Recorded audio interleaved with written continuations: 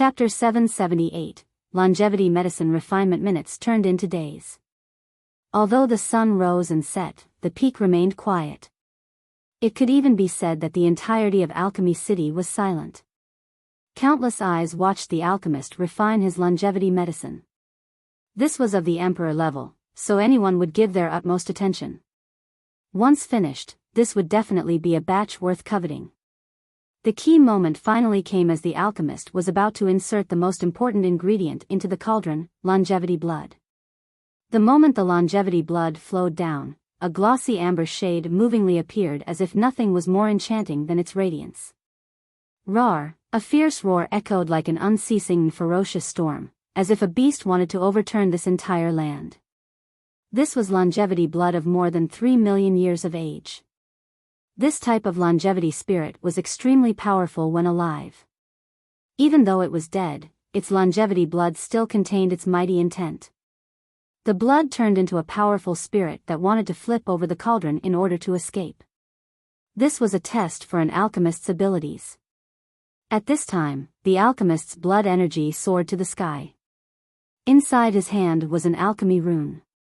The moment this rune imprinted itself onto the cauldron, it immediately activated the cauldron's great power. This cauldron that once belonged to the great alchemy emperor instantly emitted its power to suppress the howls of the blood. As the alchemist stood firm on this land, his Tao of alchemy emerged with divine trees everywhere along with flowing true fire. The alchemist was using his Tao to connect to the heaven and earth to borrow its momentum.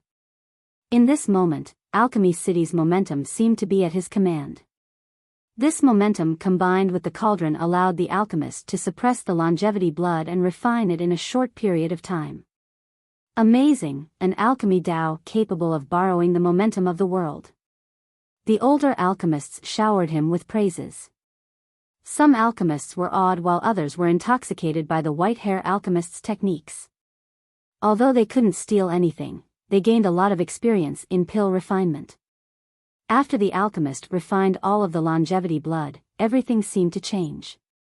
In a split second, all of the hills in a 100-mile radius were encompassed by an alchemy energy. Inside this alchemy energy was the aroma of medicinal herbs. Anyone who smelled this aroma would become spirited and refreshed and feel as if they were decades younger. This was an extraordinary feeling. Moreover, as the alchemy energy became denser, roars could be heard resounding inside as if there were divine beasts lurking around. The crowd could feel their powerful presence. The medicine is about to take form. The spectators were even more nervous than the alchemist. Many people wished for both sides to succeed in refining the longevity medicines, regardless of how the competition ended. Finally, clouds gathered in the sky until they formed an ocean. A vortex appeared above the alchemist, emitting a sound that grew increasingly loud. This is not a longevity reduction, it is an imperial warning. If he can withstand the imperial warning, then the medicine can definitely take form. An alchemist from the previous generation exclaimed after seeing the vortex inside the clouds growing bigger and bigger. Longevity reduction, simply put, was a tribulation. The moment a saint or emperor medicine was about to take form, the longevity reduction would become extremely dangerous. If the alchemist was not able to suppress it, then it would devour their life. Moreover, if it successfully devoured the life of the alchemist, then the efficacy of the medicine would actually become stronger. However, a failed attempt to devour the alchemist would result in the failure of the batch. Either way, when the alchemist couldn't control their cauldron and allowed for a longevity reduction to appear, they would lose some of their lifespan.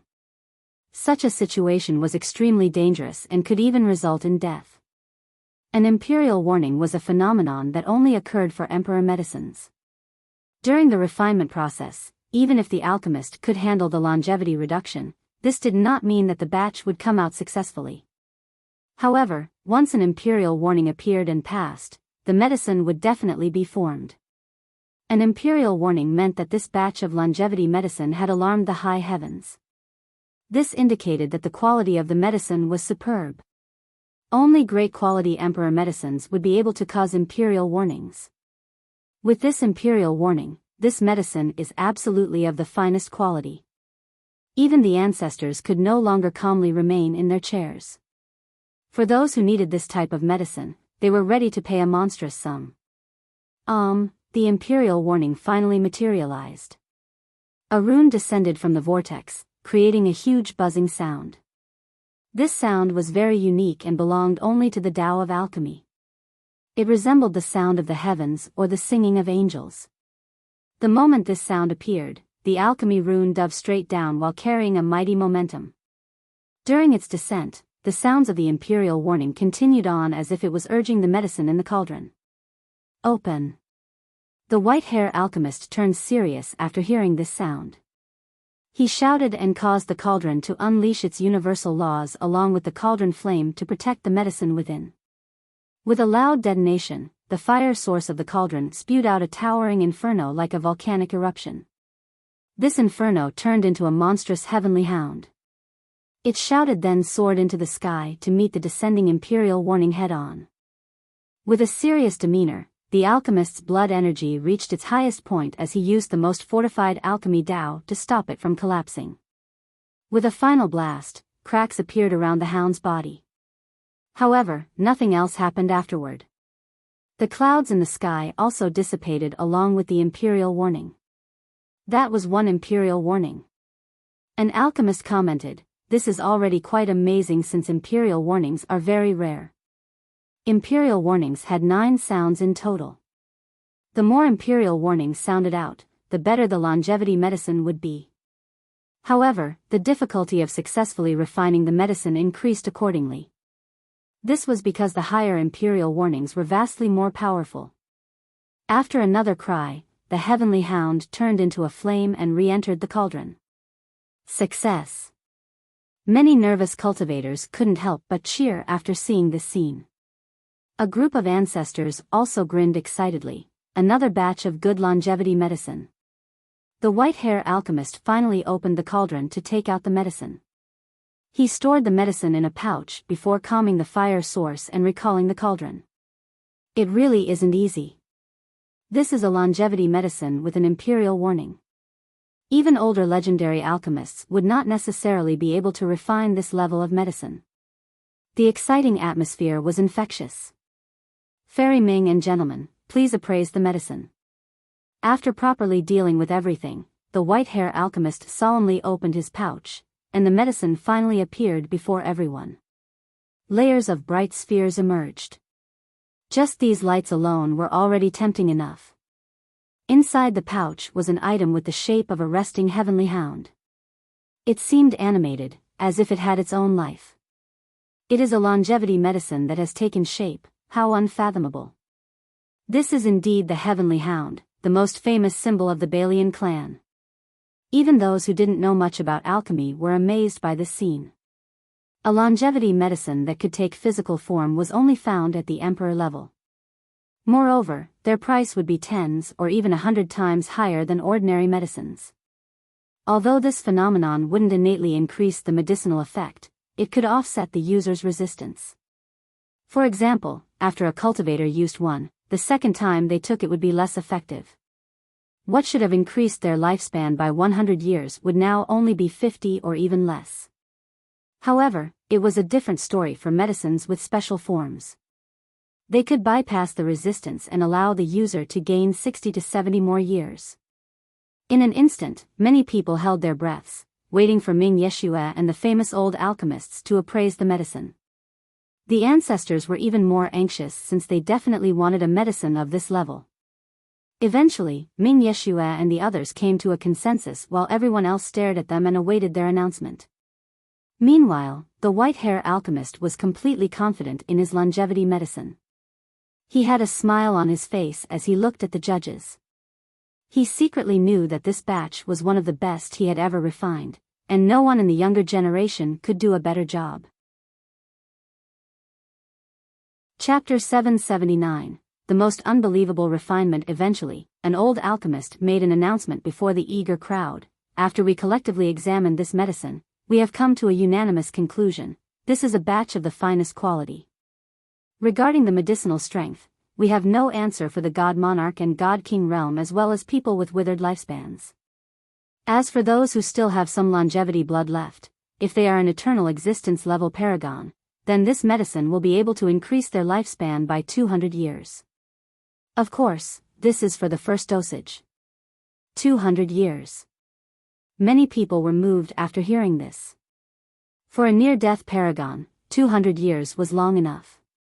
There were many factors that affected the potency of these medicines. For example, cultivation. The higher the realm, the weaker the medicinal effect would be. This was because the powerful users had stronger longevity blood, so they needed a more powerful medicine to condense new longevity blood drops. What about if it is the second time using an emperor-level medicine? A great power's ancestor couldn't help but ask after hearing the result. Many experts here had used longevity medicines before, so they wanted to know the exact details so that they wouldn't regret paying a sky-high price for this particular batch. The old alchemist responded, "This is difficult to determine. Assuming that all the conditions remain the same and it is the second usage, it should be able to increase one's lifespan by 50 to 80 years. However, since this particular medicine has turned into a heavenly hound, it will be able to offset a certain amount of resistance, so it should be able to add 70 to 90 years to your lifespan. What if it is the third time?" A more powerful ancestor inquired. In fact, after reaching the Paragon realm, any ancestor would try to obtain longevity medicines. All of these old paragons had used longevity medicines before. Those with great heritages would have consumed them dozens of times, resulting in complete resistance. The third time. The old alchemist felt some hesitation. One cannot determine this. If you really want an answer from me, then 10 years for the third usage, or maybe even just 1 year. This is mere speculation as I cannot confirm it. This had always been the case with longevity medicines and its diminishing returns after repeated usage. Very well, let's leave it to someone who can use it. This ancestor with an incredible background sighed disappointedly after hearing this answer. This kind of ancestor had consumed too many medicines, so the effect of this type of medicine was tiny to the point of being trivial. In my own situation, I estimate that living for another 100 years shouldn't be a problem with this batch. One of the ancestors became quite eager to try it. This is a must-buy if possible. A pill in the form of a heavenly hound that experienced 1 imperial warning, an emperor-level longevity medicine of this quality is hard to come by. Unless the Alchemy Kingdom or the Jianlong clan are willing to sell from their inventory, it is best to buy it as soon as possible. More than just one ancestor was tempted. Even those who had used longevity medicines once or twice were intrigued as well. For them, even if it was a sky-high price, they would still buy it even if it would only increase their lifespan by 1 year.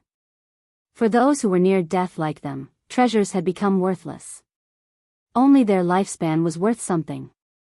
In a short moment, many people hoped that this showdown could end early so that they could begin the buying process. After the appraisal, the happy white-hair alchemist turned around to say in a deep tone, "Li Chia, your turn." However, after turning around, he only saw Li Chia sleeping in his carriage. This scene infuriated him. Li Chia's attitude was simply treating him with contempt. Until now, everyone was preoccupied with the alchemist's pill refinement and nearly forgot about Li Chia's presence. But now, seeing him sleeping during a duel left many of them speechless. They felt that Li Chia was being too outrageous. Does he really think he can beat the white-hair alchemy god? This is an emperor medicine in the form of the heavenly hound with 1 imperial warning. Someone was quite annoyed with Li Chia and snorted. Madame Ziyan, who was waiting by Li Chia's side, gently woke him up.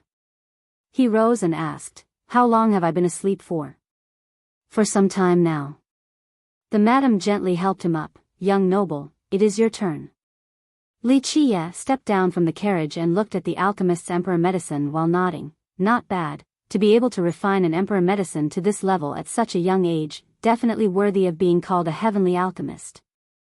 However, claiming to be an alchemy god is too egotistical. Li Chia's words left the alchemist annoyed, so he responded with a scowl. The alchemist didn't know that this was already a very high evaluation from Li Chia. This was Li Chia showing his appreciation for talents. "Can you start already?" the alchemist impatiently said after seeing Li Qia's nonchalant attitude. Li Qia smiled and looked at Ming Yeshua. He nodded his head, prompting Ming Yeshua to announce, "You may begin now." Li Qia summoned his myriad heavenly cauldron and casually threw all the ingredients inside with the exception of the longevity blood. Is he insane? Many people were stunned after seeing the swift addition of the ingredients. What kind of alchemy was this? It was common knowledge that even the methods of adding the ingredients was a field of study. When to add certain things, such as holy water, required attentiveness. One wrong step would result in the destruction of a fine batch of ingredients. But now, Li Qia threw everything inside besides the longevity blood. This was too much to take in. What left the crowd even more dumbfounded was that at this time, Li Qia's cauldron seemed to be out of power. Its flame was weak and seemed like it could go out at any time as it burned the herbs. Is this still alchemy? The crowd was stunned. This had no semblance to refinement but rather just a simple burning of ingredients. Golden spring water, sacred turtle dew, pure pill fruit, silver maple grass, each of these ingredients was burning from the inside out. What was even stranger was that this flame was flickering as if it was burning with wet firewood. This made the spectators very worried that it might go out any time. This simple process turned out to be very scary. The nervous spectators felt that Li Qia was crazy for attempting such a thing with this feeble flame. It was akin to torture. Some felt that Li Qia's failure was guaranteed. They began to feel pain because this was a batch of ingredients over 3 million years of age. Such priceless treasures. Eventually, something incredible happened. This weak flame that could be extinguished at any time finally burned the ingredients, leaving behind the true essences in the cauldron. The golden spring water was turned into a single golden drop of liquid. The sacred turtle dew resulted in a jade-like ointment the size of a fingernail. The pure pill fruit was now a small cup of green water, and the silver maple grass only had a little bit of watery essence left as well. These different medicinal essences completely separated from each other, disappeared, then suddenly fused into one. In the blink of an eye, a newly refined essence emerged from within. Again, people were astounded because no one had predicted this result, especially when essences of different affinities integrated together in harmony without the slightest signs of discord. This process was too difficult to imagine. This is the mythical gossamer flame. Ming Yeshua emotionally stated, "A divine flame refines wondrous pills while the gossamer flame tempers heavenly essences."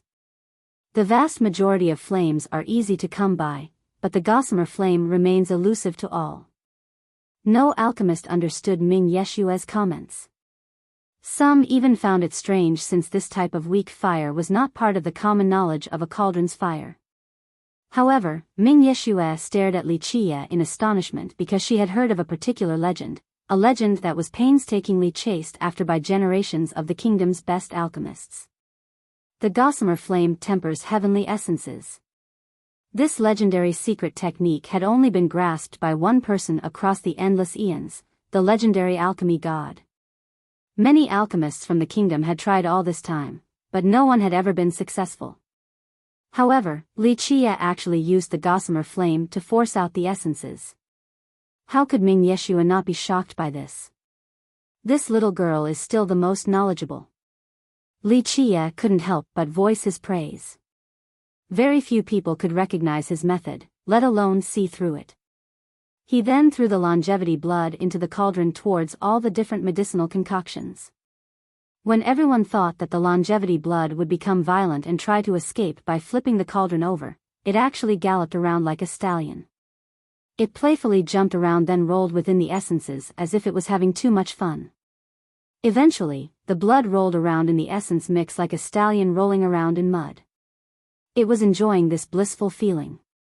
The whole process was not violent with howls, contrary to what the crowd imagined. It was as if this was the natural order of things. The blood eventually joined the different essences like snow encountering spring.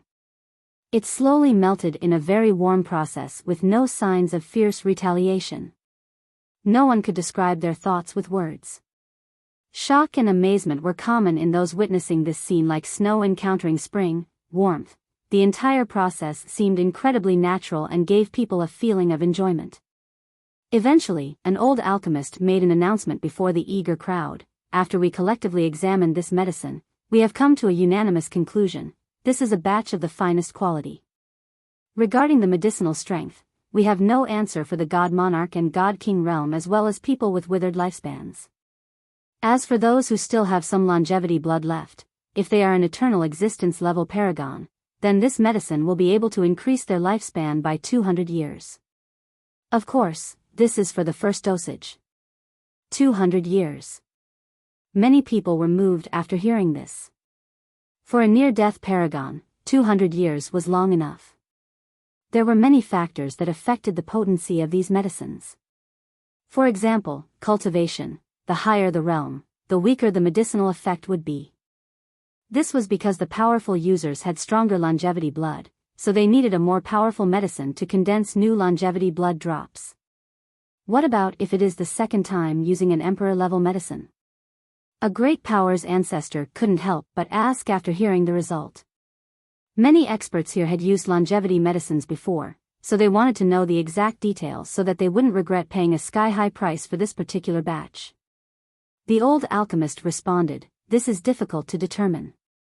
Assuming that all the conditions remain the same and it is the second usage, it should be able to increase one's lifespan by 50 to 80 years. However, since this particular medicine has turned into a heavenly hound, it will be able to offset a certain amount of resistance, so it should be able to add 70 to 90 years to your lifespan. What if it is the third time?" A more powerful ancestor inquired. In fact, after reaching the Paragon realm, any ancestor would try to obtain longevity medicines. All of these old paragons had used longevity medicines before. Those with great heritages would have consumed them dozens of times, resulting in complete resistance. The third time. Chapter 780, Heavenly Medicine. When the longevity blood melted, the new medicinal concoction in the cauldron slowly flowed down like a spring. It seemed that at this moment, it had its own life. While watching it flow, others could feel the blood inside their bodies flowing, resonating along to the same rhythm as well. Many were immersed in this scene and forgot that this was a duel. Back during the white-hair alchemist's refinement, the people here were also lost in the process. However, the two intoxicating feelings were completely different from each other. People were lost in the alchemist's refinement technique and great mastery. Each of his actions was full of beauty. Even those who weren't alchemists could understand the meanings behind his movements. Li Qia's refinement was different. Although people were also drunk in its wonders, they forgot about Li Qia's actions. No one paid attention to his fire mastery or how he controlled his cauldron. At this time, the only thing in their eyes were the changes in the concoction within the cauldron. It was as if the scene playing out had turned into the most fascinating event in this world. If one was to say that the white-hair alchemist's actions were full of beauty, then the transformation of Li Qia's medicinal concoction was a supreme work of art. The alchemist's personal skill let people know that he was an incredible legendary alchemist, while Li Qia was showcasing his medicinal concoction to let people know that this newly refined essence was peerless. As the concoction continued to change, clouds began to gather in the sky. Once the layers of clouds were thick enough, a vortex appeared above Li Qia and emitted an increasingly louder sound. "The Imperial warning is coming." A person exclaimed in fear, to witness 2 Imperial warnings within such a short amount of time. This duel is truly spectacular. People were holding their breaths to witness the attack of the Imperial warning. They wanted to see if Li Qia could withstand the warning's might or not. If he could, then another emperor medicine was about to come into existence. Powerful detonations resounded from within the vortex as if the Grand Tao was dancing. An alchemy rune had been successfully formed inside. Another loud blast echoed. This alchemy rune came sweeping down with a ferocious momentum as if God himself sent down this warning. The rune seemed to be the culmination of the heaven's will. However, when everyone thought that Li Qia was about to having a fierce battle with the Imperial warning, the myriad heavenly cauldron suddenly opened its mouth and immediately devoured the imperial warning like a predator feasting upon its prey. After it was eaten by the cauldron, the imperial warning sound stopped, like a clay ox drifting into a sea. Longevity fruit, young cultivators might be unaware, but the ancestors were immediately shaking with excitement after hearing this. This medicine in the shape of a fruit was unfathomable. Its ability to decrease resistance must be far stronger than the medicine in the form of a heavenly hound. Well, how much lifespan can one gain by taking this longevity medicine? Several ancestors with frightening backgrounds eagerly inquired at the same time. After finishing their examination, one of the alchemists finally stepped out. Having noticed that the examination was finished, an ancestor pressed the issue again. So? Is this medicine really amazing? This alchemist cleared his throat and spoke. After our examination, we can safely say that this longevity medicine is suitable for god monarchs. Even a god king will have good results after taking it. However, if an immortal emperor consumes it, the effect will be minimal. Causing 4 imperial warnings was more than enough for the medicine to be considered of the finest level. Legend states that when the warning sounds 6 times, even immortal emperors could use the resulting medicine. The crowd was moved after hearing this result. A medicine for god monarchs that was also effective for god kings simply meant that this medicine was of the highest quality. The alchemist explained, this is an alchemy longevity fruit. We have never seen it before, but our conservative estimate is that a god monarch will be able to gain 600 to 700 years of life. For a normal god king, it should be 300 to 400 years. Of course, these are conservative estimates since this type of longevity medicine is simply too rare. What? More than 500 years? An emperor medicine can extend life for this long? An ordinary alchemist felt that this was simply ridiculous and questioned this evaluation. The alchemist pondered for a moment before replying, generally, ordinary emperor medicines cannot break the 500-year threshold. However, for medicines with 3 warnings or more, there is definitely a high chance of crossing this threshold. To be more exact, this batch is no longer within the confines of emperor medicines. It is in between the emperor and heavenly levels. If a god king can gain more than 500 years of life after using it, then it would be considered a heavenly medicine. The alchemist paused for a moment before continuing. However, this batch's effects exceed the emperor level, so we place it between emperor and heavenly medicines. Heavenly medicine, an old alchemist was astonished and had to utter, don't people say that only alchemy emperors are capable of refining heavenly medicines? There was a reason behind its name. It meant that this was a gift from the heavens. These types of medicines can be divided into 3 levels: heavenly medicine, myriad medicine, and era medicine. These 3 types were in their own league and could only be refined by alchemy emperors. It was just as the alchemist had said, even emperor-level medicines would not be able to increase one's lifespan by more than 500 years. If a god king could gain 500 years, then the medicine would be called a heavenly medicine. That is why we're placing it between the emperor and heavenly levels. The alchemist said solemnly. How about its ability to reduce resistance? An ancestor impatiently said, I have used longevity medicines twice already. How many years will this particular medicine give me? Chapter 781, Crushing Defeat. This question made the alchemist contemplate for a moment. The group came together again for another exchange and finally, the alchemist mused, in our, very conservative, opinion, virtuous paragons shouldn't use this longevity medicine. One should at least be of the eternal existence level to use it, or else it would be too much of a waste. How many years will a god monarch gain? A voice came from the distant ancestral ground of the alchemy kingdom. These words shocked the crowd. Without a doubt, even the kingdom who was known to have the best alchemy Dao had a god monarch who was tempted by this medicine. As I have said, for a god monarch who has never taken longevity medicines before, it should be able to increase their lifespan by 600 to 700 years. The alchemist answered. In reality, this was an impossible notion. Those who had reached the god monarch realm would have already taken countless longevity medicines.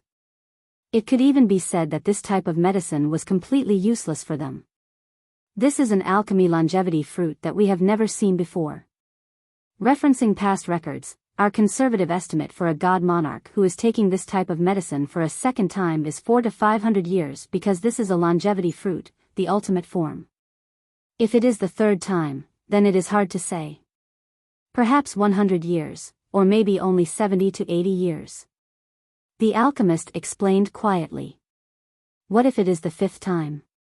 Another ancient voice came from the ancestral ground. Needless to say, another god monarch coveted this medicinal batch. After all, an alchemy longevity fruit was exceedingly rare. Even for the kingdom, they only had one person capable of refining such medicines. However, he had stopped refining pills for some time now. We have no answer for this. The alchemist spoke. In fact, until now, few people have had the chance to use an alchemy longevity fruit. For the fifth usage, 3 more years is absolutely no problem. When the alchemists here couldn't come up with an answer, Wuxia leisurely said, "Unfortunately, my longevity medicine is not for sale to you." Everyone went silent after hearing Wuxia. They all knew that he and the alchemy kingdom were like fire and water and understood why he wouldn't sell his medicine to the kingdom. The god monarch did not respond. He knew that opening his mouth would only bring about further humiliation. A medicine specialized for god monarchs, an ancestor from an old family asked, "Young nobly, what is the price for this medicine?" "Just set a price." A few great ancestors were moved and salivated when thoughts of this type of medicine surfaced in their minds. Although they would not be the ones to use it, they had even more powerful ancestors back home.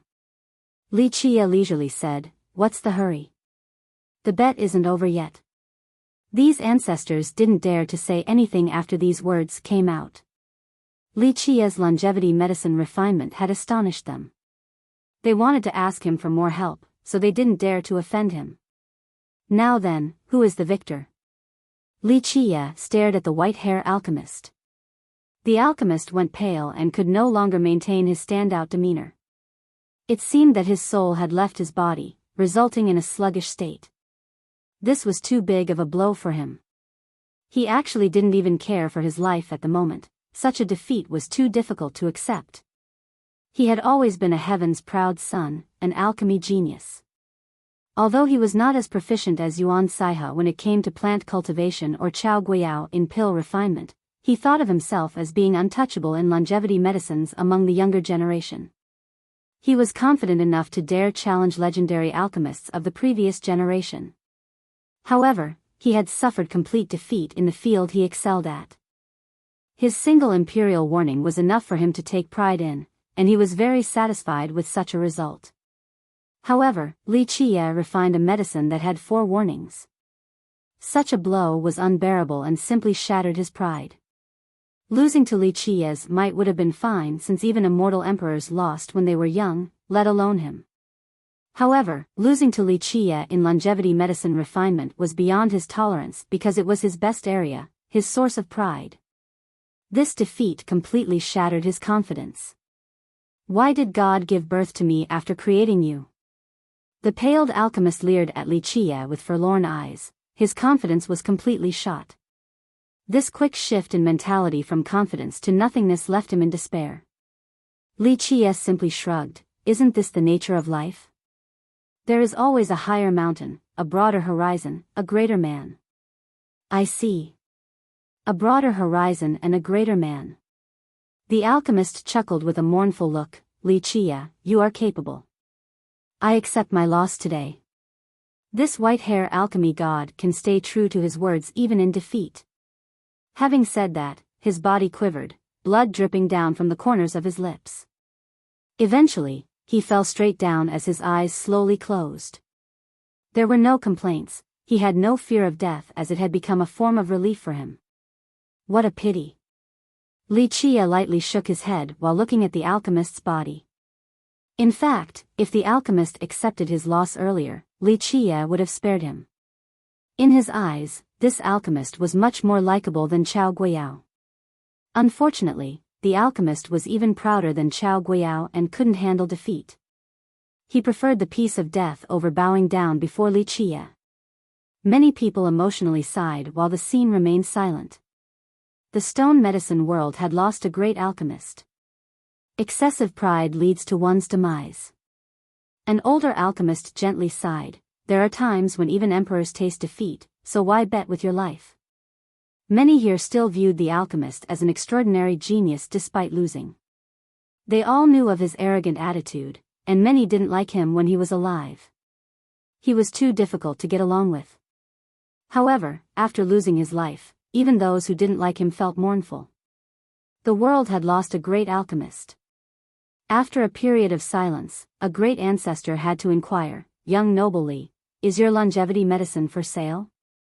In fact, Ming Yeshua also wanted to buy this batch of medicine for the god monarch in her sect.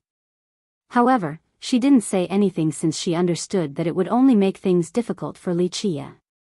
Li Chia took the 2 batches of medicine because the alchemist's portion had become his spoils of victory.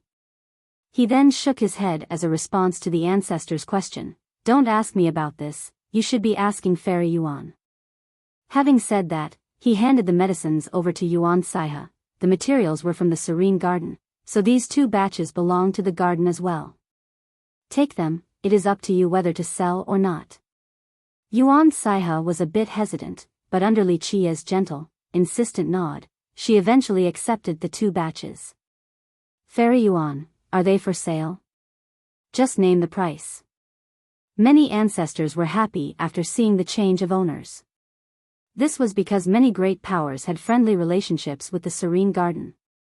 Moreover, Yuan Saiha was a very amiable person. Buying from her would be much easier than buying from Li Chia. Yuan Saiha announced to the covetous old ancestors, "Gentlemen, for the sake of fairness, the medicines will be entrusted to the largest auction house in the stone medicine world. The highest bidder will walk home with them." Some were happy while others were worried after hearing this decision. A few immediately left to return to their sects so that they could tell their seniors to prepare enough funds for the upcoming extraordinary auction. "Let us go." Li Chia boarded his carriage to return to his quarters. Not long after their return, many people came to visit. There was no lack of ancestor-level characters among them. It was understandable for so many sects and even ancestors to visit. With the death of the white-hair alchemist, Li Chia had become the new alchemy prodigy. Moreover, his longevity medicine refinement skill was even better than the white-hair alchemists. Which lineage didn't want to have a good relationship with a genius like Li Chia? This was especially true for the ancestors. They hoped to build friendly ties with Li Chia since they would eventually seek his assistance to refine medicines when the day that they require them came. Li Chia let the madam see to the visiting sections. According to his plan, the giant bamboo country's status became much more prestigious. This made others realize that in order to ask Li Chia for help in refining medicines, they must establish ties with the giant bamboo country. If the madam could put in a good word for them, then the situation would change completely. The endless stream of guests continued for the next couple of days. Eventually, Li Chia stopped the madam from seeing more guests and announced his closed cultivation session along with a new boundary line at the base of the mountain. No one was allowed to climb the mountain to bother them. No one dared to make a fuss about this approach. At the moment, everyone wanted him to refine pills, so who would want to make him angry? What's more was that they understood that Li Chia was not the same as before. With one word, how many people would be willing to help him? Because of this, who would want to offend him? Chapter 782, Heaven Restoration. Salve. Li Chia's announcement was also not just an excuse. Before his seclusive session, he told Tai Yi, "The materials are ready. I plan on refining a batch of ointment to cure your injury. However, you need to rest before I am finished so that it can be more effective. For the couple of next days, don't cause any trouble by stealing from others. Bring yourself to your peak state and prepare to take the medicine." Tai Yi was ecstatic after hearing this and excitedly said, "Young noble can rest assured, I will play nice here and won't cause any trouble. I'll keep an eye out for you during your seclusion so that no one can disturb you. There is no need for your protection." Li Chia smilingly shook his head, you should know best since you have suffered for so long. If you are not lacking money, then it is best to nourish your body right now. Having said that, he handed a prescription to Tai Yi. Before using my ointment, take these spirit medicines first so that the effects will be even better. After all, your injury is different from others. It is a miracle that you have lived until now. The medicines on Li Qia's list were all very precious and acted as great supplements. After glancing at the medicines on the list, Tai Yi determined that he had the ability to buy them. Of course, he was not lacking money and wealth, so he could afford these precious supplements. Tai Yi hesitated for a moment before asking, "Young noble, can you actually cure it?" Li Qia responded with a smile, "I can understand what you're feeling. Being tortured for so long has left a mark in your heart. However, do not worry, this is definitely the right cure. I'm not being arrogant when I say this, but if my heaven restoration salve cannot cure your injury, then nothing can cure it. You would have to sit there and await death if that were the case. I can even boast that there is no ointment better than the heaven restoration salve. Even the alchemy kingdom's soul-rending immortal powder is inferior to my ointment. I absolutely believe in young noble's abilities." Tai Yi quickly replied with a smile. Li Qia glanced at him with one eye and said, "Don't worry, the reason I gave you this list of supplements is because I don't want you to have to use my ointment a second time. Even for me, this ointment has a price beyond your imagination, so I have to be a bit frugal." Tai Yi was overjoyed and his spirit soared after hearing this. His injury had always been a thorn in his mind. He had used countless ointments and precious spirit medicines, but they couldn't resolve the problem at its root. But now, he finally saw a sliver of hope. After sending Tai Yi away, Li Qia sealed the room with the pentagate. He told the madam and Yuan Saiha to stay before taking out the prepared materials. "Big brother wants to refine some ointment?" After seeing the materials, even if Yuan Saiha didn't know the formula, she could still see his aim. Li Qia gently nodded, "That's right, I'm about to refine some ointment. I might need your help when the heavenly flame comes down. Perhaps you will have to help me control the cauldron and its fire." "Me?" Yuan Saiha was taken aback. She slightly shook her head, "Big brother, I'm afraid I can't do it. I am not versed with pill refinement and am much worse compared to Chao Guiyao and them. I believe in your abilities." Li Qia smiled, "Not just anyone can be called an alchemy prodigy. Plus, wait until you see my technique. You will understand at that time. This doesn't feel right." Yuan Saiha hesitated. "Big brother's pill refinement technique is supreme, but I am an outsider." It was clear as day that Li Qia's pill refinement method was absolutely peerless. For anyone else, especially alchemists, they would never be able to resist the temptation of watching it firsthand. However, it was different for Yuan Saiha. Despite being an alchemist, she was a reserved person and didn't compete with others. What would be irresistibly tempting to others was not for her. Li Qia gently stroked her hair. "In my mind, you are not an outsider. Moreover, the Tao of alchemy is only a hobby to me. If you can actually inherit my alchemy legacy, then I would be more than happy to pass it to you. I have learned many things from Big Brother regarding plant cultivation." Yuan Saiha smiled calmly and spoke in a formal manner. "Since Big Brother favors me so much, I can only obey." Li Qia nodded and told the madam, "Zi Yan, prepare yourself as well. Maintain your peak state, I will require your help when the time comes." Is it necessary?" The madam was inwardly shaken. This was an unbelievable matter to her. Her young master was nonchalant even when refining an emperor longevity medicine, so she felt that no medicine could possibly trouble him. She couldn't imagine him requiring help during the refinement process. "Yes." Li Qia nodded and solemnly said, "The refinement of this ointment requires powerful energy to control the most tyrannical flame. I am not certain that I can handle this, so every once in a while, I will need your blood energy to replenish my own depleted blood energy." The madam took a deep breath and nodded, "Don't worry, young master. I will do my best." His trust in her caused her to feel an indescribable sense of warmth. One must know that an alchemist was most vulnerable when they were focusing all of their attention on pill refinement. At such a key period, her young master was counting on her. This was indicative of his trust. Big brother, what kind of medicine are you trying to refine? Yuan Saiha had planted countless spirit medicines, and few people were more knowledgeable than her in this regard. She took a careful look at the materials and asked, and what kind of technique would require more blood energy than you can supply? She knew that refining emperor-level medicines was as easy as turning one's hand to Wuxia. Therefore, refining ointments shouldn't be difficult for him at all. With regards to the materials, this batch is not supreme at all. Although the main leading ingredients are quite rare, they aren't imperial medicines, let alone immortal medicines. Wuxia chuckled. There are two crucial points when it comes to this batch. The first is the formula itself, while the second is the refinement technique. The second point is the most important. Wuxia didn't mind teaching Yuan Saiha about the refinement process. This medicinal cauldron of mine cannot be described with mere words.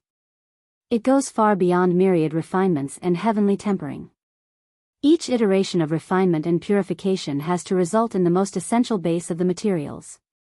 Even a single strand of medicinal effect is tempered again and again. Each transformation is mixed with a perfect ratio. Big brother, what kind of ointment is this? After hearing a detailed explanation of the process, even the calm Yuan Saiha was moved.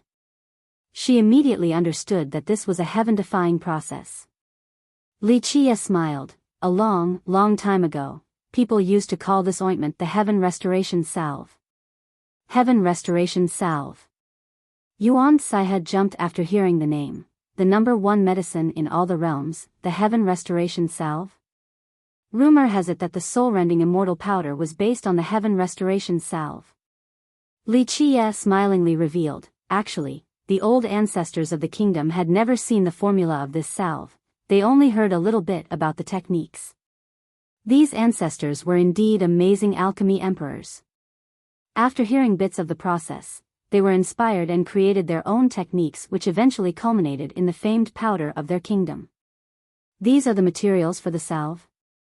Yuan Saiha looked at the materials in disbelief and commented, legend has it that the salve came from the alchemy god. It is unbelievably supreme. Even when one's true fate is gravely injured and only a strand of their soul remains, the salve can still rescue them. Outside of complete death, the salve can cure anything. You can put it that way. Wuxia gently nodded. Of course, it isn't that easy. Refining the salve requires a supreme Tao of alchemy. Moreover, if only a single strand of soul remains, the restoration process would be very difficult even with the Heaven Restoration Salve in the hands of an alchemy emperor. It is indeed a challenge. Coming from the serene garden, Yuan Saiha knew more about the salve than Madame Ziyan. She was completely astonished as she spoke. Although the salve has been lost for a long time, many alchemists, and even alchemy emperors have researched it down to this day. Many of them guessed that the materials for this supreme salve must be immortal medicines or even true immortal medicines. She wasn't the only one who held this notion. Anyone who knew about this salve would be in disbelief. The Heaven Restoration Salve was not refined using immortal medicines. Outside of the rare leading materials, the others could be considered precious, but they were definitely not exceedingly rare. Compared to the fame of the Heaven Restoration Salve, these materials were far too ordinary and cheap. Those are just rumors. Wuxia gently shook his head. The salve earned its reputation not from its precious ingredients but rather from the peerless refinement technique. Endless refinement into perfection is the most appropriate way to describe this salve. Heaven Restoration Salve. Eventually, Yuan Saiha commented in amazement, the thing that is restoring the heavens is not the medicine itself, but the Tao of alchemy. Using alchemy to reach the heavens is only a minor path. Using the alchemy Tao to restore the heavens is the grand path. You have entered the Tao of alchemy. Wuxia smiled. Let us begin. Although refining this batch will not take too long, it is definitely a complicated process. Yuan Saiha and the madam couldn't help but take deep breaths. They were excited to be able to aid in the process of creating this supreme medicine. This was an extraordinary opportunity. Chapter 783, Medicine inviting the heavenly flame. While Li Qie was refining behind closed doors, many people wondered what kind of medicine he was refining. After seeing his supreme Tao of alchemy with their own eyes, they all believed that this seclusive refinement session aimed to create an incredible pill. Although there had not been any news over the last few days about Li Qie's mountain, countless eyes were fixated on his abode. Many were excited, and even god monarchs who didn't want to show their faces were paying great attention. This was because he was able to create something that tempted even themselves, longevity medicines. It could even be said that during this period, there were god monarchs who had gathered longevity materials just to ask Li Qie to refine them. Although they had taken longevity medicines many times already as god monarchs, they still yearned for Li Qie to refine a batch for them. In their eyes, Li Qie's longevity medicines were very likely to be the most effective when it comes to ignoring resistance. A god monarch speculated that if they used medicines from any other alchemist, there would be no effect at all. However, the Alchemy Kingdom's god monarch had inquired about this issue before. After 5 usages, he would still be able to live for 3 more years if he consumed the medicine. If they could prepare even better materials for Li Qie, then with his abilities, perhaps he could even refine a heavenly medicine. They weren't counting on living for another 1,000 years. As long as it could pierce through their resistance to allow them to live for 3.5 more years, that would be more than enough. This extra 3 years on top of burying themselves in blood era stones would allow them to withstand the erosion of the endless river of time. With this being the case, god monarchs were paying sky-high prices to gather materials. Once this was done, they would beseech Li Qie to refine the medicines. As long as Li Qie was willing, they wouldn't mind paying a monumental price as the refinement fee. One day after another passed. Finally, Li Qie's heaven restoration salve was about to form. The myriad heavenly cauldron's fire was about to erupt in a violent manner.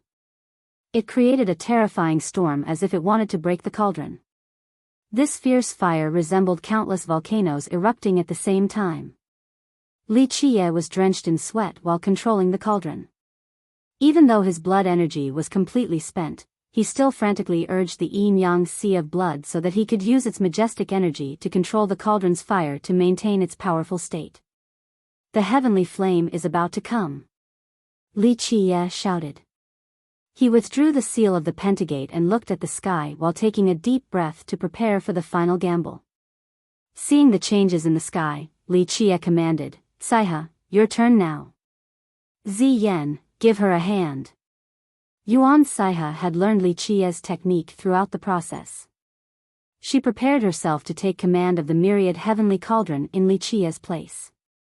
At the same time, the madam's blood energy erupted as she placed her hand on Yuan Saiha's back, ready to support her with the purest of energy. Boom! The firmament shattered and Li Qie shouted, "It is here. Begin." Amidst the action, Li Qie withdrew his hand. Yuan Saiha was prepared to take his place and controlled the cauldron fire. Meanwhile, the madam did not hold anything back as her blood energy surged forward. After obtaining this energy, the fire became even more violent. Heavenly Flame, one of the people who had been keeping an eye on Li Qie's mountain, saw the shattered firmament and said, "Li Qie is refining an ointment right now." Many people were disappointed because they were hoping for him to refine some longevity medicine. No matter the era, longevity medicines were always very rare and precious. It seems that it's not an ordinary ointment as it brought about the heavenly flame. Despite the disappointment, the shattered sky dome still shocked many people. Alchemy would bring about tribulations. The absence of a tribulation only meant that the particular medicine did not reach such a level. For example, longevity medicines of the saint level and up all suffer longevity reduction while the emperor level medicines undergo imperial warnings. The tribulation of ointments was the heavenly flame. If the alchemist couldn't handle the wrath of this flame from the heavens, then in the best case scenario, the cauldron could be destroyed. The worst case scenario would be death from being burnt to a crisp. Boom! Boom! Boom! The heavenly flame finally came down in an overwhelming manner. The moment it appeared, it seemed to scorch the entire sky. Oh shit, what kind of joke is this? An alchemist saw the color of the flame and was instantly horrified. The masses in Alchemy City were shocked to see the heavenly flame from the sky. A legendary alchemist uttered in horror, "Karmic flame, this is too unreal. A heavenly flame of the karmic level." Karmic flame was the most daunting flame for cultivators. Although this fire was not the real karmic flame from ordinary cultivation, it was more than enough to dishearten people. Someone took a deep breath and commented, "What is going on? An ointment bringing about karmic flame? Just what kind of ointment is this?" The crowd around him was in complete disbelief. The flame went straight for the myriad heavenly cauldron. When facing a tribulation of this level, both the alchemist and the cauldron had to tackle it together. Go! But how could Li Chia give this flame a chance to attack his cauldron? At this key moment, he released the phoenix as it went to meet the flame head-on. Bang! The heavenly flame was ferocious in its attack. However, the bird flapped its wings and accepted all of the fire. Under the control of the death chapter, the phoenix was able to devour the heavenly flame entirely. As it devoured the flames, its bones began to melt once more. This time, a different change occurred. The incomplete body of the phoenix began to slowly grow. Li Chia didn't only want to refine the heaven restoration salve, he wanted to borrow the karmic flame to refine the phoenix's bones to strengthen its damaged corpse. Only a karmic level heavenly flame would be able to restore this incomplete corpse since the phoenix was an immortal bird. Although it seemed straightforward with Li Chia using the death chapter, this process was not so easy. Although this karmic flame was still weaker than the bright flame cauldron's fire, the quantity was vastly different. The heavenly flame struck down like a surging river. An emperor flame couldn't compare to this heavenly flame in quantity. This heavenly flame seemed to be endless, allowing the phoenix to be reborn with a new, albeit incomplete, skeleton. This went on for a very long time, causing the people in the city to be tongue-tied. A karmic flame was already frightening enough, but it also persisted for such a long time. This kid is too scary. To be able to withstand a karmic-level heavenly flame for such a long time, what a devil. Someone murmured after seeing this scene. Eventually, the heavenly flame disappeared, signaling the end of the tribulation. Yuan Saiha and the madam also withdrew their hands, they were both completely exhausted. Finally, success. Heaven restoration salve, I did not think that I would be able to refine such a medicine one day. Even the normally calm Yuan Saiha became very excited after taking out the medicine. Li Chia also smiled as well. For him, this was not only a successful refinement, the phoenix's skeleton was also restored. At this point, the skeletal bird was perfect once more. The broken fragments had been supplemented by the heavenly flame. A golden glimmer flashed throughout the entire bird, making it seem to be made out of pure gold. Its heart was jumping up and down. Finally done. Li Chia was also joyous as he looked at the bird. After this step, reviving the phoenix would be much easier. If we can create its flesh and blood, then the phoenix will have a chance for rebirth.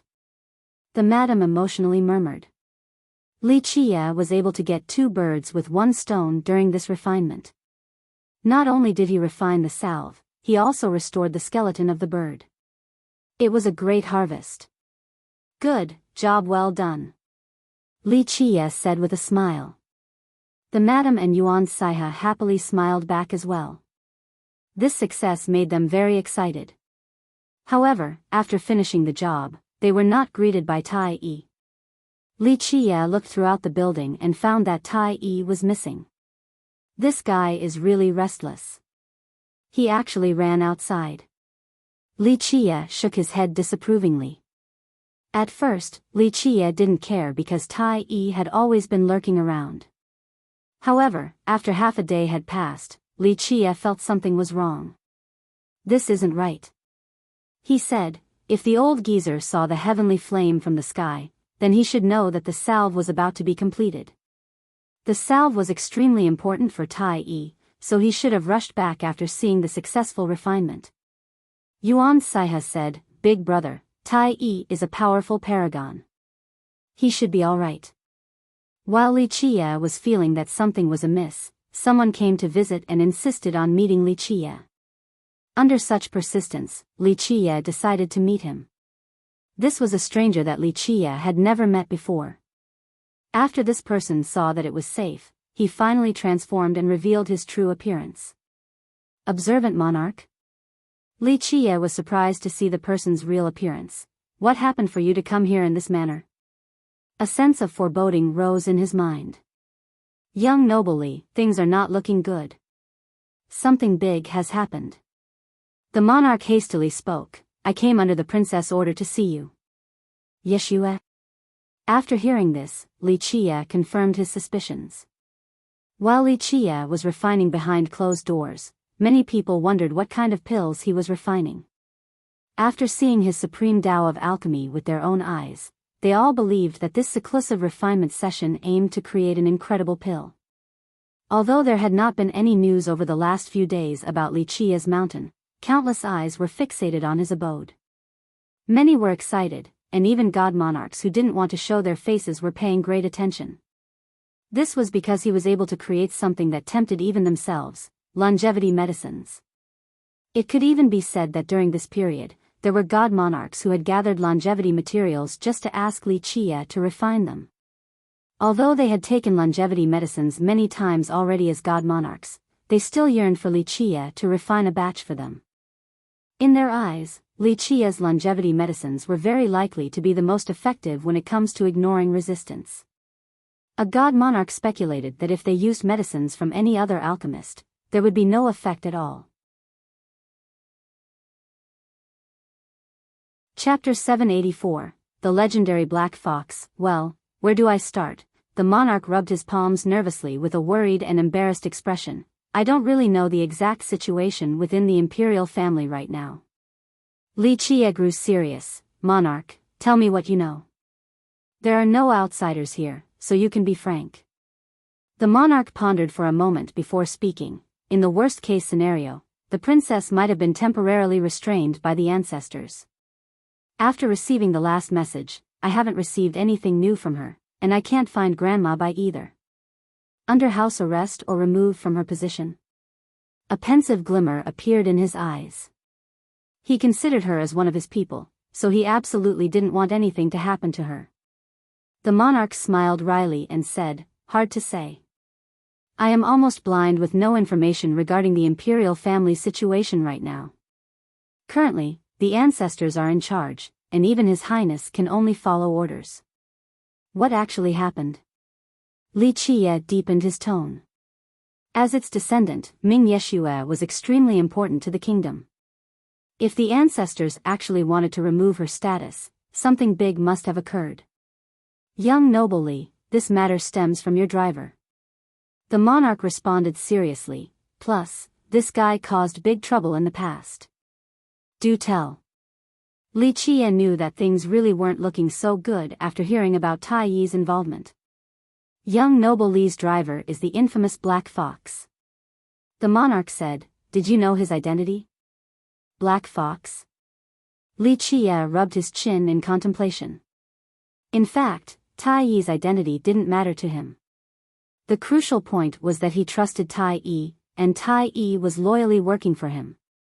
Young noble Li, this is no laughing matter. The monarch raised his voice. The Black Fox caused huge problems back then. He offended all the sects in this world and even stole a few treasures from our kingdom. Tai Yi is the Black Fox? The madam standing to the side was startled. As a great demon king and the ruler of giant bamboo, she couldn't be more familiar with the tales of Black Fox. Back then, everyone in the stone medicine world heard of his stories. Plus, Black Fox had always been very mysterious. There was a rumor that no one had seen his face or knew of his background. The madam asked with surprise. No one had seen his true appearance or knew his background, so how could the kingdom be so sure that Tai Yi is Black Fox? The monarch responded, I am not very clear on the exact circumstances. I heard that the Stony Peaks Yi Qingqing had come to meet the ancestors from the imperial family. It seems that Yi Qingqing is the one that found out Black Fox's identity. Yi Qingqing? Li Qia's eyes flashed. Yi Qingqing actually came to the kingdom and discovered Black Fox's true identity. This was too much of a coincidence. It seemed like Yi Qingqing came for him specifically. The monarch continued, I heard that the ancestors reacted very strongly about Black Fox's matter, but the princess tried her best to calm the opposition and the ancestors. She wanted to wait until young noble was finished with your refinement to settle this matter peacefully. Later on, I don't know how Yi Qingqing convinced the ancestors to eventually make a move to capture Black Fox. Yi Qingqing. The glimmer turned cold in Li Qia's eyes. This was a clear shot at him. Yi Qingqing wanted nothing more than for both him and the kingdom to be destroyed. Perhaps this was a method to use the kingdom against him. Although the two had never met, their feud had been forged long ago. Plus, if he couldn't recruit an existence like Li Qia, then Li Qia would be a great threat to him in the future. Because of this, he must kill Li Qia as soon as possible before Li Qia's wings matured. He must erase this anxiety from his mind. Yi Qingqing is still an outsider though. Yuan Saiha interjected, Miss Ming is your descendant, so your ancestors could not have foolishly listened to an outsider and restrained her. Virtuous niece, there is no point saying these words to me. The monarch wryly laughed and said, this is the decision of the ancestors. I am only a noble and have no power to question or interfere, not to mention that I don't know the exact details either. No. Li Qia waved his sleeve dismissively, Yi Qingqing is only fanning the fire, and Black Fox is only an excuse. The ancestors of the kingdom are simply playing dumb. They wanted to take action long ago but were missing an excuse. They want to capture Black Fox first, then point their swords at me later. Li Qia sneered after saying this. He knew what the ancestors wanted to do. First of all, the god monarchs would not easily let this go after suffering such a humiliating defeat. Second, Li Qia had the heart of the phoenix and even the skeleton. The ancestors would want these treasures back. The third and most crucial point was that they wanted to break the vow of old. The powerful kingdom had been keeping a low profile since that year and never showed itself to the world. However, as time passed, things would change. Perhaps within the last 1 or 2 generations, a few ancestors of the kingdom had become restless. This was especially true during the difficult Tao era. Some of the ancestors might have lost their patience. However, the kingdom was indeed a monstrous behemoth. No one had dared to try them on. But now, Li Qia offended the kingdom and even brought the fire of war all the way to their ancestral ground. How could these restless ancestors let go of such a good opportunity? They needed Li Qia to fan this fire of war, preferably to also involve Alpine Mountain and the Alpine ancestors. As a result, they would have a reason to break the vow of old and escape from its restraint. A few ancestors had been waiting for this kind of opportunity for too long, and now the time was ripe. The monarch could only sigh. This matter was on a level that far exceeded his influence and capabilities. Where is Black Fox right now? Li Qia raised his voice. The monarch responded with a wry smile, I don't know this either. He is very clever. After catching wind of this, he immediately escaped before our ancestors could even take action. Later on, his whereabouts were discovered several times, but he still managed to flee. Right now, our kingdom is mustering all of our might to capture him. The monarch looked at Li Qia, young noble Li, I'm afraid such a situation will not last. The patience of the ancestors is limited. If they can't catch Black Fox, they might move on to you instead. I understand this. Li Qia nodded gently. In fact, this was only a matter of time for the ancestors of the kingdom. Young noble Li, this is all I can do. If it wasn't for the princess entrusting me, the monarch only sighed and didn't finish the sentence. Li Qia replied, I appreciate monarch taking the risk to come here. Please return. The longer you stay, the more dangerous it will be for you. The monarch coming here in secret was a very risky undertaking. If discovered by the imperial family, then a light sentence would be a grave punishment, and a harsh sentence would be treating it as treason against the kingdom and the ancestors. This was a very heavy crime. If it wasn't for Ming Yeshua's request and that Li Qia had saved his son's life, the monarch wouldn't have been willing to take such a risk to tell Li Qia this information. After sending the monarch away, the madam worriedly asked, "Young master, what should we do now?" "No rush, this is only a speculation from the ancestors, they have no evidence." Li Qia chuckled, "Otherwise, would they be waiting all this time?" "No, they would have taken action already. If they want evidence, then they have to capture Tai Yi first. With their formidable strength, capturing Tai Yi might just be a matter of time." Yuan Saihe was concerned as well. It was completely different this time since the kingdom was determined to fight. "Not true." Li Qia shook his head. If the kingdom could capture Tai Yi, then they would have done so by now. Li Qia smiled. This old man's ability to run for his life can definitely overwhelm an entire generation. He can instantly disappear from this earth if he really wanted to run, and those old geezers would have no way of finding him. Why is it that these geezers were able to find his location several times? Young master is saying that Tai Yi purposely exposed his whereabouts in order to attract the ancestors so that they won't disturb your refinement. The madam speculated. Li Qia nodded. "You can put it that way. Those old geezers know that I am not easy to trifle with, and they have no evidence so they can't directly aim for me. This being the case, things were not right for them to make a move. However, if Tai Yi disappears completely, then these geezers will immediately break all pretenses. They must first capture Tai Yi alive." At this point, he sneered, "If they manage to capture him, then it wouldn't just be him stealing from their kingdom. Perhaps I am the dark hand behind the curtains, or perhaps Alpine Mountain and even the forefather will be the real culprit." "How can that be?" Yuan Saihe was astonished. They would even antagonize Alpine Mountain or even the forefather over just a black fox. They might not necessarily want to fight against the forefather. However, they need an excuse to maneuver their troops, a reason to show themselves in the world again. Li Qia chortled contemptuously. How could he not know what these ancestors were planning? Chapter 785, Alchemy Kingdom's Plan. The madam worriedly said, "If the ancestors want to go big this time, I'm afraid they are definitely prepared. Maybe even a god king will come out." "Don't worry." Li Qia chuckled, "The kingdom is ready, but so am I. If those geezers want to die, then they can't blame me for not giving them any face. I will be more than happy to flip over the kingdom just in time to borrow their ancestral vein." The madam could only smile in response. She knew that her young master wanted to use their ancestral vein to revive the phoenix. "Big brother, what should we do now? Leave the alchemy kingdom for now?"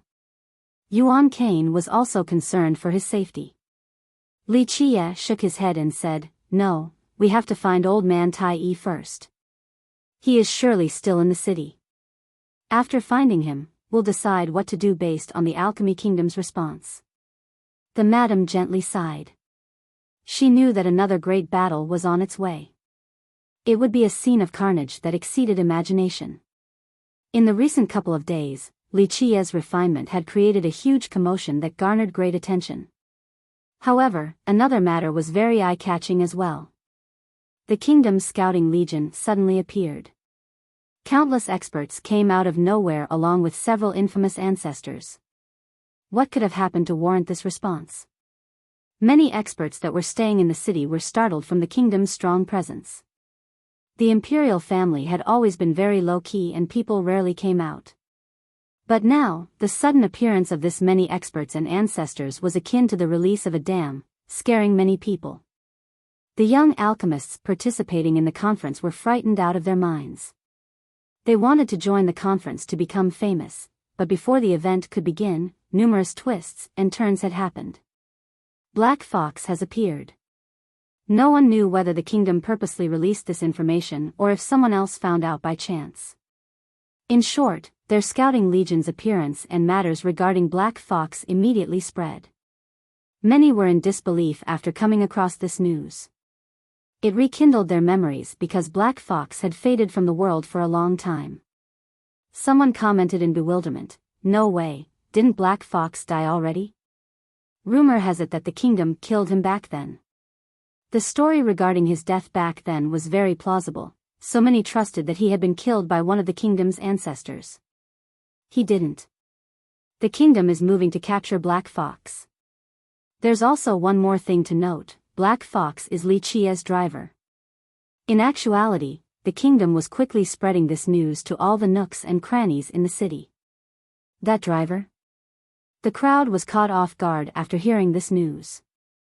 However, after thinking about it again, Li Qia's driver was able to fight against the Xian alchemy ancestor. It seemed that it was not so surprising after all. Other speculations ran rampant as well. Not long ago, Li Qia and the kingdom were going all out against each other.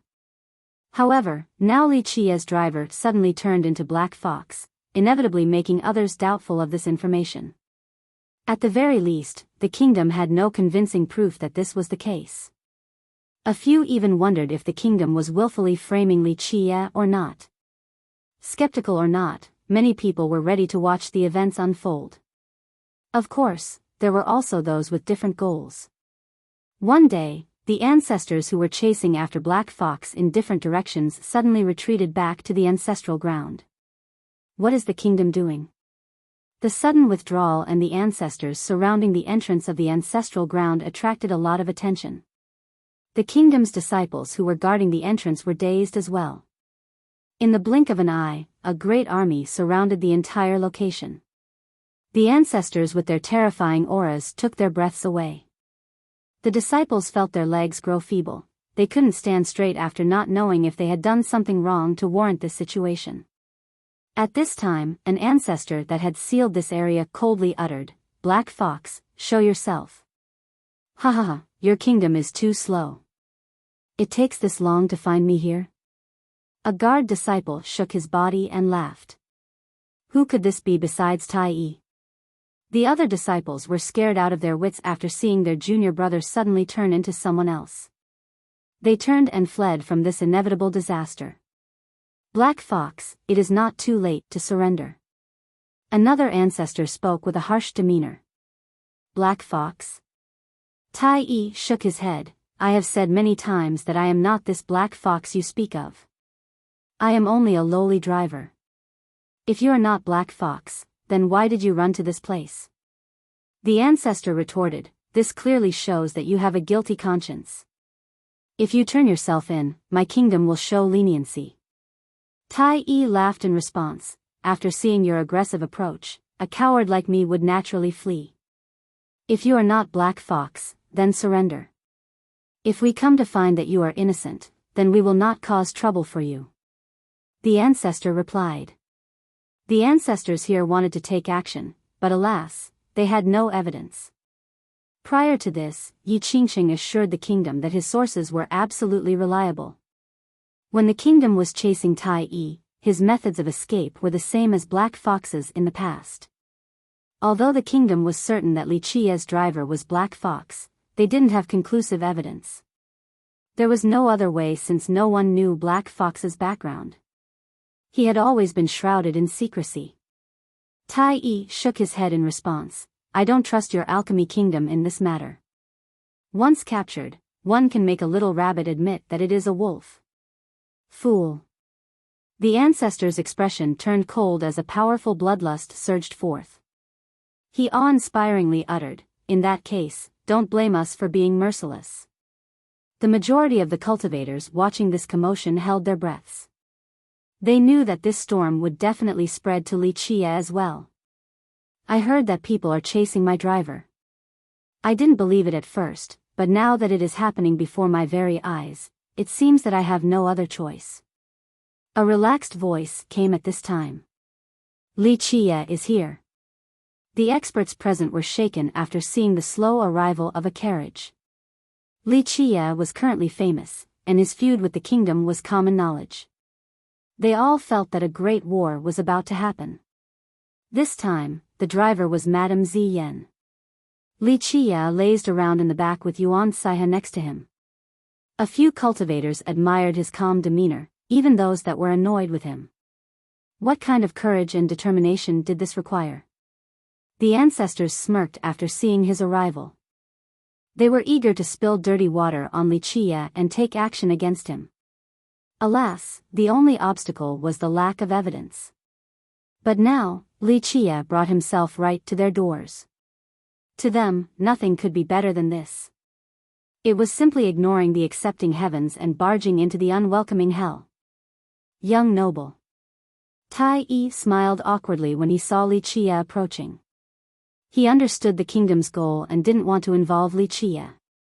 However, Wuxia was here, so even if he wanted to avoid this disaster, it was not to be. Wuxia, you came just in time. One of the ancestors sneered. The army of the kingdom and even a few ancestors shifted their positions. In the blink of an eye, they instantly surrounded Wuxia. Even if he wanted to escape, all of his paths were completely blocked. Even a slow-witted person would know that the kingdom was about to deal with Wuxia. This battle is inevitable. Who knows who the victor will be in the end? A cultivator standing outside murmured. Wuxia stepped down from his carriage and glanced around at the kingdom's experts that surrounded him. His gaze fell upon the old ancestors. It seems that your kingdom is ready to attack me. Wuxia smiled at the crowd. You commanded Black Fox to steal our kingdom's treasures. Your sins are unforgivable. An ancestor coldly responded. He slyly claimed that Wuxia was the real culprit behind the scenes and quickly dragged him into this affair. They wanted to hit 3 birds with 1 arrow. First, they could capture Black Fox and Wuxia. Second, that would regain the phoenix. Third, they would have an excuse to bring the war to Alpine Mountain so that their kingdom could rise again. Lies. Tai Yi's expression quickly sank. He immediately understood the sinister intent of the kingdom after hearing this. They aimed to capture his young noble. Chapter 786, Immortal Emperor's Cage. The ancestors sneered in response. Lies? You are Black Fox and Wuxia is your master. Who but Wuxia would command you to steal our treasures? Bullshit. Tai Yi lost his cool. You think I don't know your kingdom's nasty ploy? If you have a problem, then come at me. Don't involve my young noble. The ancestor coldly smiled. Your loyalty is admirable. However, you are only his servant. Wuxia's ploy for our treasures is simply unforgivable. Many spectators took a deep breath after hearing this. The kingdom not only claimed that Tai Yi was Black Fox, they also insisted that Wuxia was the mastermind. It seemed that it was no longer important whether Tai Yi was Black Fox or not. The crucial thing was that the kingdom didn't mind paying any price to capture Wuxia's group. So your kingdom is certain that he is Black Fox? Wuxia was neither surprised nor angry at the kingdom's insistence. He remained calm as if this was the natural course of events. It's far from just that. The past invasion and thievery of our kingdom were all part of your plans. The ancestor coldly uttered. Everyone understood after hearing this that the kingdom wanted to push Wuxia off the cliff. They all knew that it was simply impossible for Wuxia to command Black Fox to steal the kingdom's treasures. Take a step back and assume that Tai Yi was indeed Black Fox. When Black Fox was active, Wuxia might not have been born yet. How could he be the one in command? People shuddered after hearing the ancestors, especially the big shots and ancestors from the other lineages. Until now, people didn't sense this behemoth of a kingdom's existence due to its reclusiveness. Although its power was widely spread from word of mouth, very few people were threatened by the kingdom. But now, this new style left these experts with cold chills. They suddenly realized that the kingdom was not just a behemoth, it was an even more terrifying existence, an untethered prehistoric beast from the ancient ages. If one day, it chose to not remain hidden anymore, if one day, it chose to emerge for hegemony, the fierce beast would finally leave the mountain and the flood would finally break the dam. With its power, they would be able to control the winds and clouds at their whim. It was not difficult for them now that they had revealed their intent. Amazing, simply amazing. Li Qie smiled and clapped his hands in response to the slander. The alchemy kingdom is not only powerful, its distortion of black and white is quite eye-opening as well. The ancestor coldly replied, Li Qie, do not tarnish our kingdom. We have always been reasonable and defenders of justice. However, against treacherous villains who have malicious intentions towards the stone medicine world, there is no need to hold back. Our kingdom has the responsibility to maintain world peace. Just the words I wanted to hear from you. Li Qie smiled softly. You know, the more you speak, the less guilty I will feel about destroying your kingdom. Although I am a vicious person, do not blame me for what I am about to do. Blame yourself for maneuvering against me. At this point, Li Qie waved his hand towards Tai Yi. Tai Yi, come over here. If they are certain that I commanded you, then very well, we shall let the alchemy kingdom learn just how ruthless the dark hand behind the curtains is. After mentioning the dark hand behind the curtain, Li Qie's eyes immediately turned fierce with bloodthirst. For many generations, there were countless invincible existences who referred to him by this title. The dark hand manipulating the eras, the monster lurking in the background. Tai Yi hesitated for a moment but eventually went over to Li Qie's side. He didn't want to involve Li Qie in this matter, but it seemed that Li Qie paid no mind. Very good, since both of you have admitted to it, nothing could be better. The ancestor snidely smiled. Surrender now and perhaps our kingdom will show you mercy.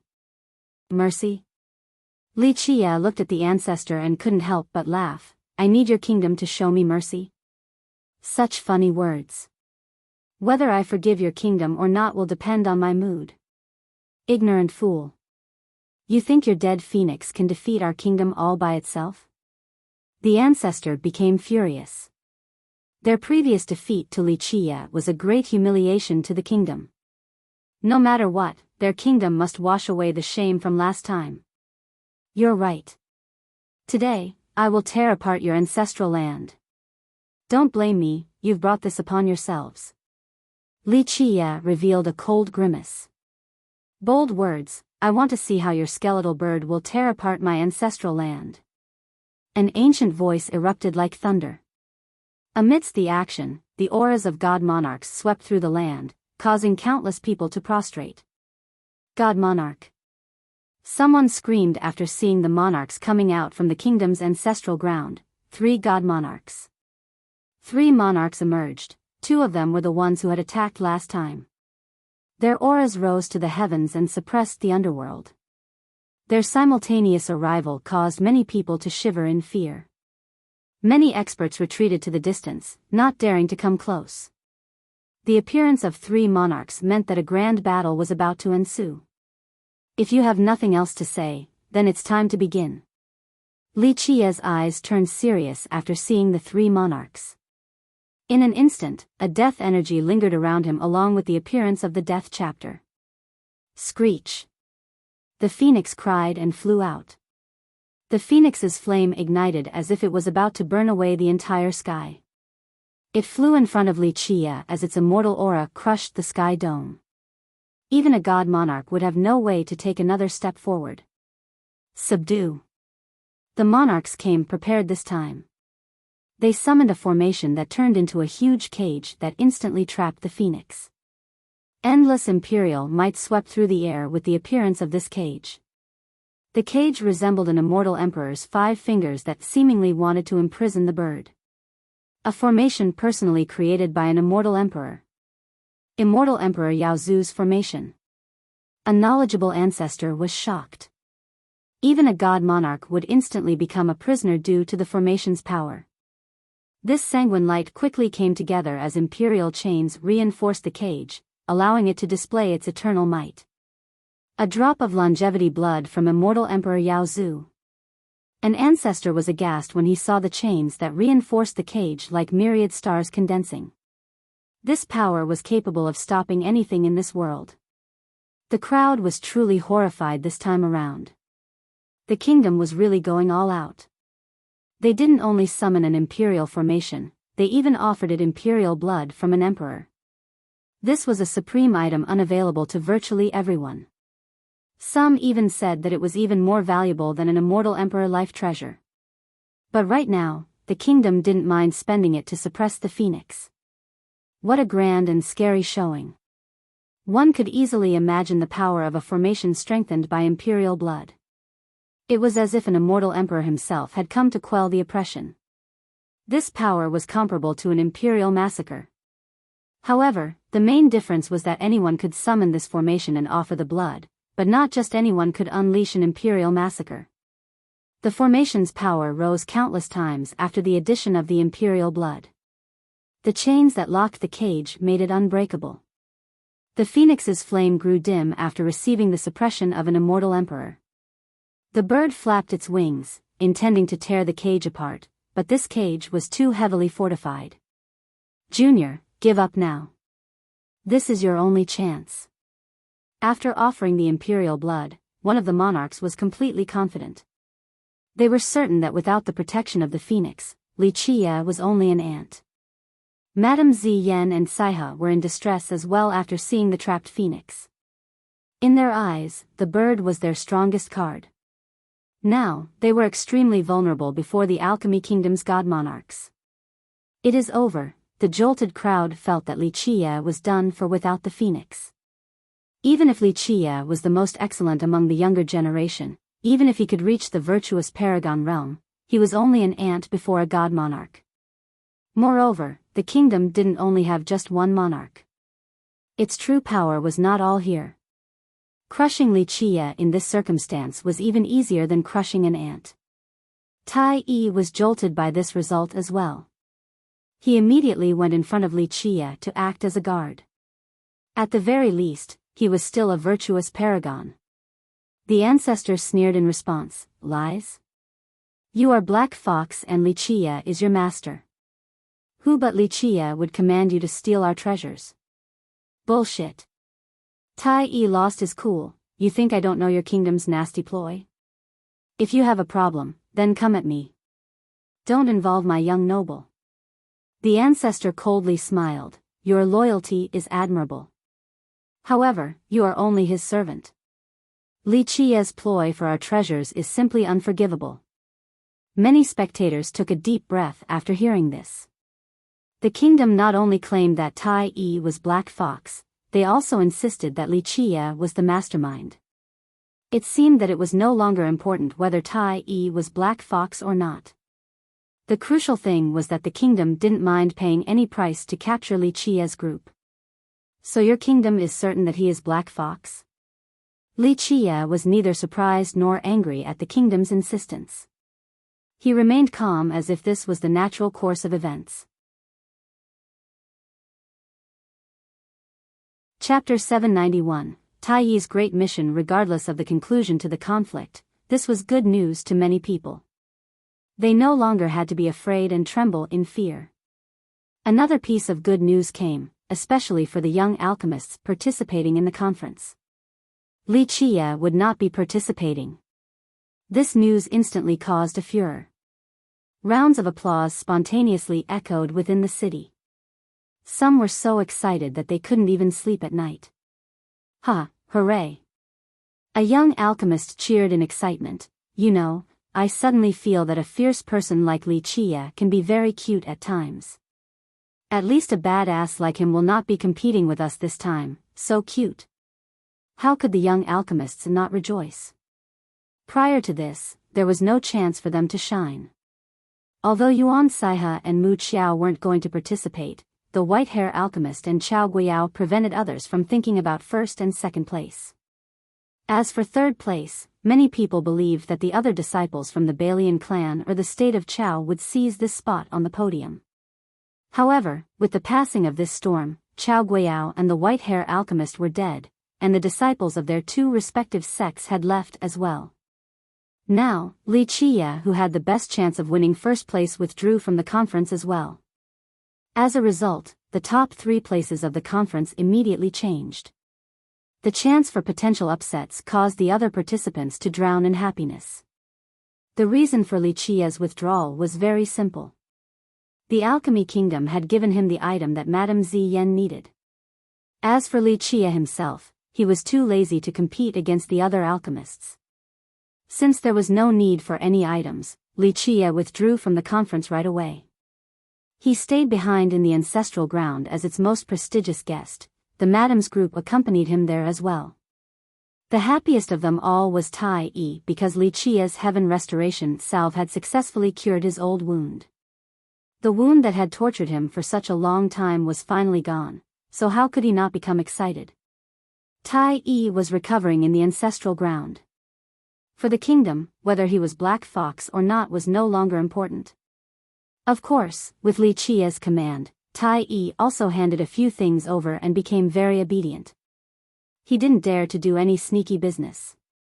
After the successful recovery, Wuxia called for Tai Yi. Tai Yi prostrated down on the ground and gratefully said, "Young noble has given me a new life.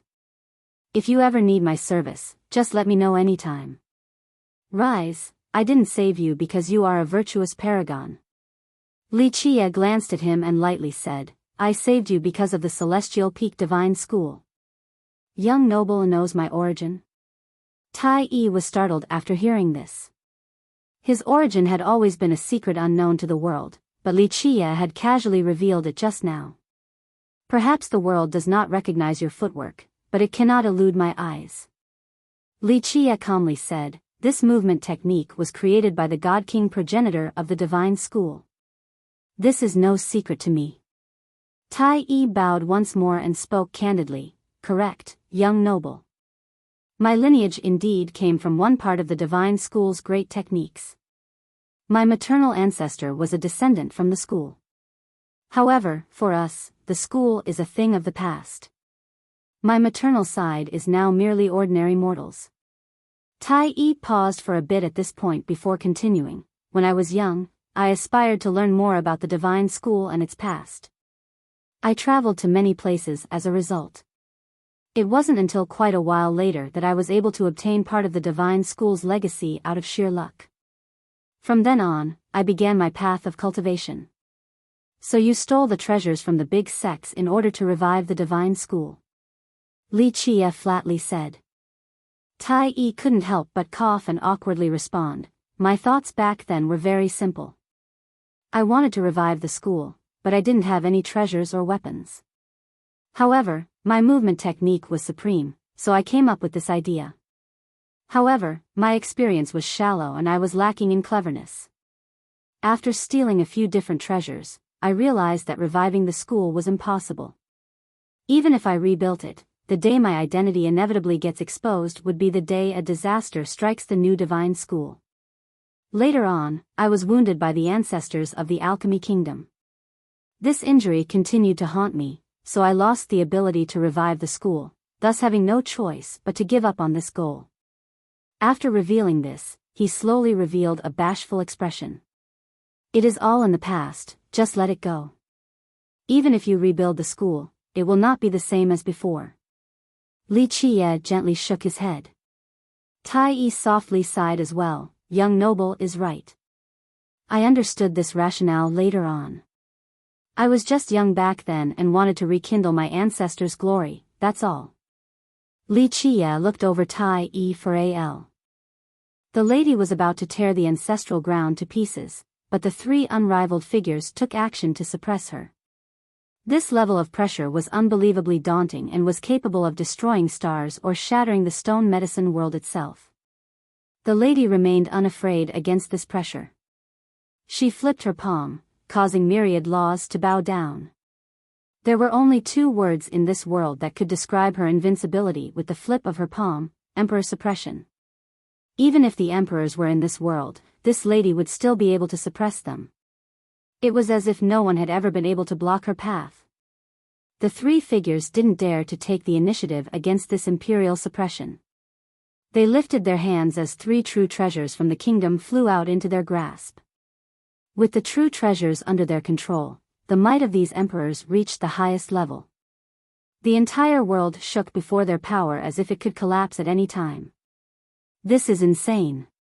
Are they trying to destroy the entire world? Even the oldest existences were scared out of their wits while the rest of the world quivered. Is this a fight between emperors? The people prostrating on the ground started to pray for this battle to not start. Its inception would result in the destruction of not just the alchemy kingdom, but the entire alchemy realm or even the whole world. The lady flipped her palm once more and instantly grasped the entire ancestral vein. The endless worldly energy and essences all flowed towards her, allowing her to reach her peak state. Despite having their true treasures, the three figures didn't dare to attack. The reason was very simple: the moment they attacked with their weapons, it wouldn't only hit the lady, but also destroy the ancestral vein. That would signal the end of the kingdom. Once it escalated to this level, what was the point of winning or losing? Please spare the alchemy kingdom, my lord. As the kingdom's fate was hanging by a thread, an old figure appeared inside the endless light of the kingdom. This old figure called towards Wuxia, shaking Wuxia to the core. My lord, please spare the alchemy kingdom. This old figure continued to cry out and raised an item while kneeling on the ground. Wuxia's expression relaxed after seeing the kneeling old figure and the item in his hands. Eventually, he softly sighed. Wuxia felt a bit down. The seal inside his sea of memories slowly withdrew as his forehead closed. Never mind, forgive them. Wuxia felt a bit emotional at this moment. The lady in the far distance glanced at Wuxia. He also looked back at her. When the two gazes met, it seemed that time itself traveled to the ancient past. However, after tens of millions of years, everything had changed and all were gone. However, Wuxia was not anxious at all in this situation. It was as if he was enjoying himself. He smilingly said, "In order to achieve your goal, your kingdom is really going all out this time." This was indeed the case. Imperial blood was priceless and would be gone after a single use. The kingdom's expenditure this time was more than enough to show their determination. Nevertheless, capturing Wuxia and obtaining the phoenix was still worth it for the kingdom even if they had to spend imperial blood. I am merciful and will give you one last chance. Wuxia looked at the monarchs and dismissively said, "Surrender now or suffer the consequences." "Stop blustering, I will take you down, brat." The monarch who fought against Wuxia last time grimaced. With great murderous intent, his giant hand came grasping at Wuxia. Without the phoenix, Wuxia was only a junior to him. Even if he was strong, he would only be an ant at best. He couldn't reach the apex. Wuxia's eyes turned cold after seeing the oncoming palm. In a split second, Wuxia's forehead opened. A seal emerged from his sea of memories and instantly lit up the surroundings. Right when the monarch's hand was about to catch Wuxia, space suddenly trembled. A fair hand from the deepest location of the alchemy kingdom's ancestral ground flew out. It lingered in the sky and flicked one finger. Chapter 788, The Kingdom Surrender. One glance as long as an eternity, millions of years passed in just a moment. The blue sea had turned into mulberry fields, and all were gone like dispersing smoke.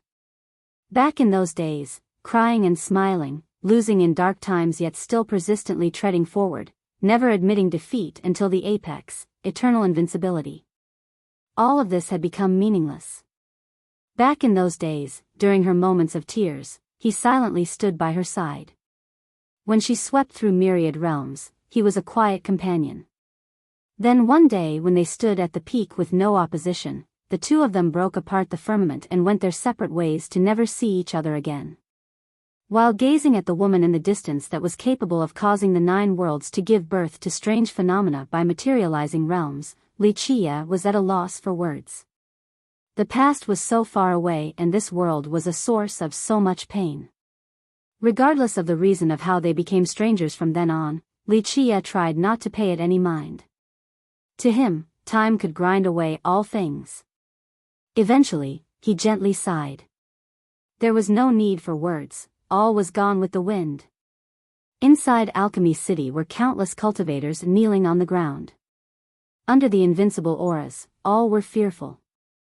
However, many were still shocked to see the old figure kneeling inside the ancestral ground. "He is, a great existence." From the distance saw the figure and murmured. Many disciples and masters from the kingdoms as well as ancestors were shaken while they continued to prostrate on the ground. Eventually, Li Qie gently nodded towards the woman as a greeting. No one could see her face, but it seemed that they were able to hear a soft sigh from the distant past. The woman raised her palm to the sky. Before everyone could calm down, they were instantly transported out of Alchemy City. Both young cultivators and current ancestors lost control of their bodies in this process. Such a development shocked everyone. Even virtuous paragons couldn't resist this forceful transfer. There were no portals, yet her slight gesture was enough to move all of them away. The spectators in the city were not the only ones sent away, even Madame Ziyan and Yuan Saiha were gone as well. The woman disappeared at this time along with the 3 unrivaled figures from the ancestral ground.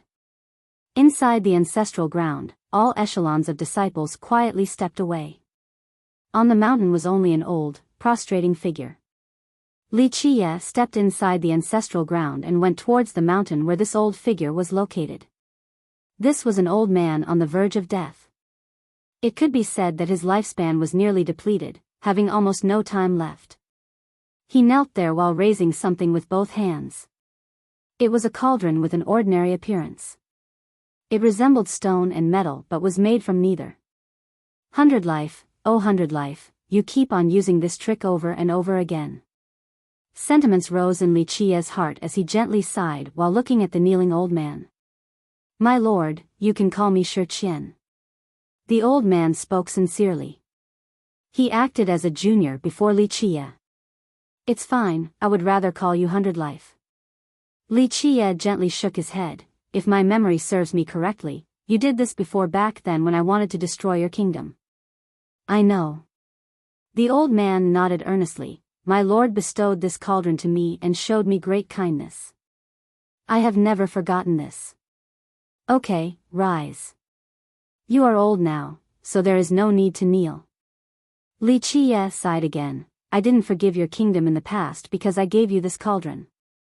Today, I shall forgive your kingdom once more, but it's also unrelated to this cauldron.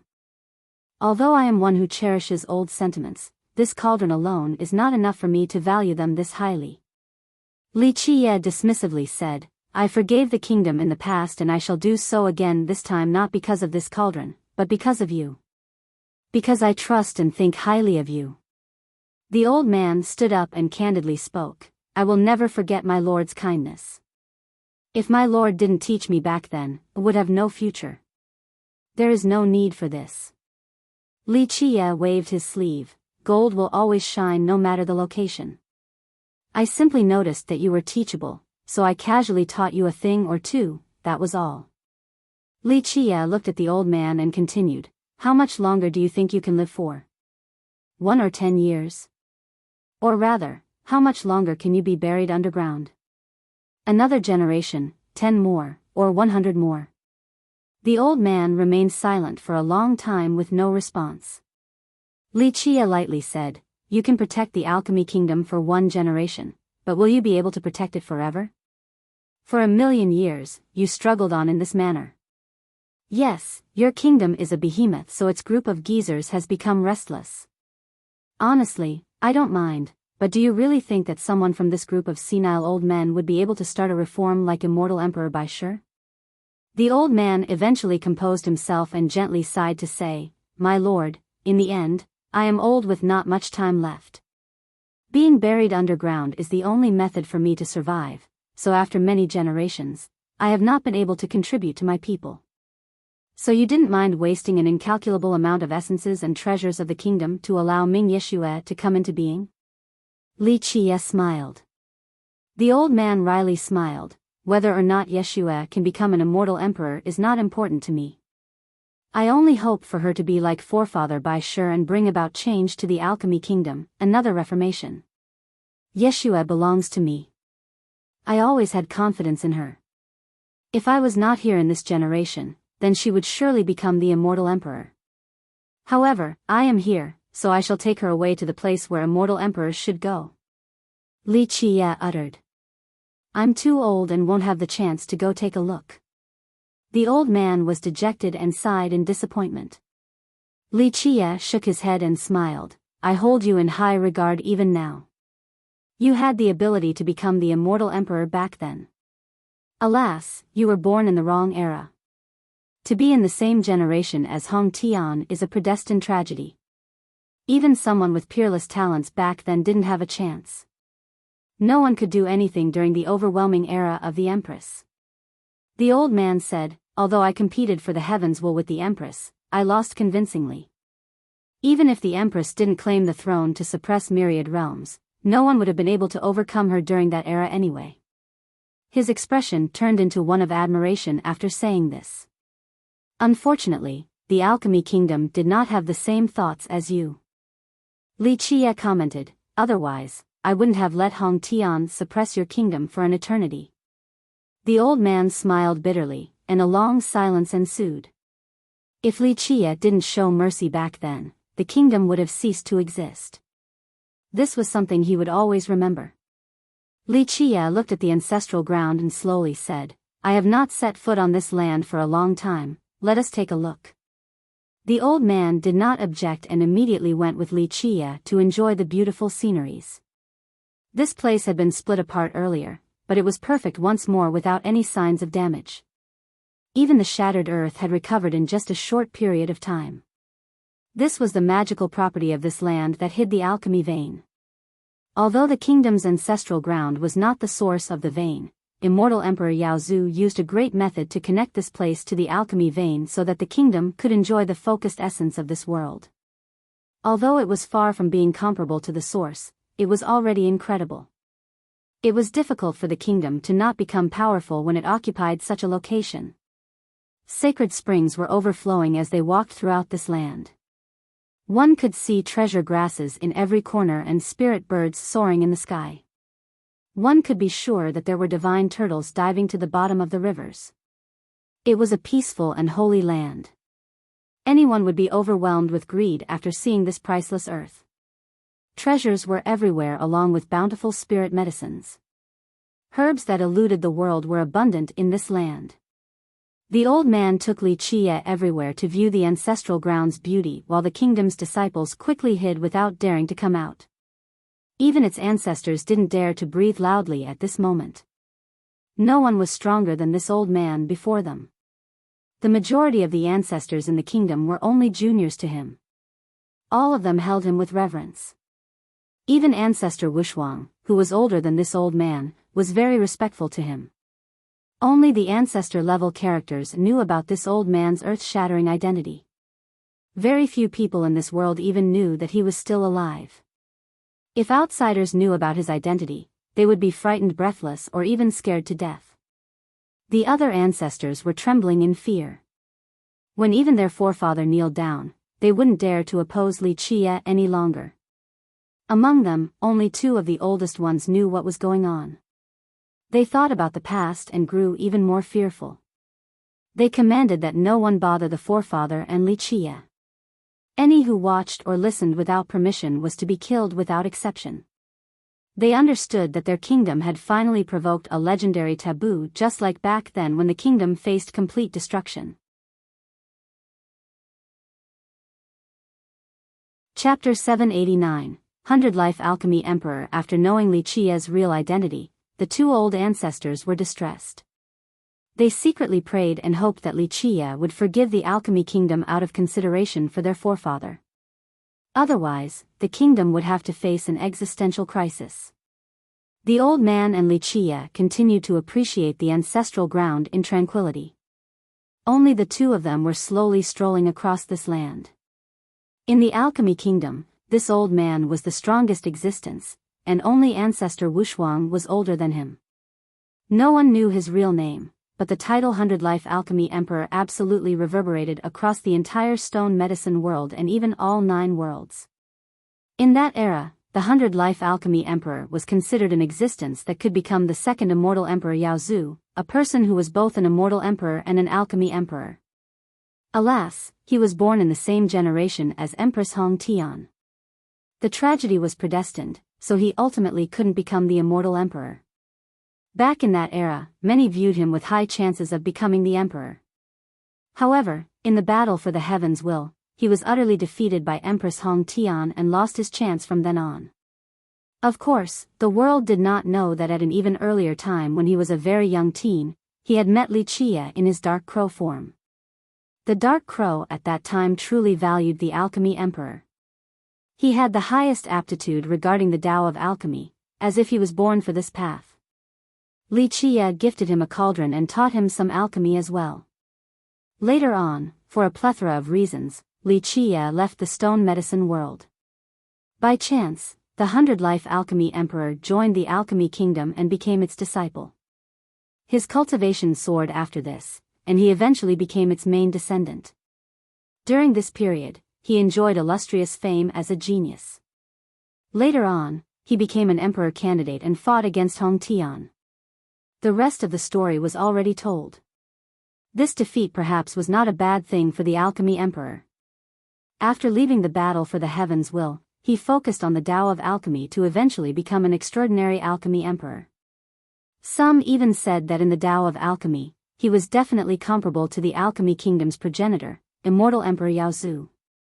He created many miracles for the Tao of alchemy as an emperor and was praised by the 9 worlds as its supreme alchemist.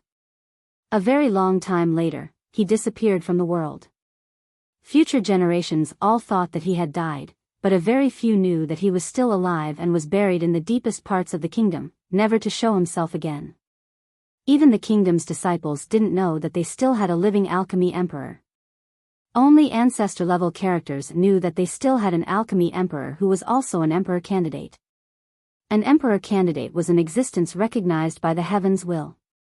The path of the Grand Era had god kings, while the equivalent of this on the path of the heavens were emperor candidates. Eventually, the 100-life Alchemy Emperor and Li Qie climbed to the highest peak of the ancestral ground to gaze at a distant location. However, that area was engulfed in worldly essence and endless laws, so no one could see through it. After looking at it for a while, Li Qie emotionally uttered, "The 3 vain sources." Numerous invincible existences had wanted to understand their origins and mysteries throughout the years, but how many were successful? My Lord knows more about the 3 sources than anyone else in this world. The 100-life Alchemy Emperor replied. This was not mere flattery but the simple truth. Li Qie only smiled and didn't deny this claim. "I will definitely take a trip there in this generation." His eyes narrowed after saying this.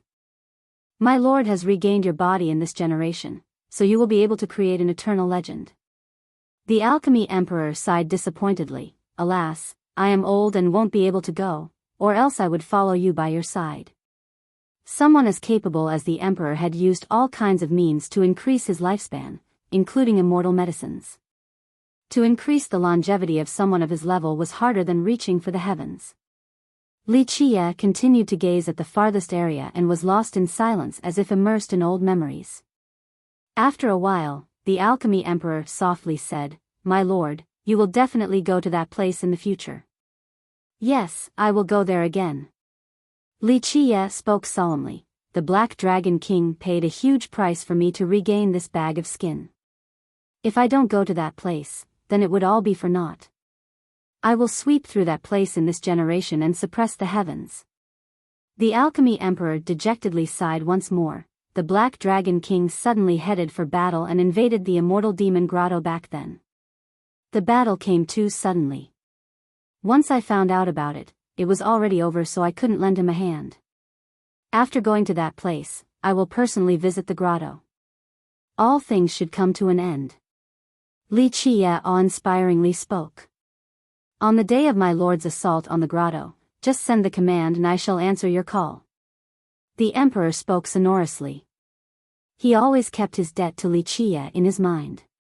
He was never given the chance to repay it, so he was determined to do so in this generation.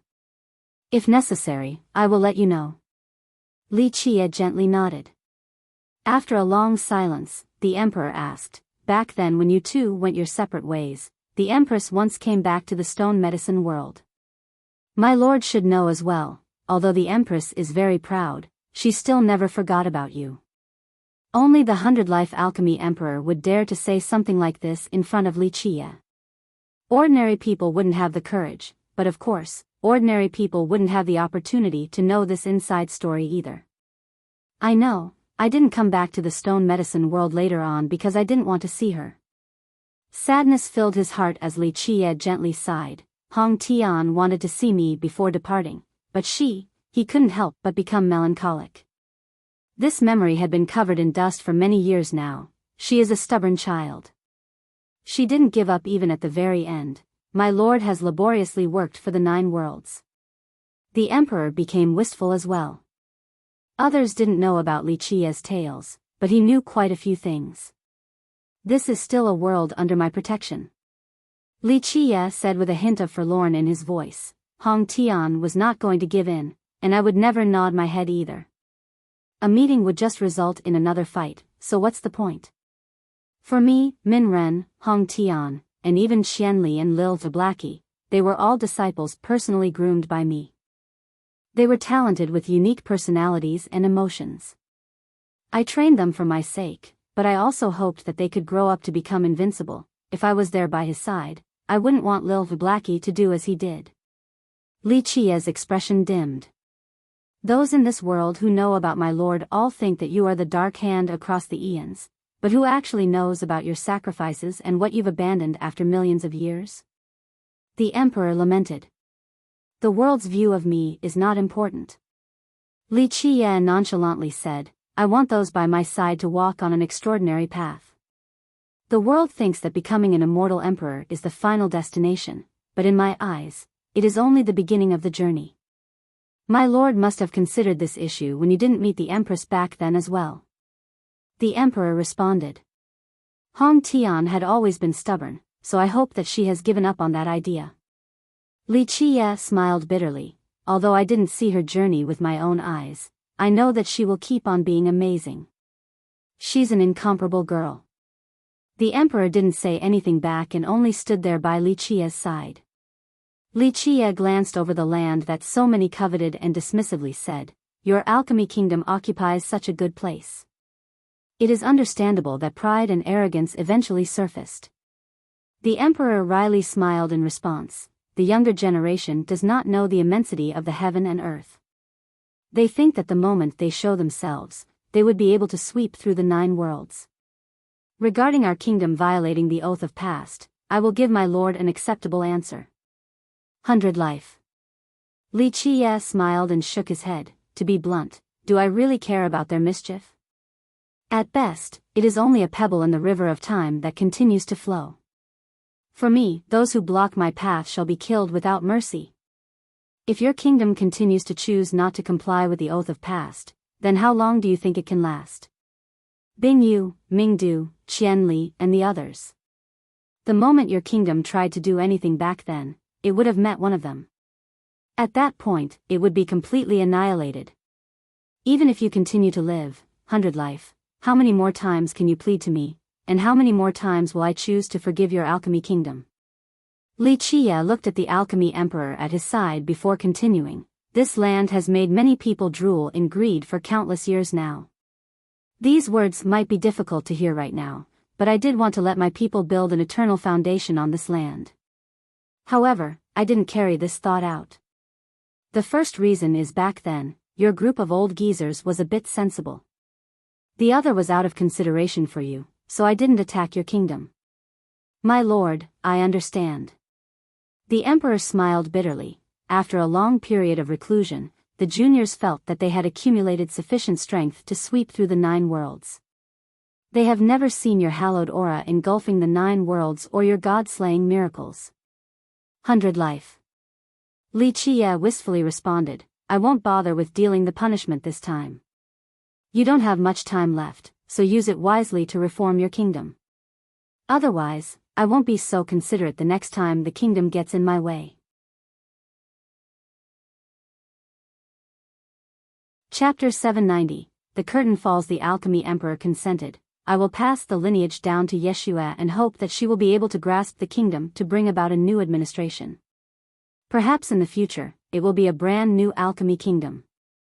I can give you time. Li Qiye glanced at the alchemy emperor, but in the future when I pave the way, I will take Yeshua with me. Because of this, you must be decisive lest internal turmoil become a problem. When that time comes, don't blame me for not giving you sufficient time. The Alchemy Emperor breathed in deeply and gently nodded. My life is nearly over. I won't be able to hold on for much longer, so I will pass on my legacy to Yeshua in this generation. I have already planned to reform the kingdom. Recently, during my previous meditation session, I have solved some mysteries and was able to recover some vitality, thus I have decided to come into being for this generation. Do a good job of preparing for the future. Li Qie gently sighed as well. If the Alchemy Emperor chose to not be buried in this generation, then this meant that he would die from old age. It was difficult to say how much longer he would live for. This came down to his own willpower. His acquaintances and those who stood by his side left one by one under the merciless flow of time. Nevertheless, time was able to grind away all pain. Li Qie had grown accustomed to the numbness. No one was truly immortal in the endless river of time. The Alchemy Emperor went silent as well. As an Alchemy Emperor, he was able to increase his own lifespan many times. However, a person must eventually taste death. There is no chance for rebirth. He couldn't elude death, no one could. However, he was prepared to face his own mortality when the time comes. It was just a matter of time. There is one thing that you need to prepare for. I want to enter the Drystone courtyard to reach the land of origin. Li Qie spoke after a moment of silence. He glanced towards the far depths of the alchemy vein once more. That place was full of mysteries and unknowns. My lord has that item now? The Alchemy Emperor followed his gaze as well. Li Qie gently shook his head. I'm only going there to take a look. It is only to test a theory of mine and requires me to personally go there for verification.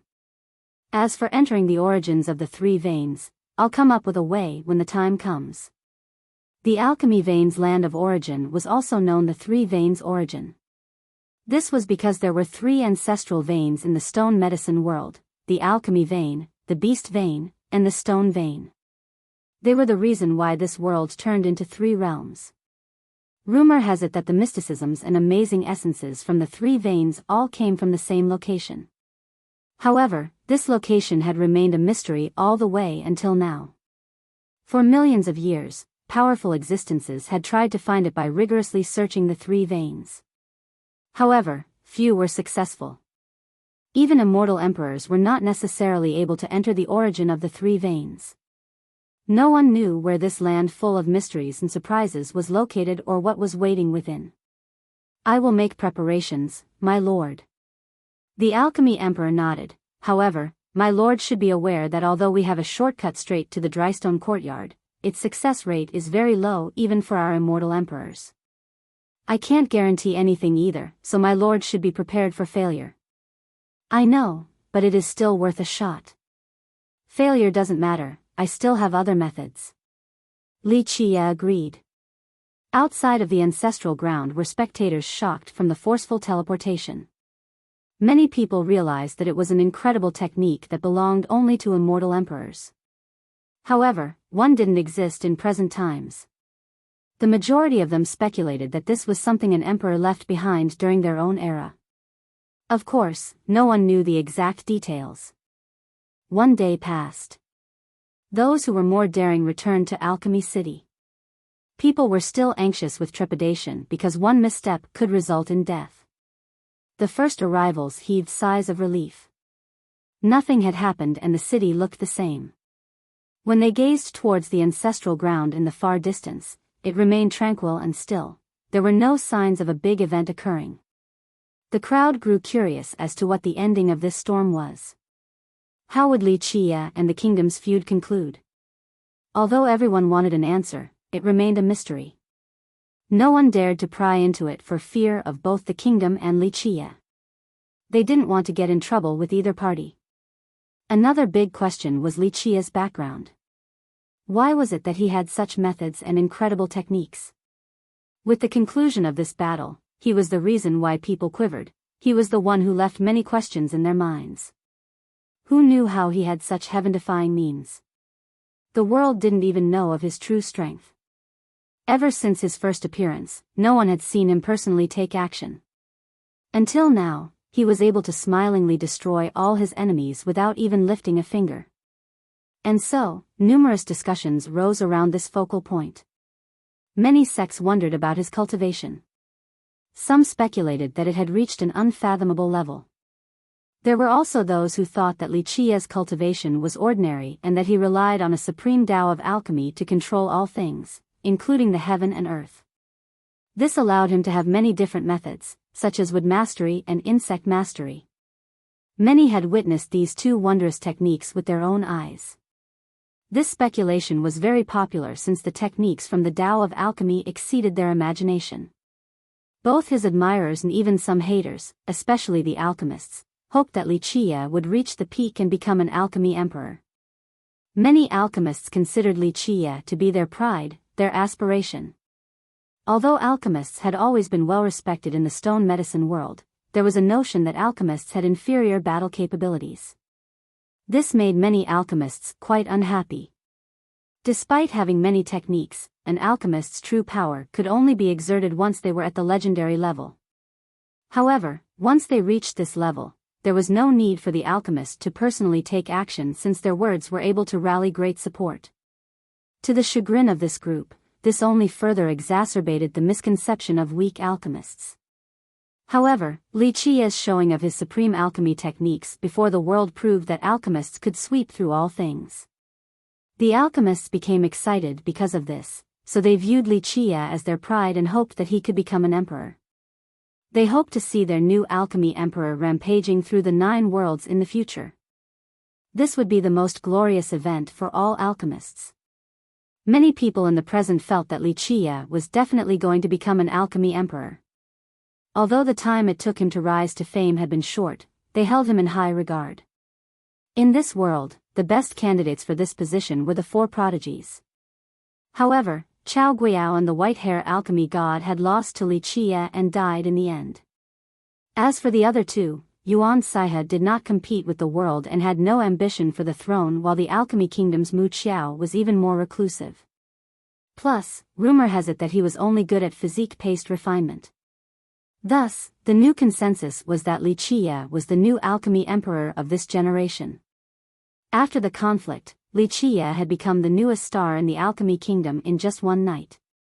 His quick ascent allowed him to directly catch up to the number 1 in the stone medicine world, Yi Qingsheng.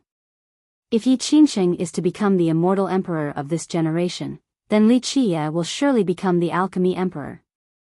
Someone made this claim regarding Li Qia's future.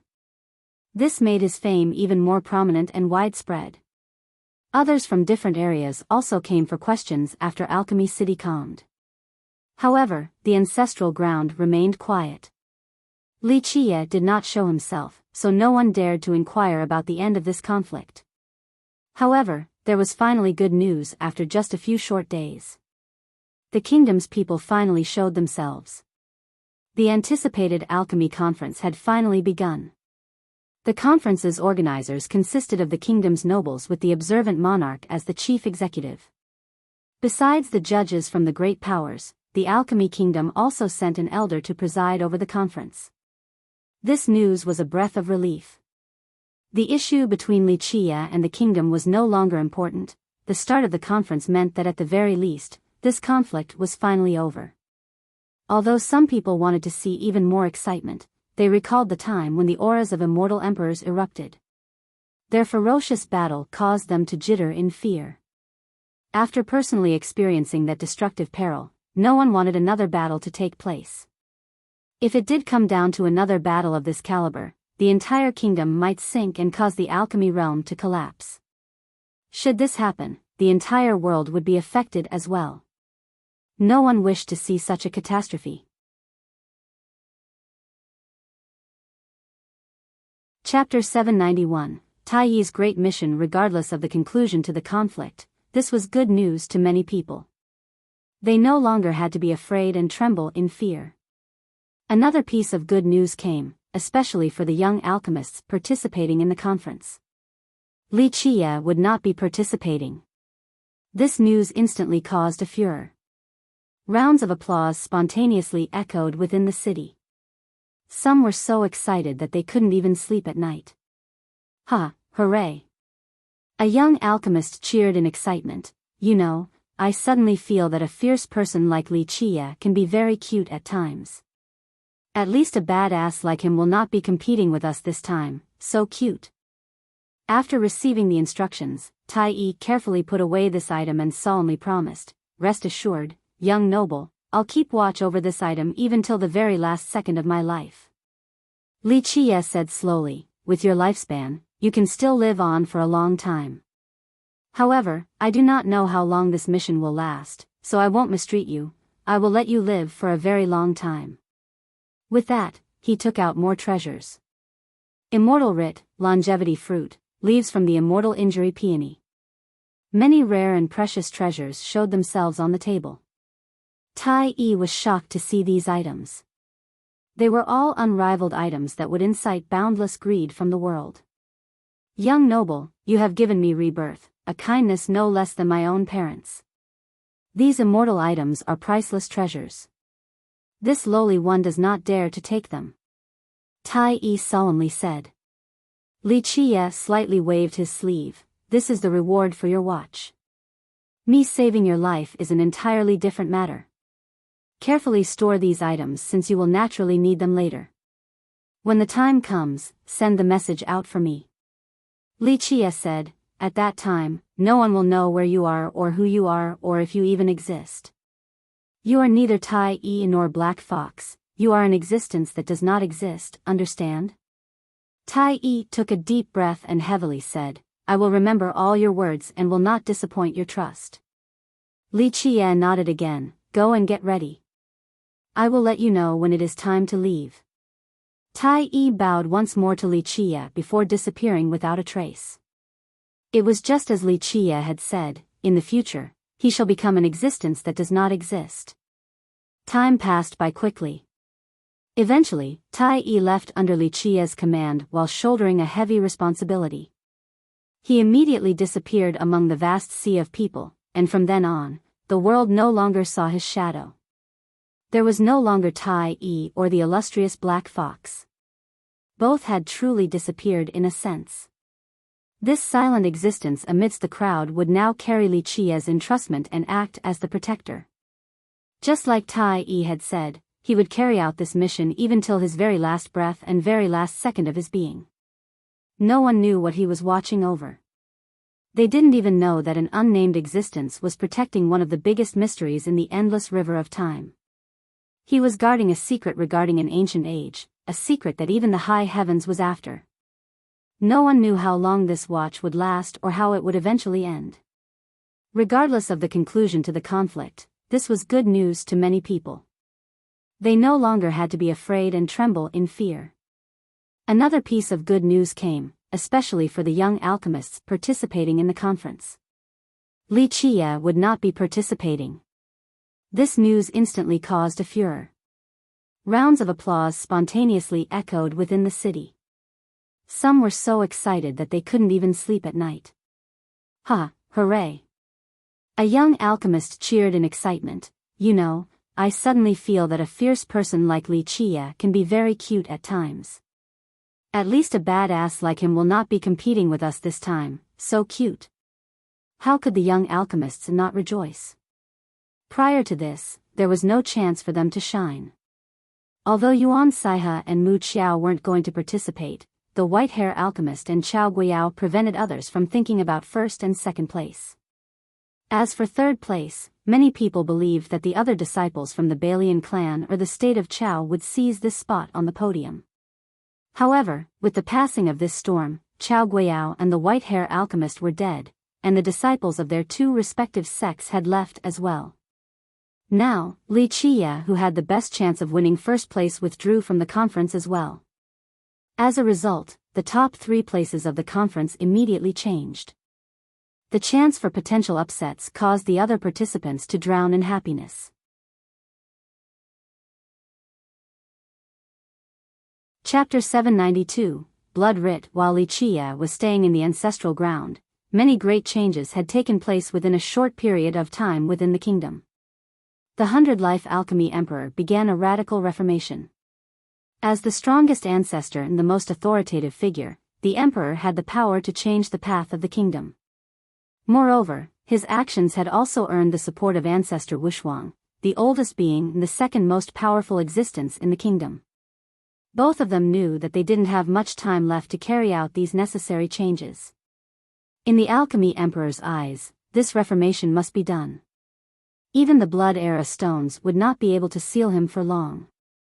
Even the best stones would not be able to halt the erosion of time when he was too powerful. Moreover, he had chosen a successor for this generation who was peerless in both intelligence and background.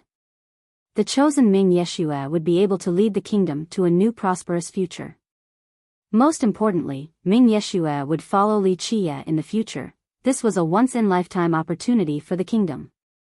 No matter when and no matter what happens, as long as Ming Yeshua was still alive, Li Qie would care about the kingdom. This was the best opportunity for the kingdom. Prior to this, they would have either been destroyed by Li Qie or suffered internal separation till the point of collapse. Thus, the alchemy emperor's current actions were to give the kingdom a chance at revival.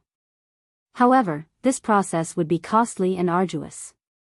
Nevertheless, the alchemy emperor was going to proceed at any cost. He came into being to personally take over the kingdom in order to give it a second chance. During this reformation, Yuan Saiha, who was a respected guest, was planning to leave. She met Li Qie and said, "Big brother, you have met your goal this time. Although you didn't participate in the conference, you are the uncrowned king of the younger generation of alchemists. You want to leave?" Li Qie looked at her and gently nodded. He had been recasting the Phoenix recently and didn't have the opportunity to talk with her. She nodded, "Yes, big brother. I have been away from the Serene Garden for a while now, so I wish to go back. I hope that you will come and see me when you have time. You should stay here for a little bit longer. I have many things about the Tao of alchemy that I want to pass down to you." Li Qie said softly. He really liked Yuan Saiha for her calm and gentle personality. It gave him a warm feeling. Because of this, he wanted to pass down the alchemy god's legacy. Yuan Saiha was in a slight dilemma. She calmed down and had to say, "Big brother, your alchemy legacy is priceless across the ages. I am not one of your people, so this doesn't feel right." One must know that Li Qie's Tao of alchemy was supreme. Any person or sect would want it. If it was someone else, they would be ecstatic after hearing such a good offer. However, it was different for Yuan Saiha. She was a calm and uncompetitive person, without greed. At the same time, she also knew that whoever inherited this Tao would have to shoulder an even greater responsibility. "Little sister, I trust you." Li Qie said, "The Tao of alchemy is only a branch on the great path for me. My ambition does not lie there, so whether I become an alchemy emperor or not doesn't matter. Alchemy is more of a hobby to me. However, I do not wish for this supreme Tao of alchemy to be lost. Nevertheless, finding someone suitable and worthy of my trust in this world is very difficult." Li Qie gently sighed here. "This is what Big Brother wants to entrust to you, to keep on passing down this legacy. Your serene garden is not that far from giant bamboo, so in the future, I will let it protect your sect." Yuan Saiha hesitated for a moment before replying, "I'm afraid I will let down Big Brother's trust. I know my own talents the best. I am only good at plant cultivation. I really can't say I have any talent regarding pill refinement. You have been very good at mixing medicines. Remember, didn't you do a great job at refining the salve for Tai?" Li Qie smiled. "How can you know that it is impossible without trying? Plus, I'm not asking for you to be renowned in this world. I only hope that in the future, this legacy can continue to be passed down to suitable candidates." Yuan Saiha finally agreed and gently nodded. "Since Big Brother thinks so highly of me, I will have to try my best. As for future accomplishments, we'll let time tell the tale." Li Qie smiled at her open-mindedness, then said, "I have also finished recasting the Phoenix. While I still have some free time in the next couple of days, I will pass on the important points to you." Later on, Li Qie passed down his alchemy Tao to her. Although she was not a competitive person, she was certainly brilliant, allowing her to learn very quickly. Time seemed to slow down for Li Qia as he was imparting his legacy to Yuan Saiha. Her tranquil nature seemed to have affected him as well, allowing him to feel peace. For Li Qia, his had been a path of carnage from the ancient past till now. His endless journey was filled with inevitable conflicts. But now, this ephemeral period of peace was a time for him to rest. After a full reform initiated by the 100-Life Alchemy Emperor, the leaders of this conflict, outside of the 3 dead god monarchs, were all sent before Li Qia. My lord, deal with these unfilial children as you wish. The Alchemy Emperor brought these ancestors to Li Qia. At this time, the ancestors kneeling on the ground included virtuous paragons, legendary masters, eternal existences, and even god monarchs.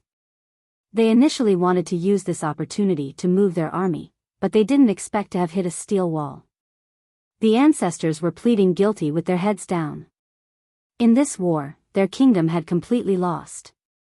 It was either the kingdom's destruction or them pleading guilty. They only truly had the one choice. No one can escape from ambition. Li Qia smiled and shook his head while gazing at the ancestors. To tell the truth, I didn't mind that all of you broke the vow of past.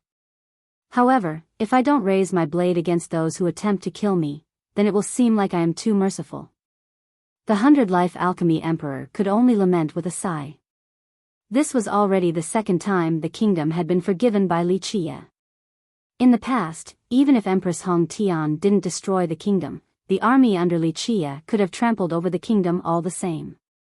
Just imagine, even a powerful and invincible force like the divine beast realm was destroyed under the steel hooves of his cavalry, let alone their kingdom. The Alchemy Emperor couldn't ask for Li Qia to forgive the ancestors. It was just as Li Qia had said. How many more times could he try to beseech Li Qia? Forgiving the kingdom twice out of past emotions was already extremely considerate. The pleading ancestors had no other choice at this time. If they didn't do so and cause the demise of the kingdom, then they would be eternal sinners of the kingdom. 100-Life, you don't need to sigh. Li Qia glanced at the emperor and said, I have already forgiven your kingdom. Do you still think that I will wash my hands with these juniors' blood? Thank you for your forgiveness, my lord. The Alchemy Emperor quickly rejoiced and bowed after hearing this. Li Qia waved his sleeve, don't be so quick to thank me. Although I won't bother washing my hands with their blood, there will be consequences. All of you need to exert yourself since I require the heavenly annihilations of 3 immortal Emperor true treasures. Afterward, all of you shall be sealed and buried underground. I do not want to see any of you again. Do not come out until your kingdom faces possible extinction. We thank his lordship. The Alchemy Emperor happily commanded the ancestors. These ancestors were ready to die when they came here. For the sake of the kingdom, they would hold no grievances even if Li Qia killed them. However, they didn't expect to be spared. These kneeling ancestors felt no shame for prostrating before Li Qia. Even their forefather was only a junior before him. They were more like great-great-grand disciples. Take out the blood oath of past. At this time, Li Qia commanded the Alchemy Emperor. After hearing this, the Alchemy Emperor was aghast while the other ancestors turned completely pale. One of the ancestors pleaded, it is due to our ignorance that we violated the oath. My lord, please punish us, Li Qia interrupted him and dismissively said, if I wanted to destroy your kingdom, do you think you would still have the chance to kneel here? I only need to activate the blood oath and a disaster will instantly befall your kingdom. The ancestors didn't dare to say anything. This blood oath was the result of their defeat in that year. Eventually, the emperor took out the blood oath. This was a blood writ crafted from countless drops of longevity blood. On top of it were many brandings of true fate vows. This seal involved the entire ancestral vein and the emperor foundations of the kingdom. There were invincible emperor universal laws protecting this seal along with the enchantments from many god-king generals. Lastly, at the very top was a slender madra. It seemed to be able to pierce through time itself and suppress the eras. Not even emperors were able to escape its power. The ancestors felt a suffocating sensation after seeing the blood oath. They uncontrollably quivered at its sight. This was the legendary Dark Hand, the commander-in-chief that suppressed their kingdom with his invincible army along with Empress Hong Tian.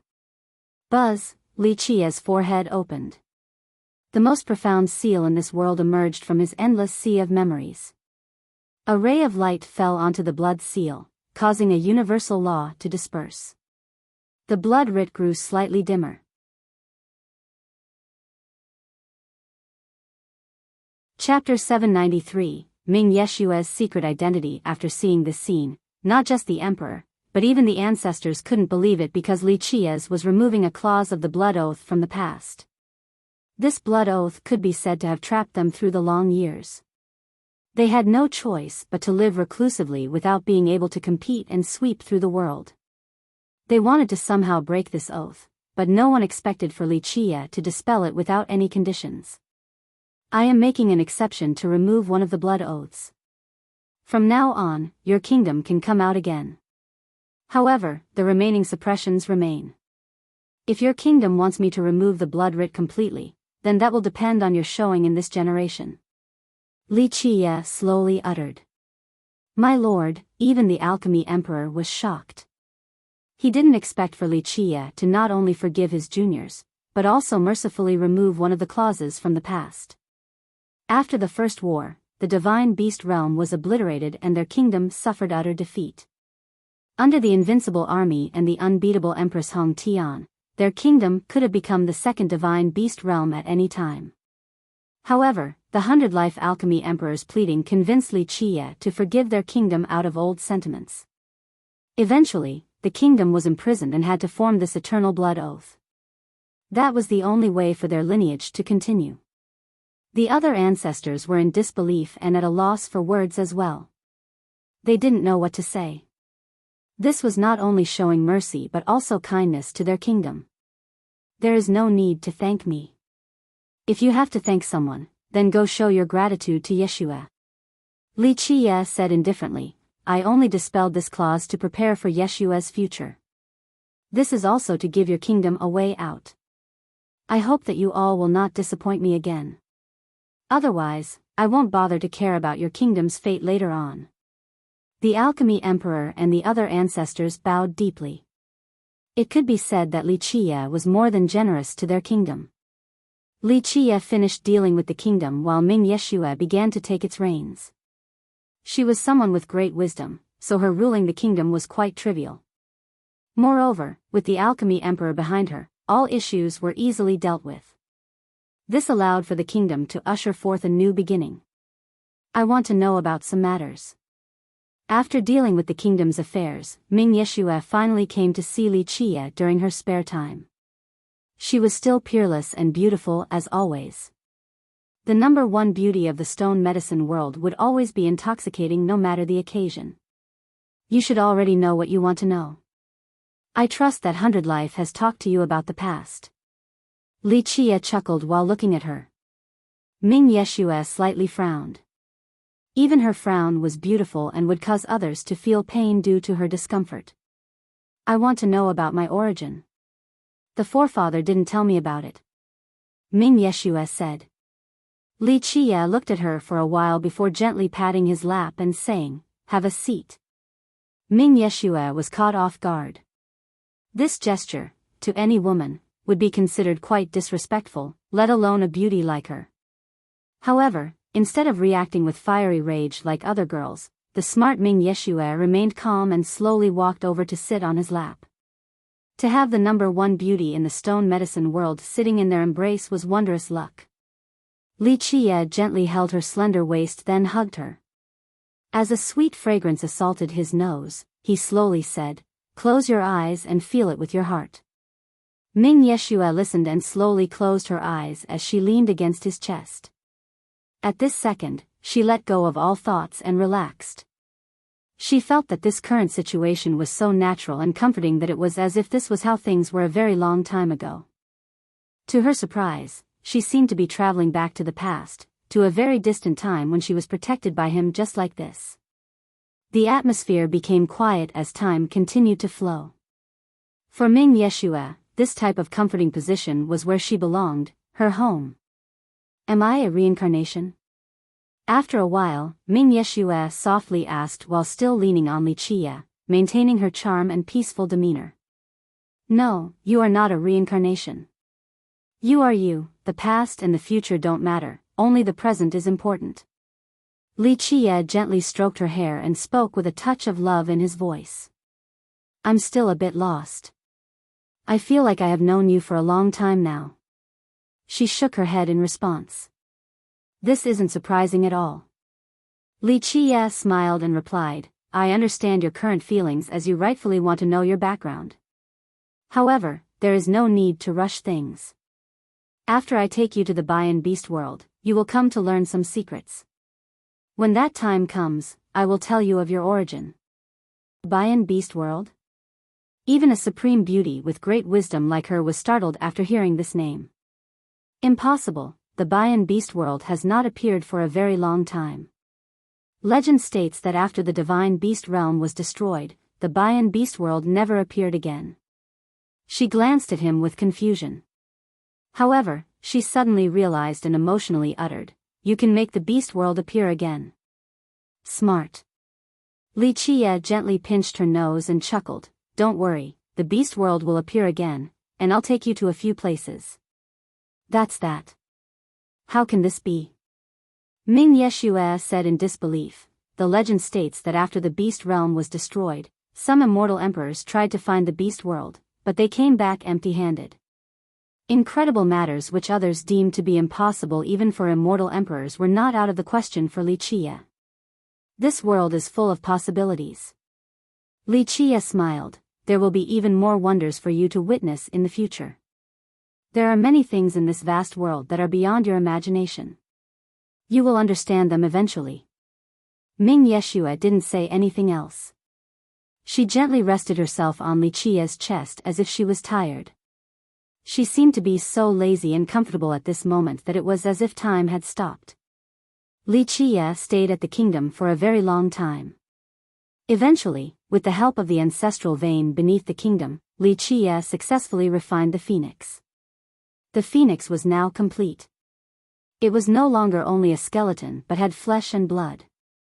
Its heart powerfully jumped up and down as its entire body emitted a supreme immortal light. When the immortal laws appeared, it gave off the sensation that a real phoenix was about to be reborn. In the previous battle where the ancestral ground was torn asunder, the phoenix was able to borrow the essences of the world to rebuild its body. Later on, Li Qie used the refinement from the death chapter and borrowed even more profound force from the vein to give it some intelligence. It seemed to be alive right now. Any spectator would find that there was no problem with it, it was definitely a living immortal bird. However, it had yet to become a true phoenix. Although it had some spirituality to it, this bird still did not have a true fate or soul. There was a ways to go from becoming a true phoenix, a real living creature. After hearing Li Qie, Ming Yeshua, Madame Ziyan, and Yuan Saihe all shockingly exclaimed, what? You want to release this phoenix? Big brother, this is a phoenix. Even the calm Saihe was astounded. Anyone else would keep this phoenix indefinitely. Moreover, Li Qie had expended countless efforts on it. He repaired its skeleton, gave it flesh and blood, and also granted it intelligence. After spending so much effort just to release it, nobody would believe such a story. They would consider Li Qie crazy. Li Qie remained nonchalant about this decision. He smiled, if I don't let it go, then it will always be a fake phoenix, one without life. Only by releasing it would it have the chance to become a real phoenix in the future via rebirth through fire. But, if you let it go, it will be gone forever. The madam had to comment. Li Qie shook his head, Ziyan, sometimes we have to rely on fate. For me, I may lose a phoenix, but for the phoenix, it will have a chance to be reborn. This is a miracle. Although this miracle will not be performed by me, I have played a part in it. This is a cause for joy. Big brother has a big heart, truly admirable. Yuan Saihe emotionally sighed. No one else would be willing to let go of a priceless treasure like this phoenix, but Li Qia was able to let it go with such a nonchalant and carefree demeanor. It was difficult for others to act in this style.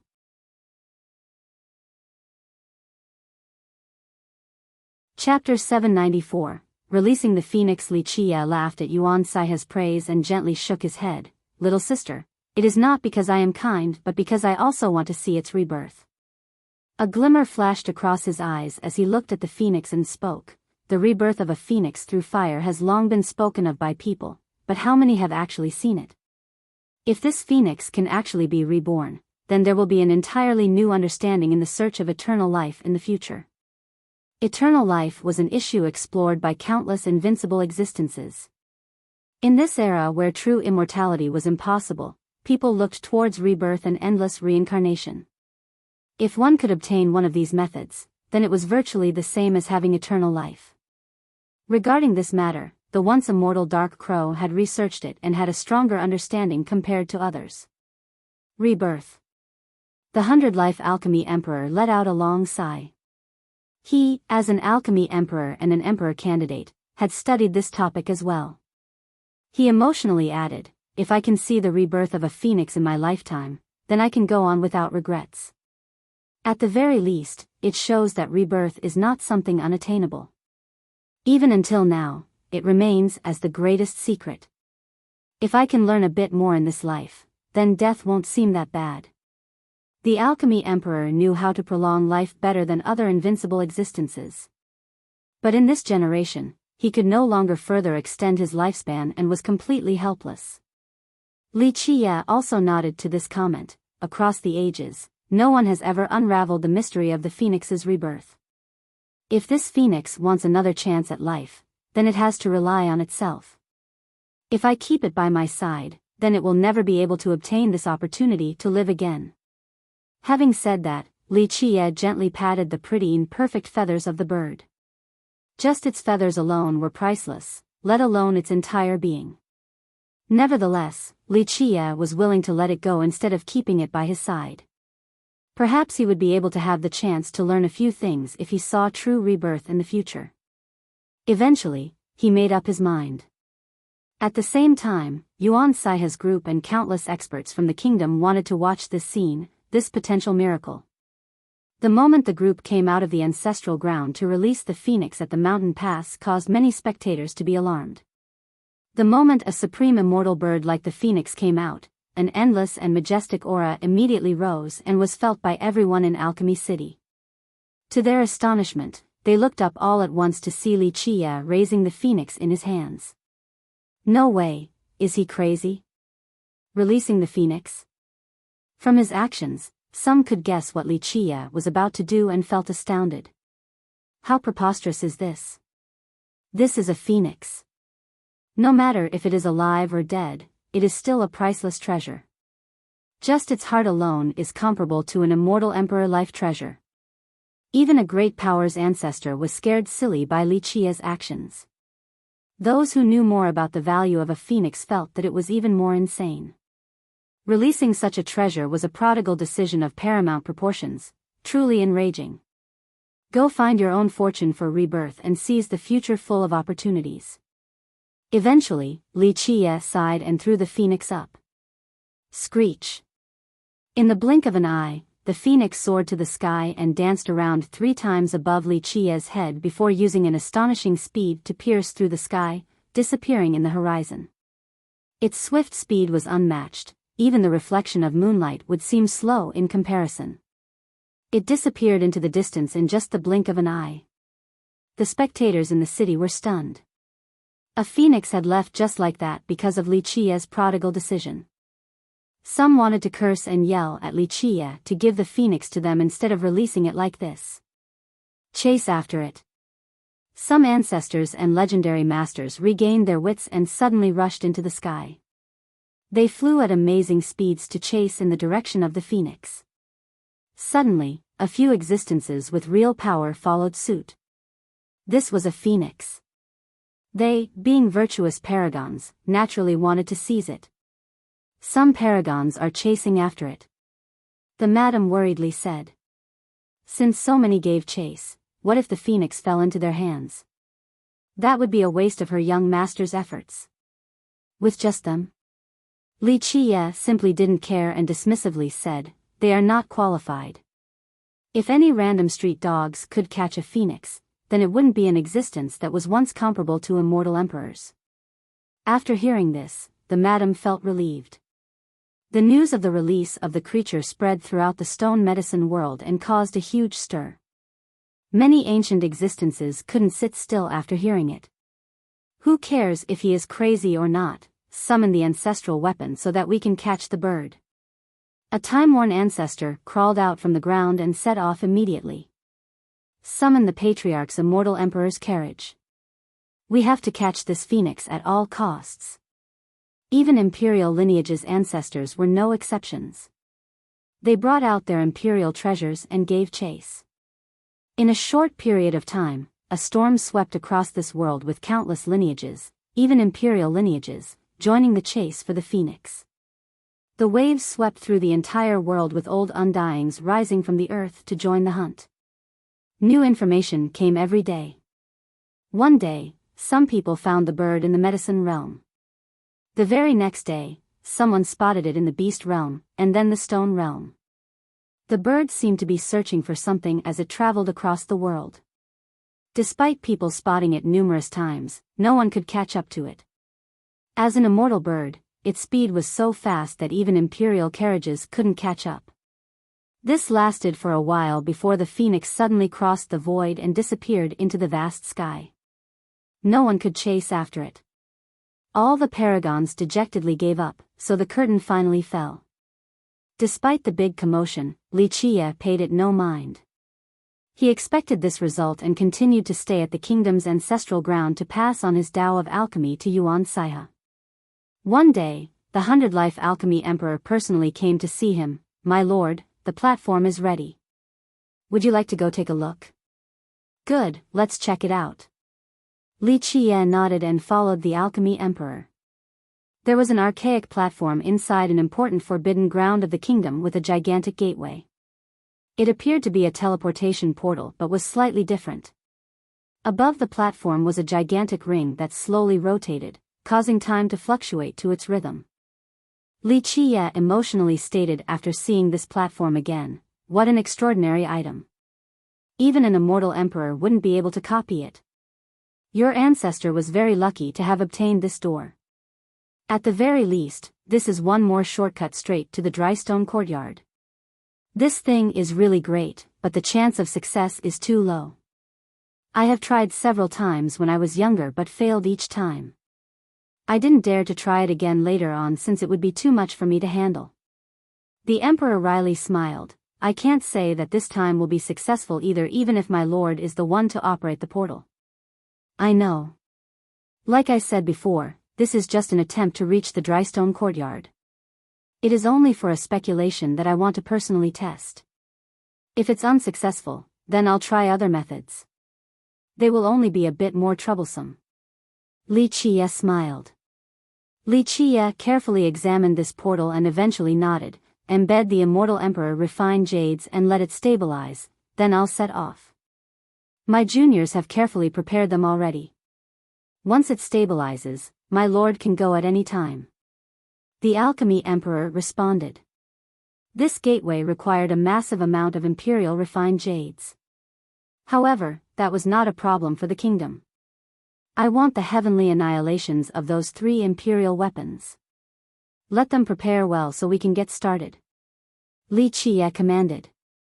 "If my lord wants to use the annihilations, then we have to open the old god-fiend battlefield because very few places in this world could handle such force." The alchemy emperor replied. "Right, your kingdom has a battlefield ready. Let them prepare now. This time, they will absolutely lose some of their lifespans." Li Qiye nodded. The alchemy emperor had no objections to this request.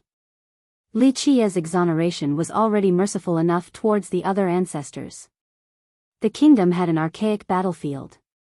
Legend states that immortal Emperor Biyao brought it back.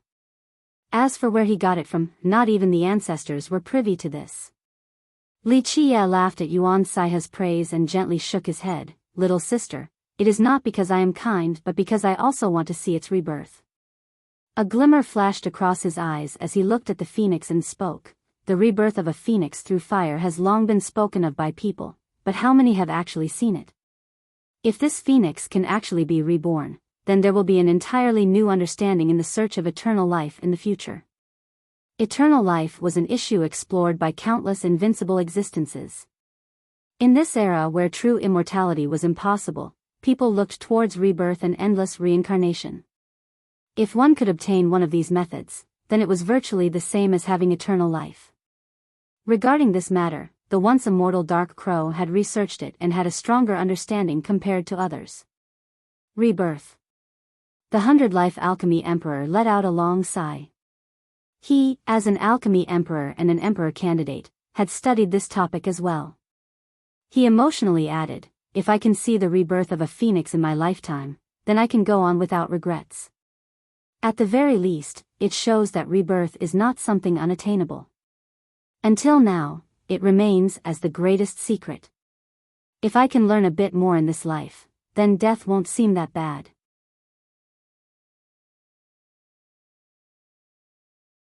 Chapter 795. Before the journey on this day, the battlefield was finally opened. The moment one stepped inside, they would find that it was a disorderly space with an endless sky of nothingness. Here, there were peaks that were as big as independent worlds, and a galaxy that stretched from the northernmost to southernmost reaches with stars floating about. Unfortunately, this was a location that could have created a series of worlds but had been shattered into pieces. The mountains were destroyed and the galaxy fragmented with the destruction of the stars. The only thing in sight was a scene of ruin and destruction. One could easily imagine the terrible war that took place here. Either that, or this place was used as a brutal training ground. Apocalyptic was the most appropriate term to describe the field ahead. The ancestors from the kingdom who had sinned had all arrived. They also carried along the 3 imperial true treasures of the kingdom, the bright flame cauldron, the divine beast zither, and one more item that looked to be a basket woven from bamboo leaves. However, do not underestimate this basket. Its origin could scare people to death. It was the true fate weapon of the kingdom's progenitor, immortal Emperor Yaozu. Its name was the Dragon Subduing Basket, an extremely powerful true treasure. Very good, all 3 imperial treasures are here. You all know the drill, I assume? Li Qiye slightly nodded his head and said, I need heavenly annihilations. Having said that, Li Qiye took out one treasure after another, the Yin-Yang Immortal Mirror, the green lamp with the black fire, the Declivity Mountain Bell, the Heaven's Sealing Pentagate. The ancestors' eyes widened after seeing Li Qiye take out so many treasures. They were legendary masters and eternal existences. Some were even god monarchs. Of course they knew their stuff. As a sect with 3 emperors, they had the most treasures and imperial weapons in the stone medicine world. To them, this was a source of pride since it signified their power. However, Li Qiye alone took out this many treasures. Each of them was not necessarily weaker than their imperial true treasures. This sort of thing was simply absurd to them. Their entire sect's treasury was inferior to Li Qiye's personal stash. This was unbelievably unfair. The Alchemy Emperor, on the other hand, only smiled while the ancestors were astounded. These juniors had never seen the Dark Crow of the past. His treasury back then could scare people to death. Even immortal emperors would feel envious of it. Of course, this was normal for Li Qiye. He even gave the immortal writ and lightning eye away to Tai Yi. Treasures to him were not anything special. When he had need of them, he had plenty of means to gather more. In addition to the heavenly annihilations from your true treasures, my items will also unleash an ultimate attack. Li Qiye told the ancestors after taking out these treasures. The ancestors swallowed their saliva. This was quite a difficult task for them. One of the ancestors couldn't help but say, I'm afraid that even if we drain all of our vitality, we wouldn't be able to unleash so many heavenly annihilations. Unleashing an annihilation was very difficult. Although they had to repent for their sins, they were powerless to an extent. Don't worry, I can personally unleash some annihilations.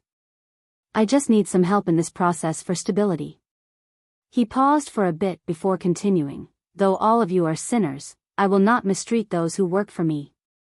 Regardless of what you think, as long as all of you do a good job, I will refine several batches of heavenly medicines for you. The ancestors couldn't help but glance at each other after hearing this. They were quite moved. Although their future was one of being sealed underground, they eventually would come out again in the distant future. As long as they were still alive, who wouldn't want to live a bit longer? Although the kingdom was the most powerful alchemy lineage in this world, only 2 people were able to refine heavenly medicines, the 100-life alchemy emperor and ancestor Wuxia. These ancestors had used many items to prolong their life, including a large quantity of longevity medicines. However, they had never consumed heavenly medicines before. Although their 2 oldest ancestors could refine these medicines, they would not continuously do so due to the negative effects the process had on their blood energy. Their lifespan was countless times more precious compared to the junior ancestors. This was not the case for Wuxia. He was still young and had no worries in this respect. Moreover, he also had the ability to do so. What are you all waiting for? Show your gratitude to the Lord's benevolence. Even the alchemy emperor was happy for his juniors. This was a rare opportunity. Thank you, my lord. The ancestors were no longer arrogant. Even though Wuxia had decreed for them to be sealed underground, they were still very excited and moved. This was a blessing amidst a disaster. Wuxia insipidly said, "Let us begin." After some time, the atmosphere in the entire stone medicine world seemed to become suffocating. No one knew what was going on, but they could feel that something was coming. Every so often, there would be an explosion that caused the ground to slightly shake. No one knew what was going on. The old battlefield, someone is definitely opening the God-fiend battlefield. A few legendary masters and eternal existences understood what was unraveling. Nevertheless, no one knew which lineage was opening this battlefield. Very few sects had access to a battlefield of this level. People became afraid of what kind of battle required its opening. Speculations began to run amok all over the stone medicine world. Of course, no one knew that during this period, Wuxia was unleashing one heavenly annihilation after another, from one ultimate attack to another. After many repeated attempts, he was finally successful. At the end of this process, he collapsed from fatigue.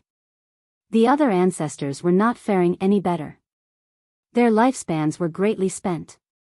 Fortunately for them, Wuxia had agreed to refine heavenly medicines, so their efforts inside this old battlefield were all worth it. In the end, the group left the old battlefield.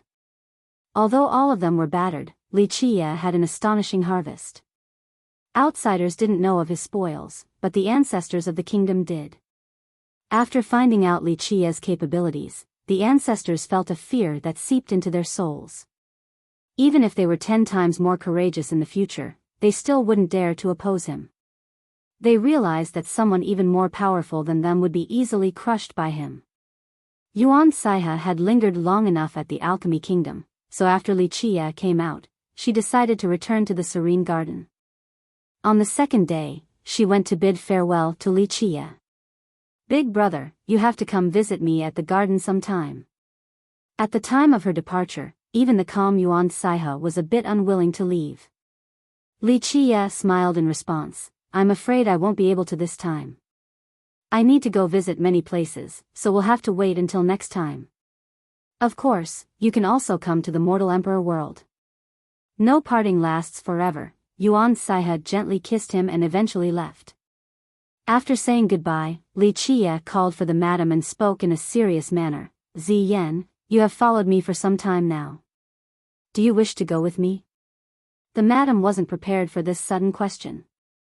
She was slightly stunned before answering, "Where does young master want to go?" Wuxia revealed a mysterious smile and said, "Well, I'll let you know after hearing your decision." The madam took a deep breath and solemnly replied, "If young master is willing to take me, then I am willing to follow you to the ends of this world." She had made up her mind at this time. Others would find this unbelievable. The madam was still young and was already a heavenly king, a ruler of an entire country. Many people would find her to have boundless potential and an unreachable status. No matter the perspective, being a ruler was much better than being a driver. However, the madam did not share this thought. After staying by Li Qie for all this time, she understood what miracles and unbelievable wonders were. In her opinion, even if she continued to stay at Giant Bamboo, her final accomplishment would only be virtuous paragon. Her world would be limited to the Giant Bamboo country. Even if she was able to take things one step higher, she would be limited to the stone medicine world. However, this wouldn't be the case if she followed her young master. She would be able to witness the secrets across the ages. Her horizons would no longer be limited to the stone medicine world, but all of the 9 worlds. By following her young master, her future would be full of miracles and possibilities. Very well, I'm glad that you have thought it through. Li Qie gently nodded. He personally held her in high regard. He would have less worries with her by his side. He commanded, you should go back to Giant Bamboo and deal with the matter of succession. Afterward, take the Imperial Draco Bull to the Giant Bamboo country. It will leave behind a divine ring there. Young master won't go back to Giant Bamboo? The madam was slightly surprised. Li Qie gently shook his head. I want to go to the Drystone Courtyard with the kingdom's portal.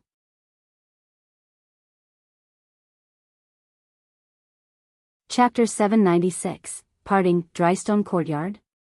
The madam gasped as her expression quickly changed. Young master, do you really want to go there?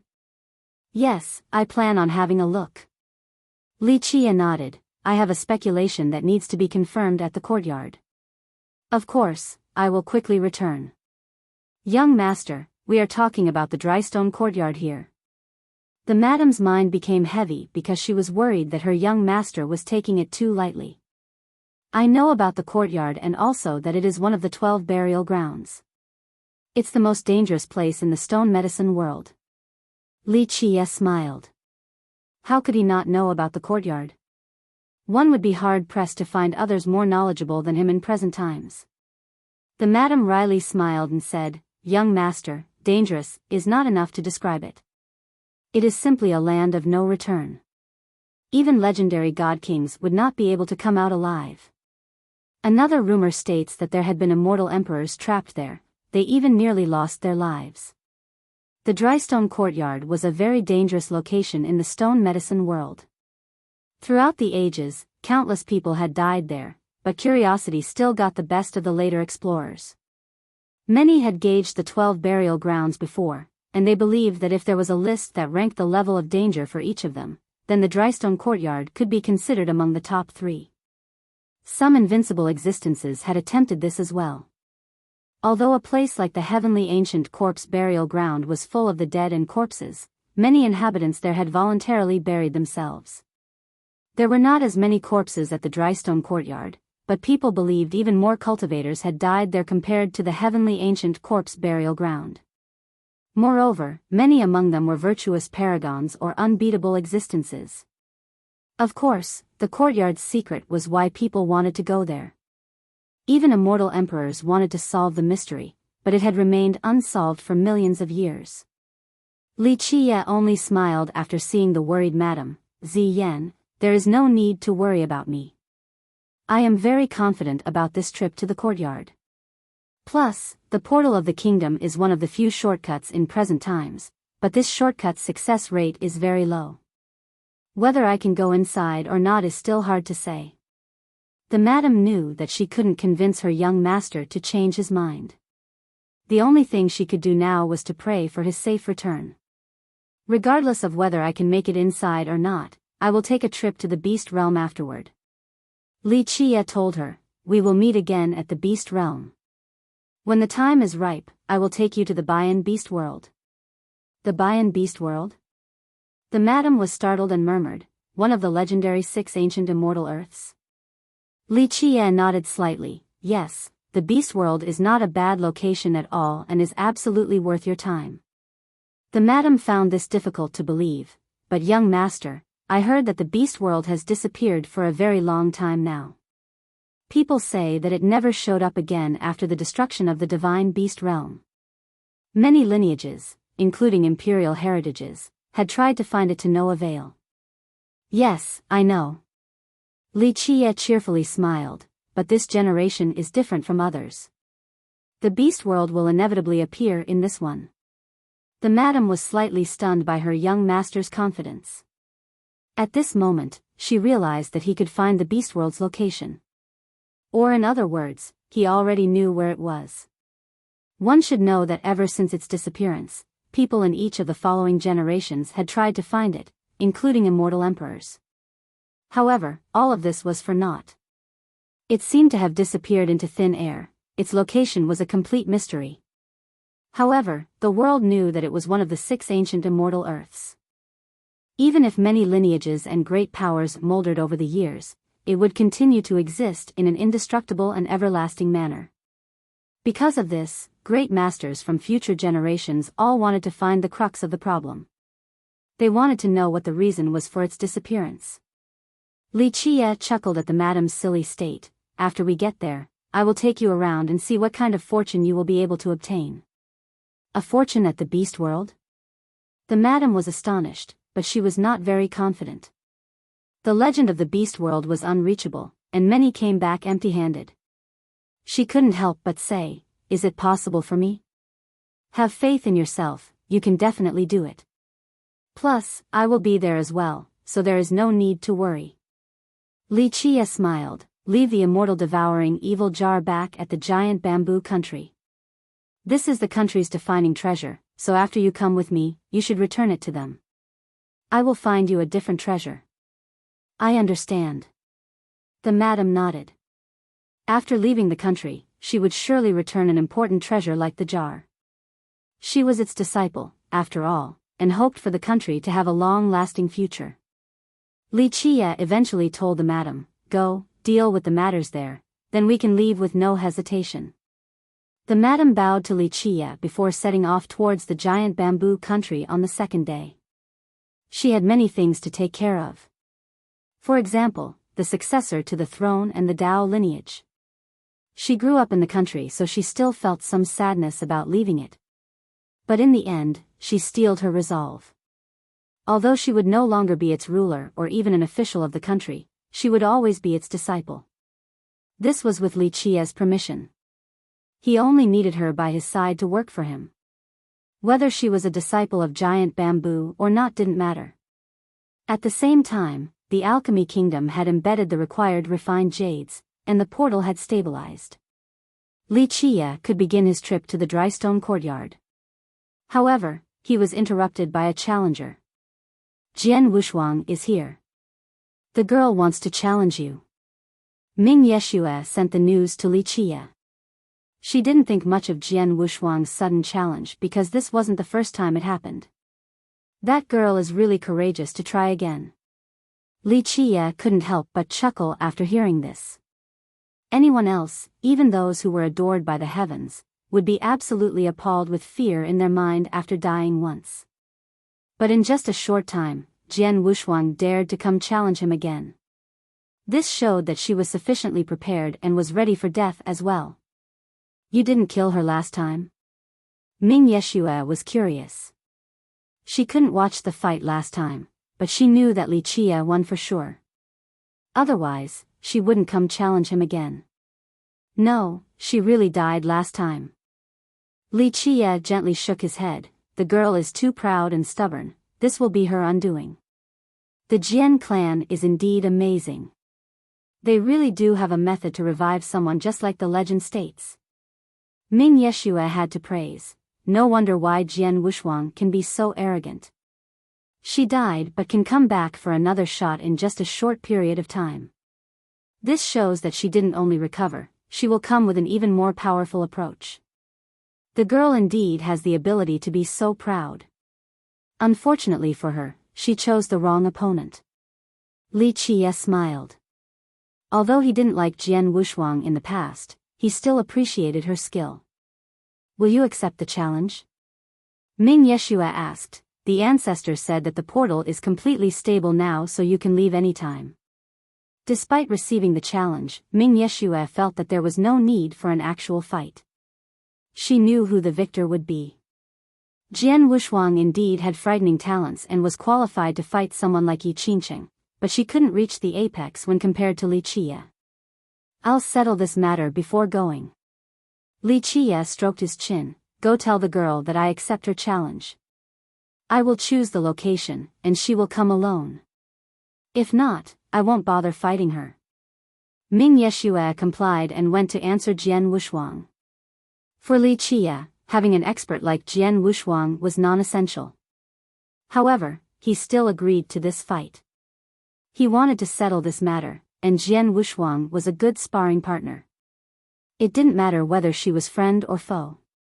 Her strength and offensive potential were very beneficial to his death seal. It could increase his death energy by a sizable amount. Plus, even if Jian Wushuang could kill him, she would not be able to harm his true foundation. Her power was just right, so Li Qie viewed her as the best source of death energy. Where else could he find a better opponent to gather death energy?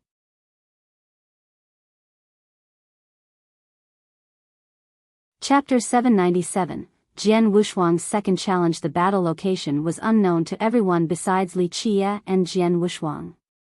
Even Ming Yeshue didn't know.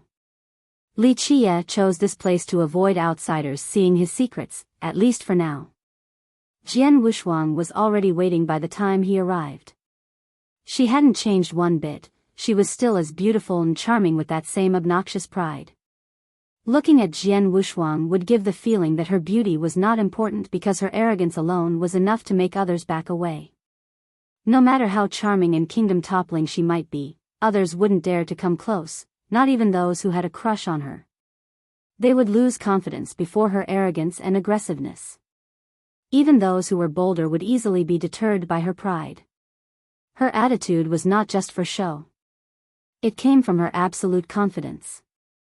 She was a noble phoenix that looked down on the world and its inhabitants. Li Qie remained unperturbed. His temperament simply couldn't compare to Jian Wushuang's arrogance. Nevertheless, it was not affected by her aggressive presence. I'm a bit surprised. Li Qie smiled after seeing her. It mustn't be easy for you to dare come challenge me again. Jian Wushuang coldly glared at him. Despite her defeat and even death at his hands, she was still as imperious as before without a hint of pretension. She coldly uttered, "Why would I not dare to come again? Victory and defeat are normal to a warrior. I will defeat you one day." Despite her arrogance, her mentality was still quite good.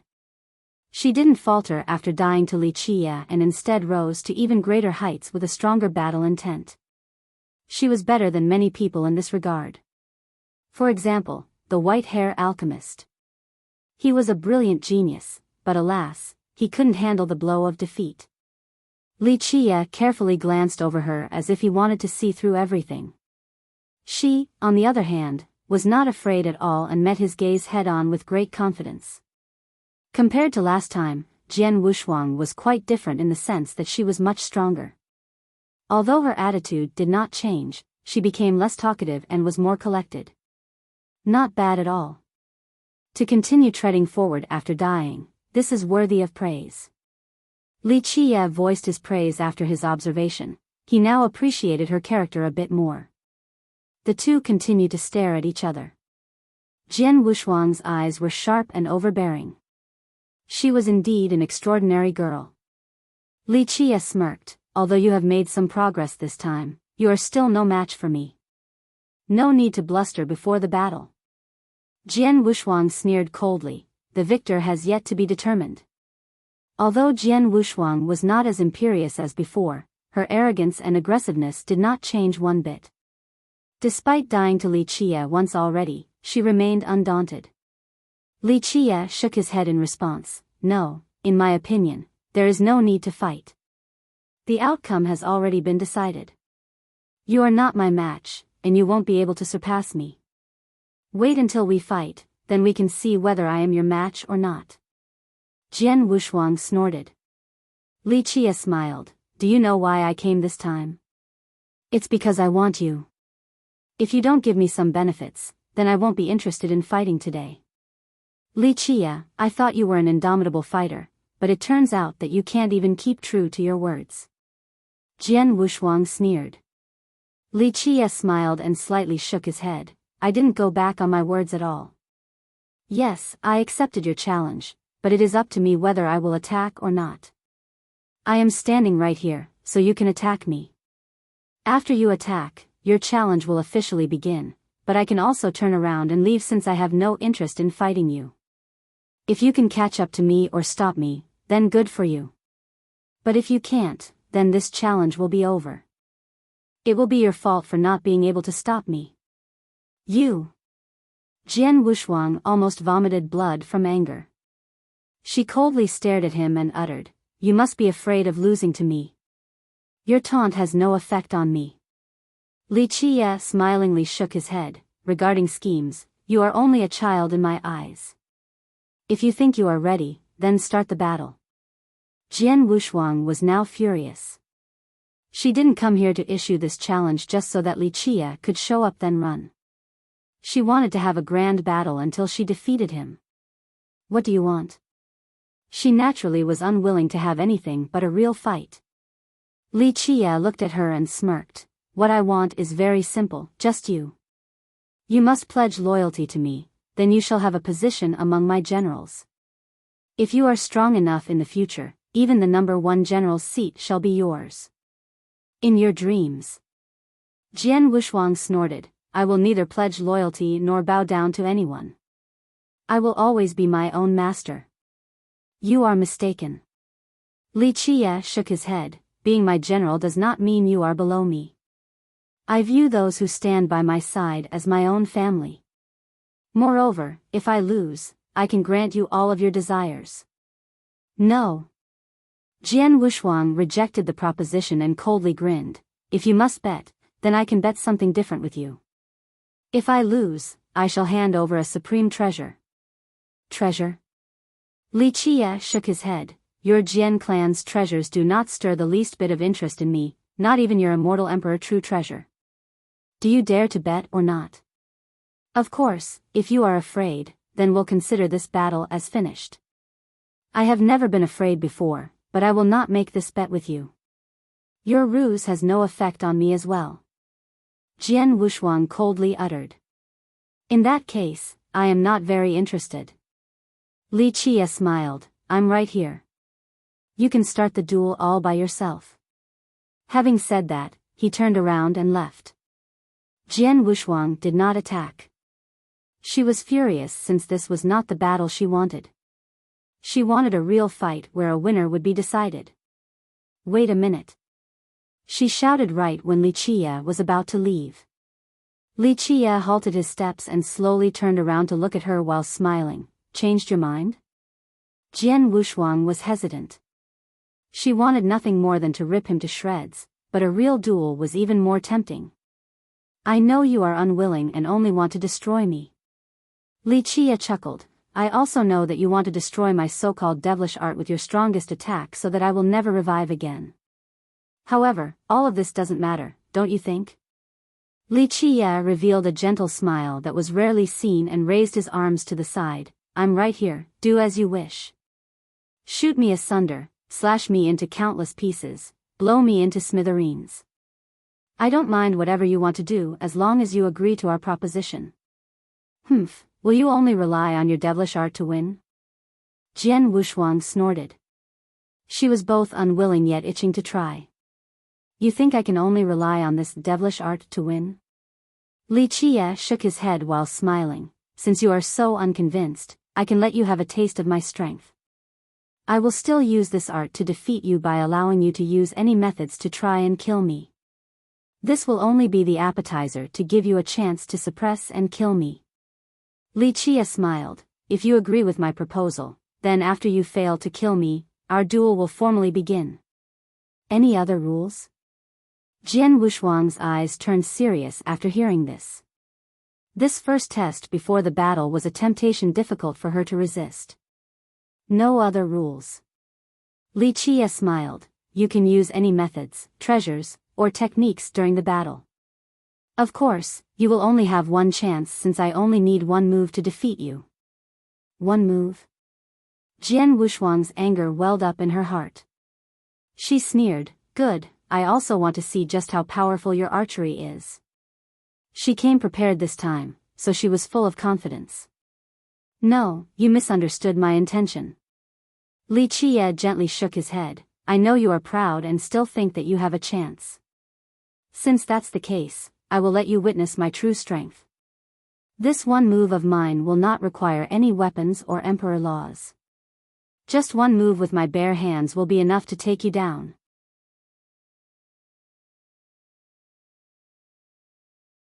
Chapter 798. Bet such words made Jian Wushuang's face become quite unsightly. She was proud to the point of being supercilious, so Li Qiye's words were simply dampening her confidence and self-esteem. "Li Qiye, you are too arrogant." Jian Wushuang snapped. "One move to defeat me? And bare-handed at that? Who do you think you are? A god monarch, a god king, an invincible existence across the eons? One had to at least be of the virtuous paragon level to defeat her in one move with brute strength alone. She even came prepared this time. If she activated her powerful defense, then even a paragon couldn't defeat her in such a manner. Even more astonishingly, a god monarch without an imperial true treasure wouldn't be able to defeat her either. When she had her full defenses up, she believed that very few in the world could defeat her bare-handed, let alone someone from the younger generation. "No, but I have methods that god kings and even immortal emperors cannot compete with." Li Qiye smirked and leisurely spoke. "To be honest, do not look down on me.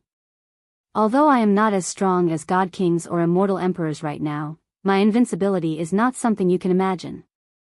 Jian Wushuang quivered with rage after hearing this. She scowled. "Li Qiye, you are too arrogant to think that you can defeat me in one move without a weapon. No one from the younger generation can do this, not even Yi Qingqing." Her arrogance was neither without basis nor reason. Her power was definitely formidable. If Li Qiye didn't use the 9 words true bow last time to kill her, she wouldn't have lost so easily. Li Qiye nonchalantly said, "Yi Qingqing is nothing." He was neither boasting nor exaggerating. He was simply stating a fact, but she didn't think of it in that manner at all. Jian Wushuang shouted, "Enough." Li Qiye had to be the most arrogant person she had ever met. Many would retreat before Yi Qingqing, the current number 1 of the younger generation. Though she was confident enough to go challenge him as well, she couldn't haughtily claim that Yi Qingqing was nothing. "Are you betting or not? If so, then I'll only need one move to decide this. If not, then I'm going to go now. Feel free to try and stop me." Jian Wushuang grew hesitant. Even someone who was always confident like her felt unsure about this duel. She couldn't believe this nonsense of defeating her in one move without a weapon. In her eyes, this kind of bet was simply a way to humiliate and insult her. However, for some unknown reason, she felt sapped of her power as if there was an indescribable phenomenon occurring. "If you are unsure, then I can give you a term to work for me. Once you lose, you just have to work for me for some years. After this period is over and you feel that you want to stay, then I would welcome it. Should you choose to leave afterward, then you can do so then."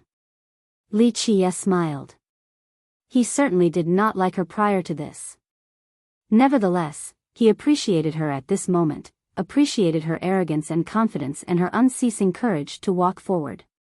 Cultivation required just this, a powerful heart that remained confident in the face of defeat, an inextinguishable will to rise again. She was able to overcome the looming shadow of defeat from the previous battle. No matter what, she came again and was unaffected by the previous failure. This made Li Qiye aware of her potential. Perhaps her talent was not the best, but she had the potential to become an immortal emperor. An unwavering Tao heart. A heart without fear of death. Li Qiye had seen many geniuses after so many millions of years. More often than not, the most brilliant geniuses failed to become immortal emperors in the end. Across the ages, there were quite a lot of geniuses with 3 saint talents. However, very few of them obtained the throne. On the contrary, a few emperors with ordinary talents at a young age could persist to the end of the road and become emperors. Although there were many reasons for this, one stood out among the rest: they had no fear of defeat or death. This was essential to reach the peak of the Grand Tao. Jian Wushuang didn't only lose, she actually died. Anyone would be haunted by this and become afraid of battle. Many geniuses had the talent to become an emperor, but after suffering a single defeat, all thoughts of treading that road were dispelled from their minds. Jian Wushuang, instead, was still as arrogant and confident as before. She still held no one in her eyes and had no fear of battle. In Li Qia's mind, this was completely admirable. Don't tell me you will use another devilish art. Jian Wushuang spoke after gazing at Li Qia for a while. She had heard many things about Li Qia's strange arts.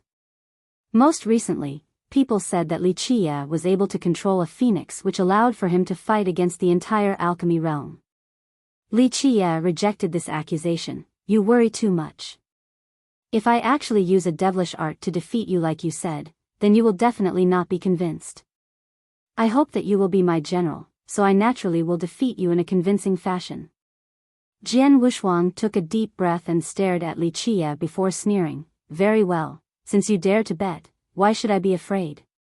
Remember well, if you lose, I will let you be my slave forever. Don't worry. If I lose, I will listen to everything you say. I will be whatever you want. Li Qia smilingly said. Let's go. Jian Wushuang glared at him and proclaimed, I will obliterate you right now so that you will never come back to life. I can satiate your fury. Li Qia smiled and spread out his arms to expose himself completely. Come, do your best and annihilate me with all of your attacks. I'm waiting. Humph. I want to see just how you will revive this time. Jian Wushuang snorted. She didn't believe that he was unkillable since she had never heard of someone like that before. Of course, this whole event was very frustrating to her. Li Qia leaving her to attack freely was simply humiliating to someone as proud as her, but she couldn't help it. She wanted to try again to see if she could dispel his devilish art and kill him. Li Qia, with his guard down, leisurely said with a grin on his face, Come, I'm sure it will feel very good. It was as if this was not a battle but a type of pleasure to him. I'll kill you. The furious Jian Wushuang also understood that Li Qia was using her for her attacks. After the last battle, she knew that he was using the injuries inflicted by her and converting them into death energy. That was the reason why he let her kill him. Despite knowing this full well, she still had to attack. Without trying to slay Li Qia once more, she wouldn't be able to give up. Ultimately, she was a stubborn person. She slowly took out her longbow, a crescent bow that was pure white and emitted a sacred light. The moment she held it in her hands, it looked more like a sacred artifact than a weapon. This is a bit surprising. Li Qia looked at her longbow and said, I thought you would use your forefather's bow to kill me. After all, that bow is extremely powerful and is famous among the emperor's weapons. In your Jian clan, outside of your forefather's true weapon, this bow is the second mightiest. However, you came challenging me without using those bows. I almost can't believe it. How amazing and impressive. It seems that I have to look at you in a different light now. These words were a sincere praise and not mere mockery. That other bow of the Jian clan was infamous for its destructive power. People once called it a brutal weapon for murder. However, Jian Wushuang didn't use immortal Emperor Dai Jian's bow. This was quite a strange matter. Jian Wushuang simply scowled in response to Li Qia's praise and coldly countered, I'm just afraid that if I used my clan's bow, you would die without a doubt. It wouldn't be skillful to use my forefather's bow to kill you. Plus, you would remain unconvinced about my abilities as well. Her words were imperious and full of confidence. She could have used the other bow at any time to kill Li Qia. However, she chose not to do so. It would fill her with regrets because killing him in this manner wouldn't be using her real power. Thus, she must use her own strength to slay Li Qia. Li Qiye nodded his head approvingly in the face of her pride. Not bad at all. Still so much confidence after dying once, truly worthy of admiration. Although you annoyed me before, it seems that I'm liking you more and more now. Bah! Ivory can't grow from the mouth of a dog.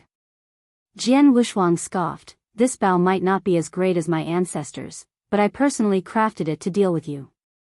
I will absolutely not let you revive this time. Such words made Jian Wushuang's face become quite unsightly. She was proud to the point of being supercilious, so Li Qiye's words were simply dampening her confidence and self-esteem. Li Qiye, you are too arrogant. Jian Wushuang snapped. One move to defeat me? And barehanded at that? Who do you think you are? A god monarch, a god king, an invincible existence across the eons? One had to at least be of the virtuous paragon level to defeat her in one move with brute strength alone. She even came prepared this time. If she activated her powerful defense, then even a paragon couldn't defeat her in such a manner. Even more astonishingly, a god monarch without an imperial true treasure wouldn't be able to defeat her as well. When she had her full defenses up, she believed that very few in the world could defeat her barehanded, let alone someone from the younger generation. No, but I have methods that god kings and even immortal emperors cannot compete with. Li Qiye smirked and leisurely spoke.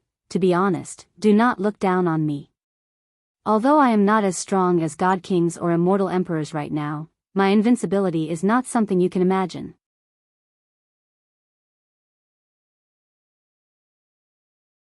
Chapter 799, Unkillable. Li Qiye only smiled in response to Jian Wushuang's haughtiness.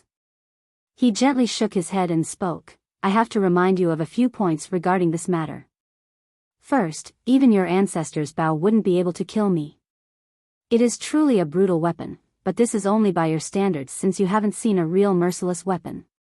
Second, you are gravely mistaken. About which part? Jian Wushuang snorted and was unconvinced. Li Qiye looked at her bow and smiled. I know exactly what you were thinking when you created this bow. You considered my undead creatures and immortal technique to be evil. Am I wrong? Jian Wushuang sneered. Only the legendary evil undead from underground would be able to absorb death energy to reach an unkillable state. Little missy, do not be so short-sighted. Not all undead creatures are evil. Li Qiye shook his head. First, I am not an undead but a happy, living being. Second, I cultivate the grand path, the most stately of them all, the true profundities of the grand Tao. Only when you become enlightened in these true profundities would you be able to see the real peak, the thing called eternal life and immortality, understand? Li Qiye had zero patience for Jian Wushuang in the past, and he also gave her zero respect. However, he had a rare moment of patience when talking with her right now. Jian Wushuang raised her bow and vaingloriously said, I'll find out with my bow if you are an undead or not. She exerted great efforts in order to create this bow and believed that it could nullify Li Qiye's undying characteristic. Li Qiye couldn't help but shake his head in response. Girl, your bow can indeed stop the dead, but it cannot stop me. Your bow was made from the oldest root of the sacred sandalwood tree.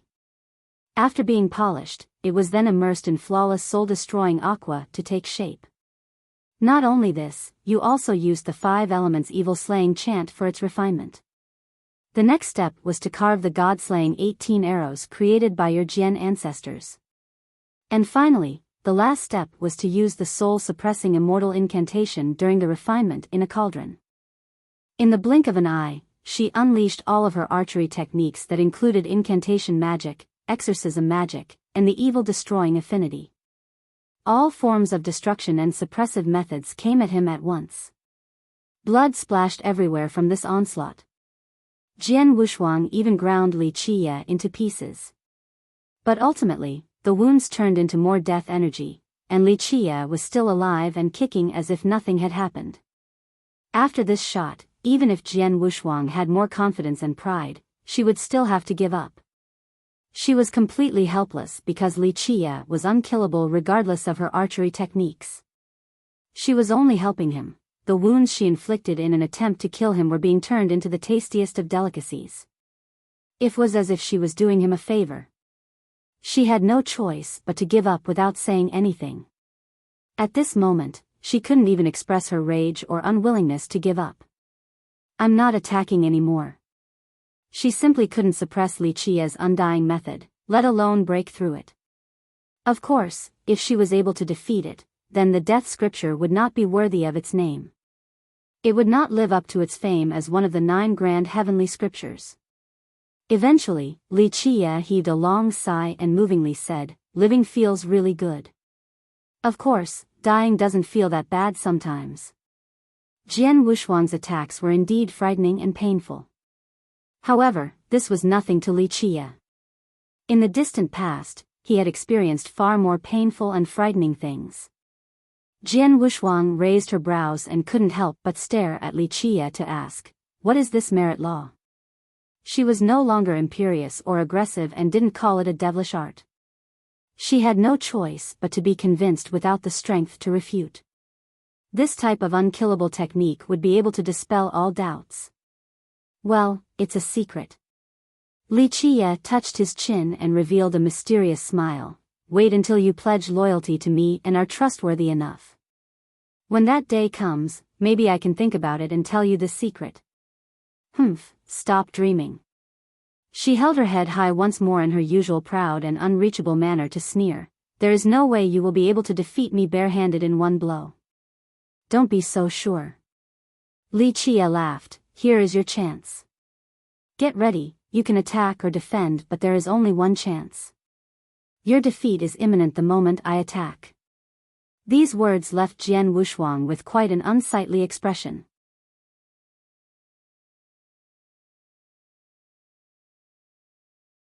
Chapter 800, Heaven Suppression Fist. Jian Wushuang took a deep breath and summoned her most powerful defensive weapon.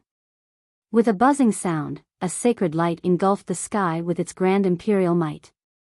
A huge imperial city stood before her. In the blink of an eye, she took charge of the entire city. Immortal Emperor's universal laws intertwined around the city with multi-layer barriers. It was the ultimate, impregnable defense. Immortal Emperor Dai Jian's imperial city. After seeing her treasure, Li Qia nodded approvingly. Although the defense of this weapon can't be listed among the top 10, it is not a bad imperial weapon at all. Imperial City was the name of Jian Wushuang's life treasure. After being summoned, it would turn into a city that seemed to have an emperor inside with their universal laws for protection. Boom! Another series of explosions rang. Jian Wushuang's life will emerged like an endless sea of blood under the stars. She channeled her longevity law to its limit, causing her longevity blood to soar like a phoenix. The moment the creature flapped its wings, endless tidal waves of surging blood energy covered the sky. Under the empowerment of Jian Wushuang's blood energy, the imperial laws came together to form huge runic shields that added another layer of defense to the imperial city.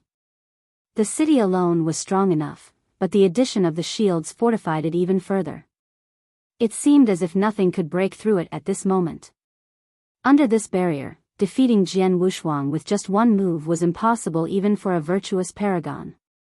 Perhaps a god monarch would be unable to carry out this task. The impenetrable city boosted her confidence. She coldly stared at Li Qia and uttered, "Go ahead, I want to see just how you will defeat me in one strike." "Okay, you need to be mentally prepared so that you won't break from this." Li Qia chuckled. His eyes turned serious as his life will rose to the sky as well. In the blink of an eye, the yin-yang sea of blood erupted into a furor. His blood energy continued to rise with no signs of slowing down, causing the sky to shake. This blood energy was far stronger than Jian Wushuang's. She became alarmed at such domineering blood energy. The reason for its might was not only because of his amazing longevity treasure, but more due to the fact that his longevity blood was impeccably pure. It might be the purest in this world. This was due to his great foundation in the previous levels, allowing his longevity blood to contain absolutely no impurities. Boom! With a loud detonation, Li Qia's 13 fate palaces ascended. The 13th palace immediately took control of everything. With the opening of these palaces, an endless worldly energy proliferated into a vast expanse. If this kept the current trend, then the earth vein taken from the Tiger Emperor's city inside the Fate Palace would eventually become an ancestral vein and reach an unfathomable level. Impossible, Jian Wushuang was shocked after seeing this. No matter how arrogant she might be, even she wasn't able to keep her cool. An earth vein inside a Fate Palace was terrifying enough, but what was even more frightening was the 13 palaces. This was completely unheard of. 4 palaces to form a domain, 8 to establish a kingdom, 12 to bring the heavens into existence, then what would 13 palaces turn into? The 13th palace lingered up high as the ruler of all realms and the 9 worlds. Even the high heavens would not be able to reach its soaring profundity. Heaven Suppression Fist. Li Qie instantly attacked. He unleashed one fist without any transformations or techniques. This fist contained a wave of condensed worldly energy from the palaces that seemed to be controlling the entire world for their own use. The most terrifying thing, however, was what was inside Li Qie's true fate. A blinding item emerged like a little boat. This tiny vessel seemed to be able to shoulder the entire world, allowing Li Qie to have boundless vitality. He was no longer a single person, for he was shouldering the high heavens and ruling the 10 worlds. Within his vitality were countless living beings. At this very second, he appeared to have gained the ability to create life. This was the ultimate and most supreme ability. Just him alone was comparable to billions of existences. This fist was unstoppable. Even imperial laws were suppressed under this mighty force. The heavenly Tao were screaming even though they belonged to an immortal emperor. Even the laws of the heavens were eclipsed at this moment. After the imperial laws were suppressed, even the imperial city couldn't withstand this fist. Pop! It swiftly struck Jian Wushuang and blew her away as she spurted a mouthful of blood. She couldn't move at all as she tried to stand back up. Her entire body was sealed. Her Tao foundation, true fate, Fate palaces, and the imperial weapon were all imprisoned by this fist. The world seemed to have turned quiet at this moment, as if time stood still. Li Qie slowly put down his fist. Li Qie basked in this ultimate power and said with felicity, "This is the right feeling, above the high heavens and being the sole sovereign." At this moment, he looked towards the sky and saw a tribulation cloud with pulsing lightning condensing. How terrifying was this? That one fist had alarmed the high heavens. However, this tribulation didn't descend. The clouds dissipated and the sky became bright again. Old villainous heavens, it seems like I still haven't reached a level high enough to threaten you, so you won't try to suppress me. Li Qie faintly smiled after seeing the clouds disperse. This fist was more terrifying than people could imagine. It was his own creation and had the name of Heaven Suppression Fist. This name was not an exaggeration. Li Qie was aiming towards the high heavens. One day, when he reached full mastery, he would seal the heavens.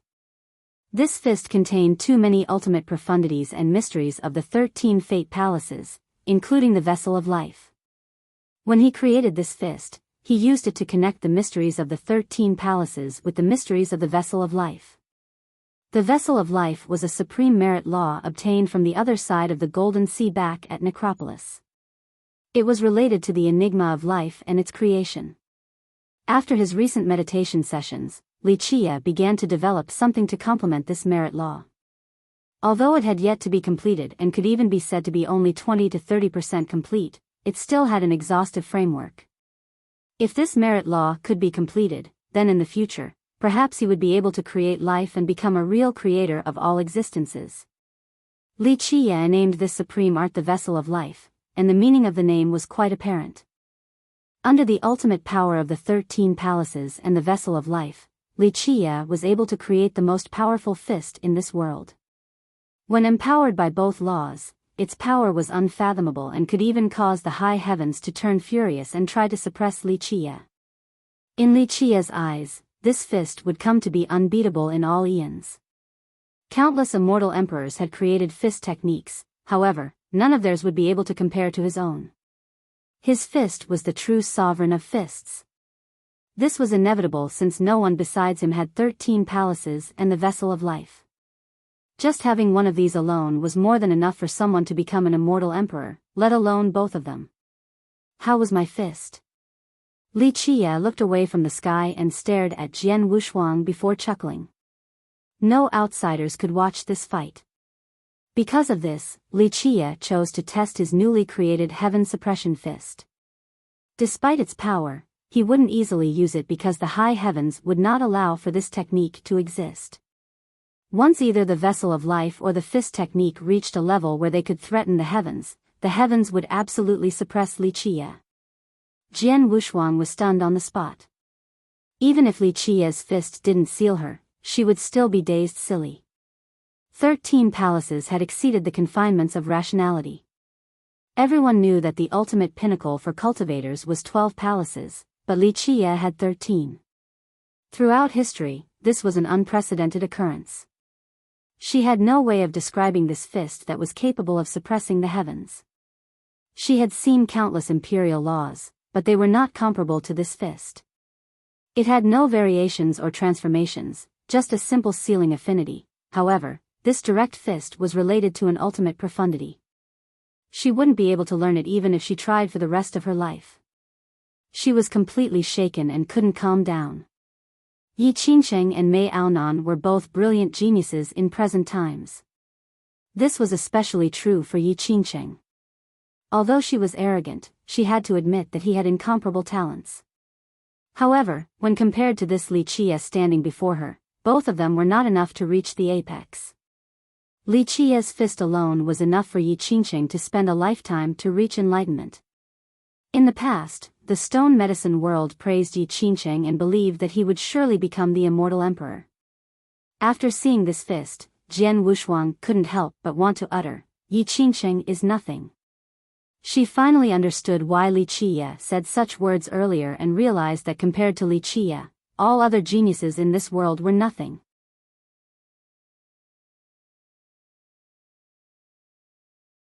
Chapter 801, Gifting of the Bao. Li Qie could have easily killed Jian Wushuang instead of sealing her with this one fist. However, he chose not to do so since he wanted a talent as proud and fierce as her. He removed the seal and insipidly stated, "You have lost." She couldn't calm down even after the seal was removed. Her mind had left her body as she was frozen for a long time. The earlier events were just too shocking for her. "What do you have to say now?" Li Qie smilingly asked after seeing her stunned appearance. Her lost eyes finally regained their focus after a while. She stared at Li Qie as if he was a monster. She had never seen someone like him before. "I have nothing to say, I am utterly convinced of my defeat," she responded with her head held high. Despite being proud, losing was losing and she would not renege on the bet. Li Qie stared at her. "It is the time for you to carry out the promise. You can decide the term. Of course, the benefits will correspond to how long you stay." She took a deep breath, not expecting for the impossible to happen. She spoke with a deep voice, "I have nothing to say except that I shall fulfill my promise." She then swore with her true fate. Her oath was without a duration. This truly showed that she was remarkably decisive. Although someone as proud as her was not easy to get along with, she stayed true to her words. She was able to handle defeat gracefully and would never renege on a deal or run away from it. Despair and self-pity were out of the question as well. These were admirable traits and reasons why Li Qie valued her.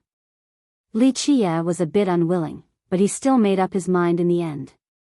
He took out an item and handed it over to Jian Wushuang. "Since you have pledged loyalty to me, I shall give you a treasure." Isn't this your bao?"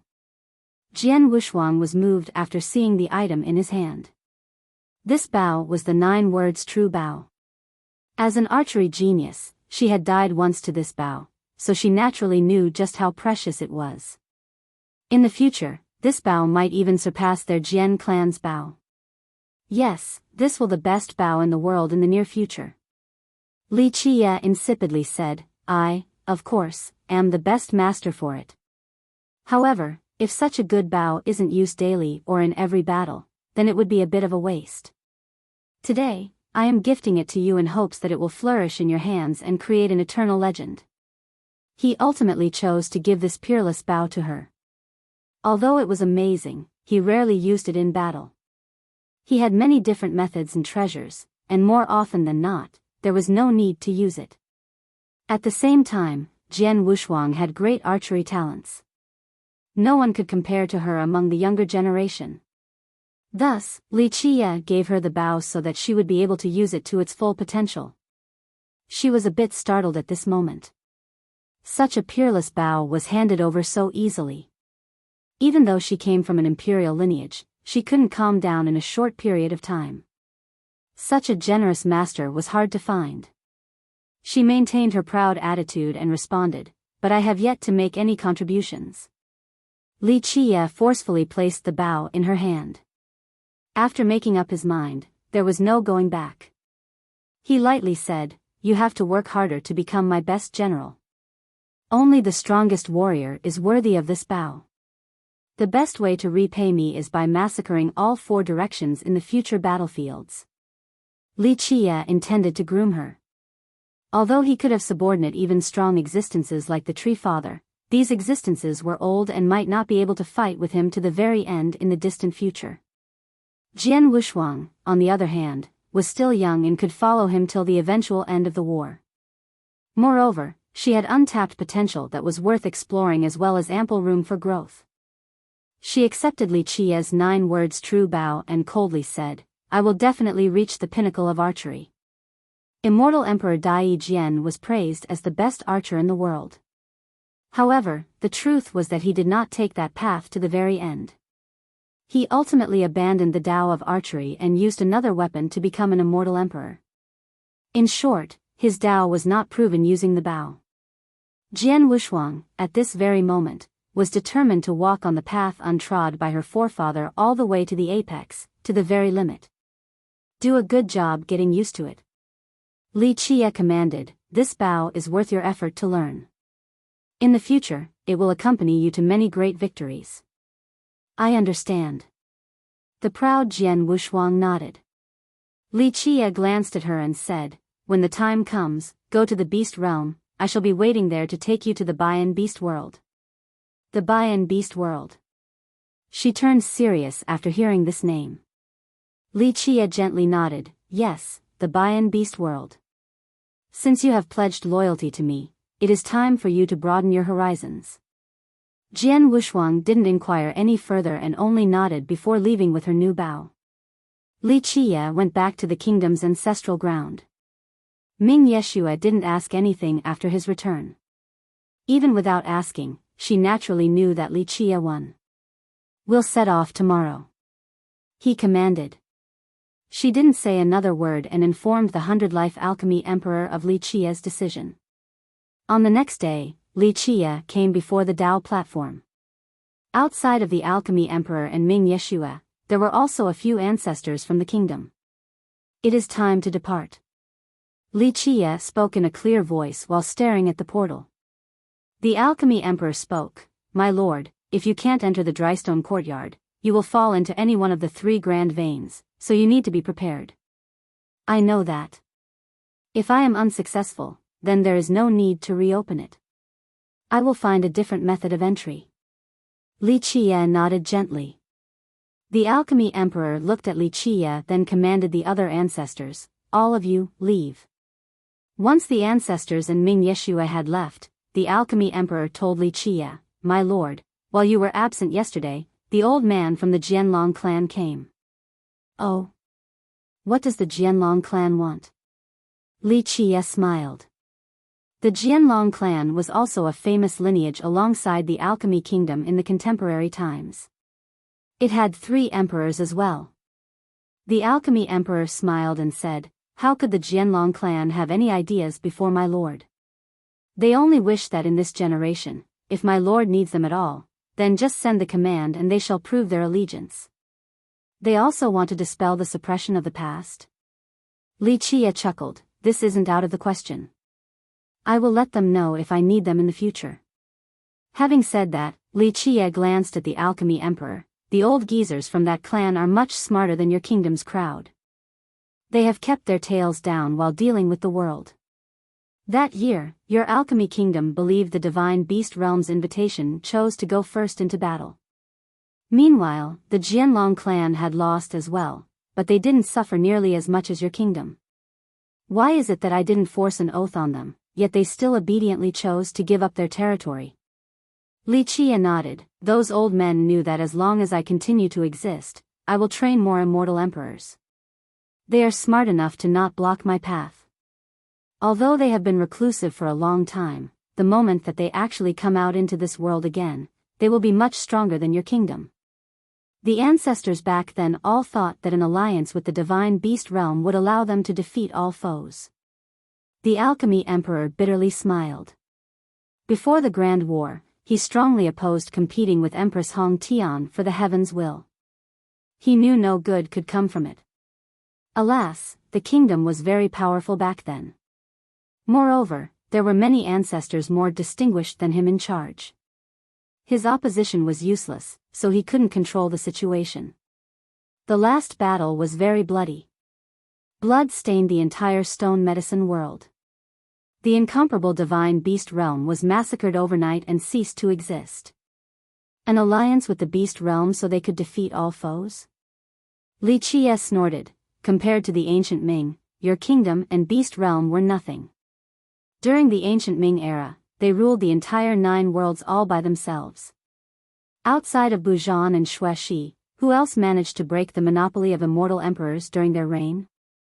After I made my move, what happened to the ancient Ming in the end? The world did not know about my lord's invincibility. It was all over for them when they tasted your methods of carnage. The alchemy emperor gently sighed. Though he did not see the bloodbath in that distant era, he had heard of the legends. It was a grisly period. The ancient Ming once ruled over the 9 worlds and eventually, the Dark Crow heralded a new dawn.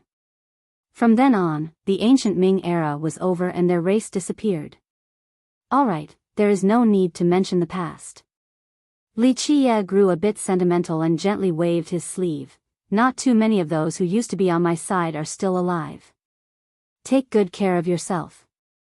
I hope that when I sweep through the myriad domains, you will still be alive to see it. Li Qie could have easily killed Jian Wushuang instead of sealing her with this one fist. However, he chose not to do so since he wanted a talent as proud and fierce as her. He removed the seal and insipidly stated, "You have lost." She couldn't calm down even after the seal was removed. Her mind had left her body as she was frozen for a long time. The earlier events were just too shocking for her. What do you have to say now? Li Qie smilingly asked after seeing her stunned appearance. Her lost eyes finally regained their focus after a while. She stared at Li Qie as if he was a monster. She had never seen someone like him before. I have nothing to say, I am utterly convinced of my defeat. She responded with her head held high. Despite being proud, losing was losing and she would not renege on the bet.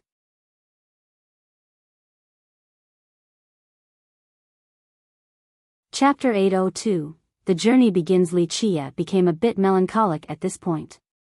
Time continued to flow as people left him one by one. Glory and magnificence were dust in the wind. Very few people managed to live till the present. Eternal life was something countless people continued to pursue. However, true eternal life carried a heavy burden and pain. As loved ones left one by one would secretly start lamenting in pain. This pain turned into reluctance and regret before they became completely numb. Li Qie didn't want to linger in the past since there were more things that required his attention in the present. The alchemy emperor became dejected as well after hearing this. Some sought eternal life and some chose to bury themselves underground instead of living life to its fullest. When will I see my lord again? The alchemy emperor sighed emotionally. It could be said that on the path of alchemy or even the road of cultivation, Li Qie was his guide. Although he ultimately joined the alchemy kingdom due to a variety of circumstances, he still respected Li Qie as his mentor. Well, I don't know either. Li Qie softly sighed. If I find some success at the origin of the three veins, then I'm afraid I will need to go back to the mortal emperor world. There is still unfinished business there. Is something troubling my lord there? The emperor asked with concern. Perhaps we can lend you a hand if necessary? You are referring to the immortal demon grotto, right? Li Qie couldn't help but look towards the far horizon. His sight traveled for miles and miles before he slowly responded. I will visit the immortal demon grotto, but I can't be certain of when right now. Perhaps it will be after shouldering the heaven's will, or perhaps another time entirely. But ultimately, before leaving for that place, I will go to the grotto. I cannot let the blood of Lil Blackie's group be spilled for nothing. I remember my lord speaking about that place when I was younger. The alchemy emperor lamented. Unfortunately, I have given up. In this generation, I am too old, time waits for no one after all. I can't go with my lord to that place to have a look. The future is full of unknowns, who can accurately predict it? Li Qie chuckled. His mood suddenly took a turn for the better as he said, live on, there will be a chance in the future. The alchemy emperor smiled and shook his head. My lord, there is no need to comfort me. I am an alchemy emperor, so I know my condition quite well. If I could continue living, then I wouldn't have come into being. Time has always been ruthless, even the best blood era stone would not be able to prevent its erosion. Because I don't have much time left, I will use what I have left wisely to rectify some problems. Otherwise, the kingdom will have no chance in the future. I will surely die of old age in this generation. The alchemy emperor emotionally smiled. I have no regrets in this life. I have witnessed a grand era, saw the most brilliant immortal emperor, and also met an eternal existence like my lord. Li Qie couldn't say anything else in response. He eventually sighed, all in all, just keep on living well. At the very least, before going to that place, I will personally come for Yeshua. Perhaps we will meet again then. Rest assured, my lord. I will not die so easily without giving the kingdom a brand new opportunity. The alchemy emperor cheerfully smiled. Li Qie also grinned and said, it's time I leave. There is still a long way to go in the future. The alchemy emperor nodded solemnly. He stood on top of the platform and personally took control of the portal's opening for Li Qie. Buzz. The platform lit up with all the refined jades emitting bright radiances. A powerful worldly energy empowered the platform and opened the portal that took the shape of a giant ring. This portal was initially a mirror. However, at this moment, it was in a liquid state like sinking mercury. Clanking sounds could be heard from the intertwining laws. I'm going. Li Qie nodded towards the alchemy emperor before setting foot into the sunken portal. He instantly disappeared. The very next moment, he emerged in a different space. There was an endless void with neither a beginning nor an end. A series of laws paved the way beneath his feet. They moved together to form a bridge all the way to a distant location. Li Qie smiled and walked on this divine bridge. Each of his steps was like entering an entire world. One misstep would take him into the wrong world. The concept of time did not exist in this void, and neither did anything tangible. Li Qie walked for some time before finally seeing the drystone courtyard. No one would be able to see the whole picture while staring at it from a distance. They would only be able to see an ancient gate. This gate was crafted from an unknown material. It looked archaic, as if it had weathered countless winds and storms.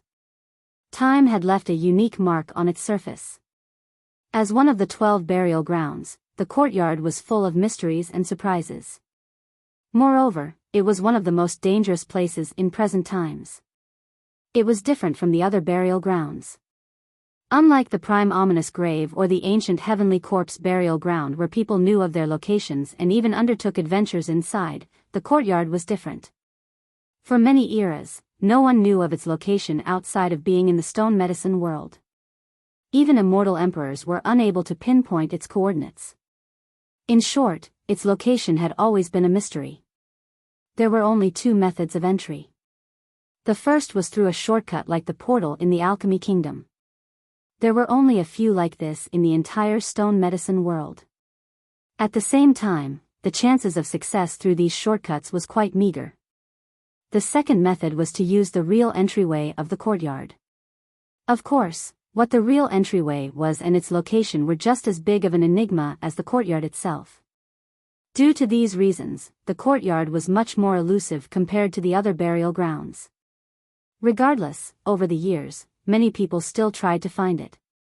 There were also some who managed to enter. However, these were all real masters. Many of them were god monarchs or even god kings. Despite making it inside, very few of them could come out alive. Legend states that even immortal emperors had been trapped inside the courtyard before. The laws below continued to intertwine all the way to the gate of the courtyard. However, before they could reach the destination, a strange sizzling noise appeared. All of these laws were suddenly petrified and stopped. Not good. This sudden change took Wuxia by surprise. Nevertheless, he instantly knew what had just transpired. Bang! All the laws suddenly collapsed. No matter how strong they might have been, they all shattered after being petrified. Even if Wuxia had heaven-defying methods, he couldn't alter this event and turn back the tide. Without any support, Wuxia fell down. No matter how powerful or amazing one might be, in this particular space, no one was able to fly. Wuxia kept on falling for some time before eventually landing in an unknown place. The scene before him was quite different. It was a vast, green expanse. Wuxia knew that he had fallen from that space all the way back to the stone medicine world. Bang! The moment his feet reached the ground, a severe blow landed on his chest, sending him flying. This blow was so powerful that it broke all the bones in his body and almost turned him into a pool of blood. Buzz! The death seal appeared. It was as if time had been reversed. His scattered flesh returned to his body, allowing him to recover in a brief moment. Wuxia focused his gaze and saw a gigantic monster in the distance. This was a terrifying heavenly beast. Its head towered all the way to the sky while its body was similar to a mountain. A single stomp could crush the earth. 5 million-year-old heavenly beast. He became serious. He knew exactly where he had fallen. This was one of the 3 ancestral veins of the stone medicine world, the beast vein. The 3 great veins all had their unique characteristics. The alchemy vein had spirit medicines everywhere, while the beast vein was where heavenly beasts and longevity spirits gathered. This was their paradise. The deeper one went, the stronger the monsters would be. Because of this, there were some places that even god monarchs avoided. Roar! This powerful heavenly beast that even god monarchs were wary of crazily howled. It crushed the earth as its gigantic foot fell down from the sky towards Wuxia. He was like a feeble ant before its foot that seemed capable of crushing him into a pulp. You want to die? Wuxia laughed and, in an instant, the declivity mountain bell was already in his hand. He ruthlessly threw it out. Bang, bang, bang. The earth shattered. A terrifying aura swept through this vast land, dissuading any other existence from approaching. Screams and roars resounded every day in this vast field of the beast vein. Blood flew everywhere along with non-stop carnage.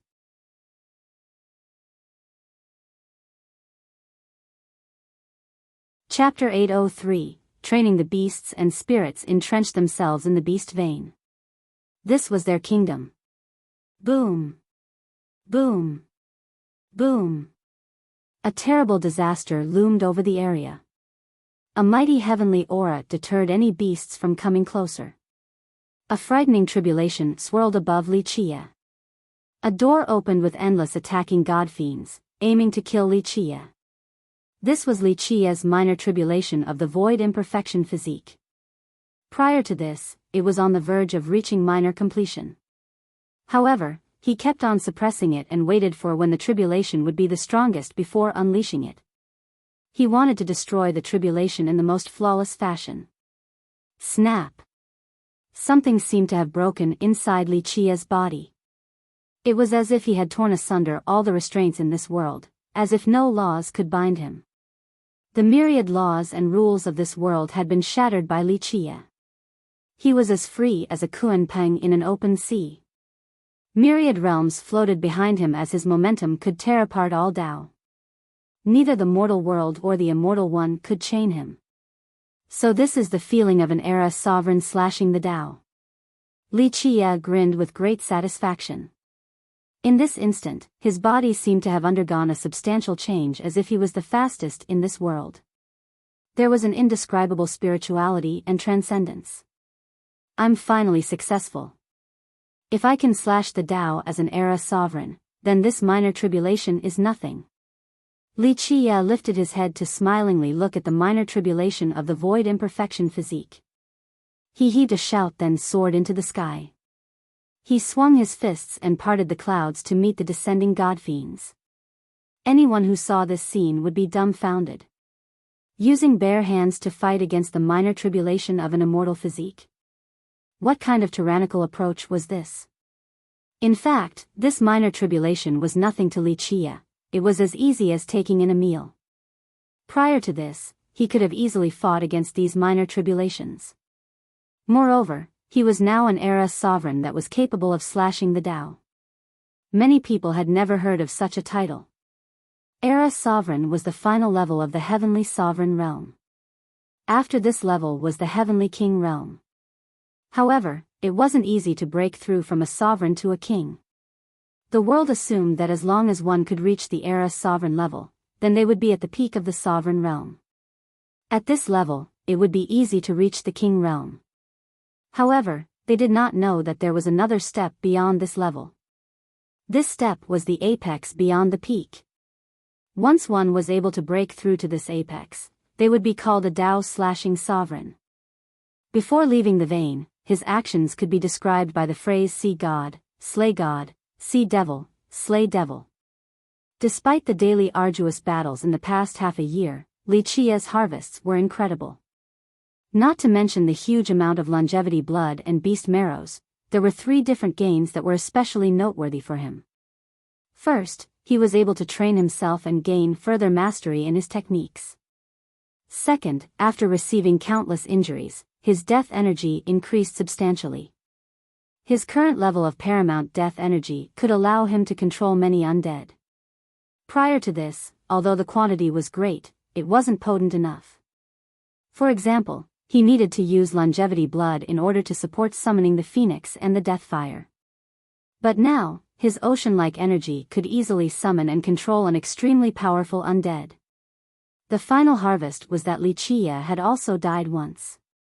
Since the start of his death scripture training, outside of purposely dying to Jian Wushuang the first time, this was his second time dying. An appropriate death was a very good thing for Li Qie because the death seal had certain requirements described by its phrase: 1 fate accumulated from 3 deaths, 1 item formed from 6 deaths, 1 life changed from 9 deaths, and 18 deaths to reach the high heavens. With his current level, death was not easy to come by. As the sky darkened, Li Qie got up and went towards the riverbank. He crouched and drank a handful of water. Crash! A whirlpool abruptly emerged alongside violent waves. A huge jaw opened from the river, wanting to swallow the thirsty Li Qie whole. Pop! Before this basin-like mouth could bite Li Qie, the hidden monster was already gripped by the neck. The next moment, Li Qie heavily slammed it onto the ground, creating a large pit. It all happened so quickly. The monster didn't have the chance to resist before being smashed to the point of spattering blood. It was not because the monster was too weak, it was that Li Qie was simply too strong. This monster had always been hiding at the bottom of the river in order to ambush cultivators. Countless masters had died in its jaws. After slamming this monster back to its initial shape, it turned out to be a turtle bigger than a tabletop with blood dripping everywhere from its body. Great Immortal, please forgive this little demon. The turtle begged with its last breath. Li Qie took his foot off its back and gave it one more kick, causing it to roll as he dismissively said, "Stand up."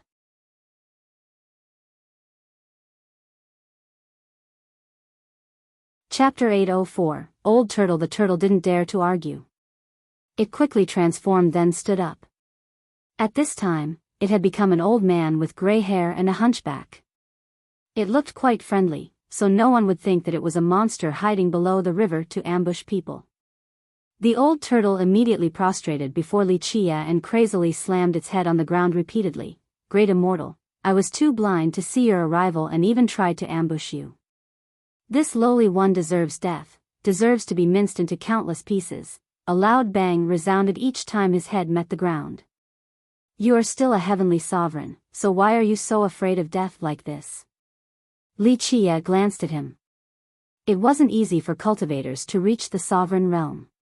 Most people capable of this feat were rulers of countries or lords of their own domains, prestigious existences.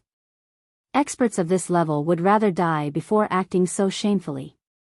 Even in defeat, they would rarely prostrate and beg for their life. The old turtle turned red after hearing this. Nevertheless, his skin was sufficiently thick as he awkwardly smiled. Great immortal, you think too highly of this lowly one.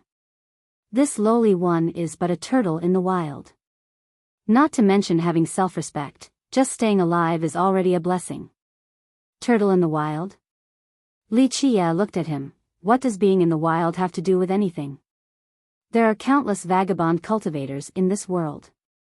There are those who are weaker than you with more of a backbone. Great immortal, this lowly one's life is as valuable as grass. I'm ugly and lowly, so I can't compare to the amazing people with peerless talents. He was not ashamed of debasing himself at all, only want to live a bit longer and do not dare to chase after the heavenly path or fame. Wuxia chuckled at the shamelessness of the turtle and no longer wanted to kill him. He demanded, reveal your background. The old turtle didn't dare to hide anything. This lowly one is only a water turtle. When I was young, I ate a pearl. It turned out that this turtle managed to eat a mystical pearl and became enlightened. As the saying goes, nothing lives longer than a turtle. He had been living at the bottom of the pond and would sometimes sneak up to the surface to look at the world outside. After seeing cultivators devouring clouds and the earth as well as soaring freely in the sky, he grew envious and chose to stay near the river bank. He would pick the dead bodies of these cultivators and eat them to slowly cultivate. Due to his long lifespan, he was able to eventually reach the heavenly sovereign realm against all odds. Having a long lifespan is a good thing. Wuxia checked his cultivation and smiled. This old turtle might be a heavenly sovereign, but his Tao foundation was a clutter of impurities. Both his merit laws and treasures were all over the place. To become a sovereign under such circumstances was simply a miracle. Great immortal, please don't laugh at me. You are from a great immortal sect while this lowly one is only a turtle at the bottom of a river. My cultivation laws are a mess, so they can't get into your sight. The old turtle immediately responded and used the chance to suck up to Wuxia. Wuxia gently nodded, it really isn't easy. A turtle without any guidance reaching the sovereign realm, this can truly be considered an amazing feat. Outside of having lived for a very long time, many coincidences blended together to allow the turtle to have such fortune. Not dying under the tribulations was another incredible stroke of luck. Great immortal is the best in history. Your cultivation is comparable to that of immortal emperors. Without any equals, you are unstoppable in this entire world. The old turtle went with the flow. After hearing Wuxia praising him, he immediately flattered Wuxia back and shamelessly said, I am foolish, but I wonder if Great Immortal would be willing to teach me a thing or two. So that I can be under your protection. Such wretched shamelessness was rare to find in demons, especially a sovereign-level demon.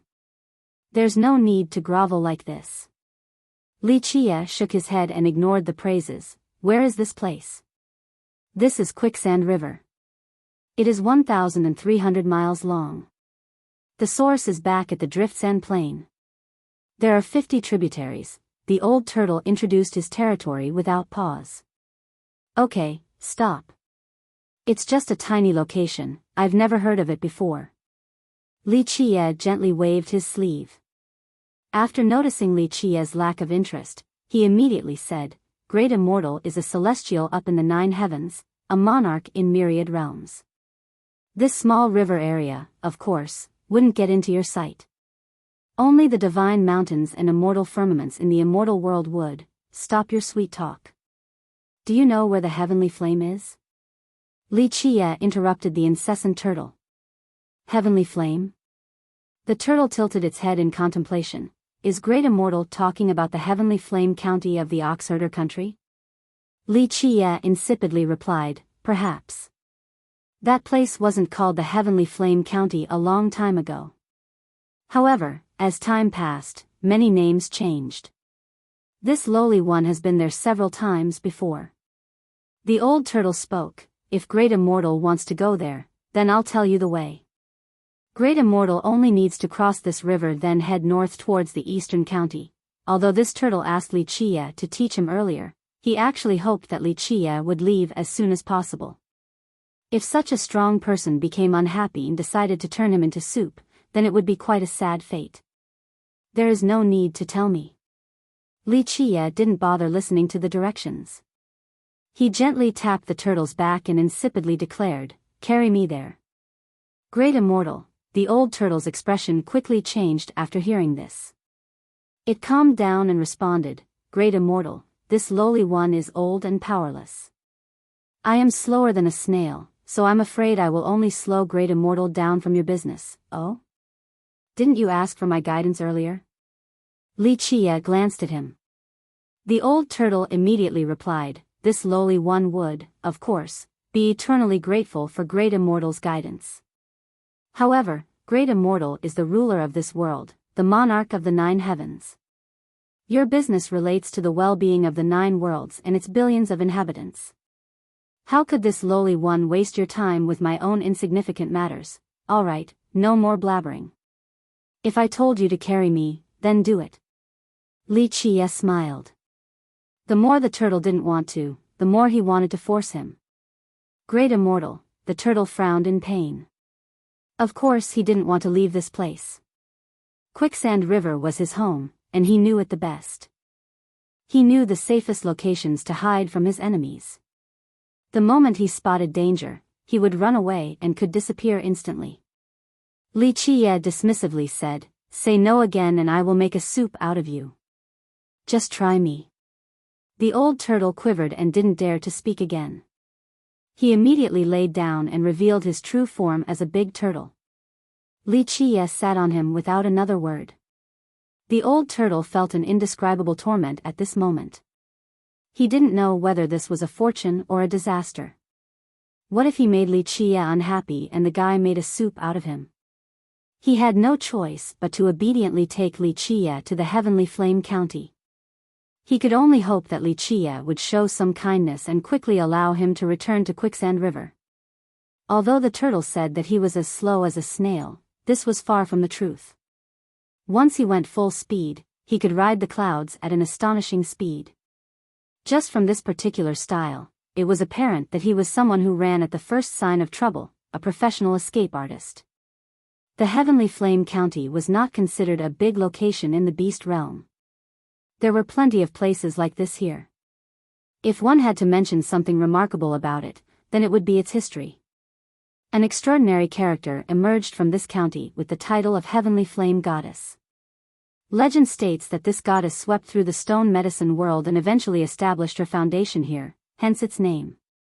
Although riding a turtle seemed strange, it was still acceptable in the beast realm even for its mortal inhabitants. There were 2 reasons for why the beast realm had this name. The first was that it was inside the beast vein, and the second was that this was the world of demons. If the alchemy realm was a place where demons and golems coexisted, then the beast realm was exclusively meant for demons while the stone realm was for golems. There were many strange demons in this realm, so seeing a weird turtle was not surprising at all. To the south of the Heavenly Flame County were huge ruins. There were broken pavilions and buildings with shattered tiles everywhere. Weeds ran amok along with entangling vines. Anyone who stood here would have an uncontrollable feeling of sadness. It was easy to see that this was once a prosperous land, a sacred ground. Alas, after millions of years, this place had fallen. Only these broken buildings before them told the story of its past glory. While sitting on the turtle and staring at these buildings, Li Qie felt a tinge of emotion despite his numb heart. He gently sighed, "Heavenly flame, oh heavenly flame." Glory and prosperity turned into ruins. Nothing in this world can stop the ruthless erosion of time. Li Qie composed himself after a while and told the turtle, "Let us go in."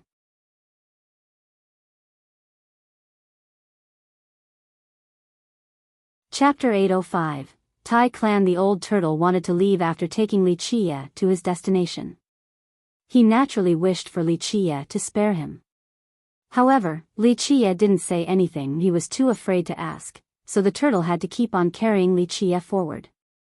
The ruins ahead were quite large. One could easily imagine that this was once a grand city.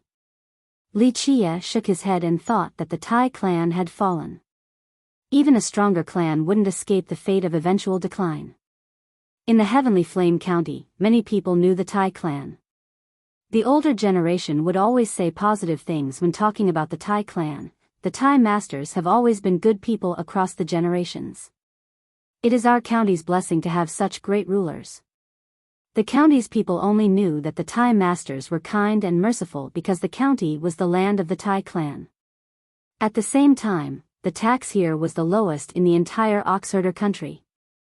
Because of this, the county was a good place to live. They didn't know about an even more illustrious and ancient past of the Tai clan. Very few people in the present did, since that time was long gone.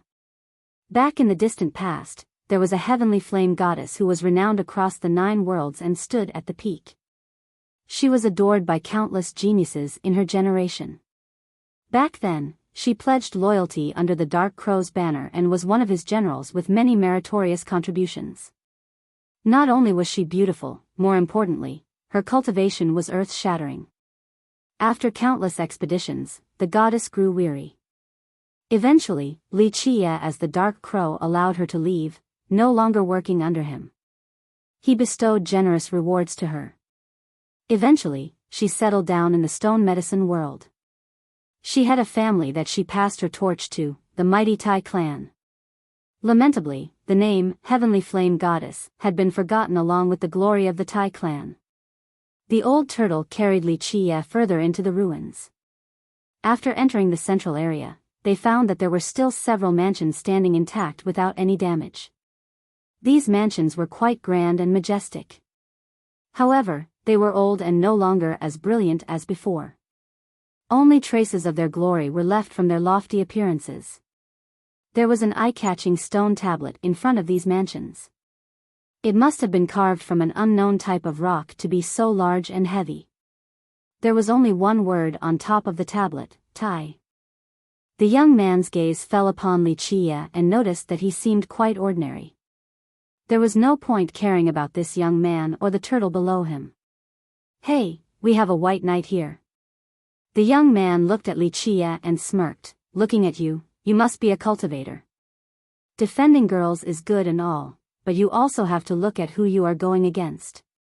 Li Qie looked at the young man and replied in a dismissive manner, "I've never given a damn." Such a big tone. The Qilin Marquis laughed then sneered, "Do you know who I am? You don't even know yet, you're still trying to act cool, how courageous." "What's the difference?" Li Qie leisurely said, "I don't care who you are since you are only a stray dog on the street, that's all." The Marquis was basking in his greatness, but after hearing this, his face paled. "Stray dog? Little brat, do you know who I am? I am a disciple of the Heaven Hoof Ravine. My senior brother is the Bird King of the Feather Country and my first brother is the Golden Crow Prince." The Marquis felt proud after mentioning his background. He was a lizard demon and called himself the Qilin Marquis. He was indeed a disciple from the ravine, but only an outer sect disciple.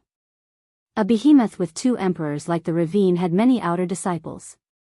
Of course, there was one thing the Marquis was very proud about, and that was his backing was the second brother of the ravine, the Bird King. He often boasted to others about being a disciple in addition to his second brother being the Bird King and his first brother being the Golden Crow Prince. This kind of talk made it seem like he was a big shot at the ravine.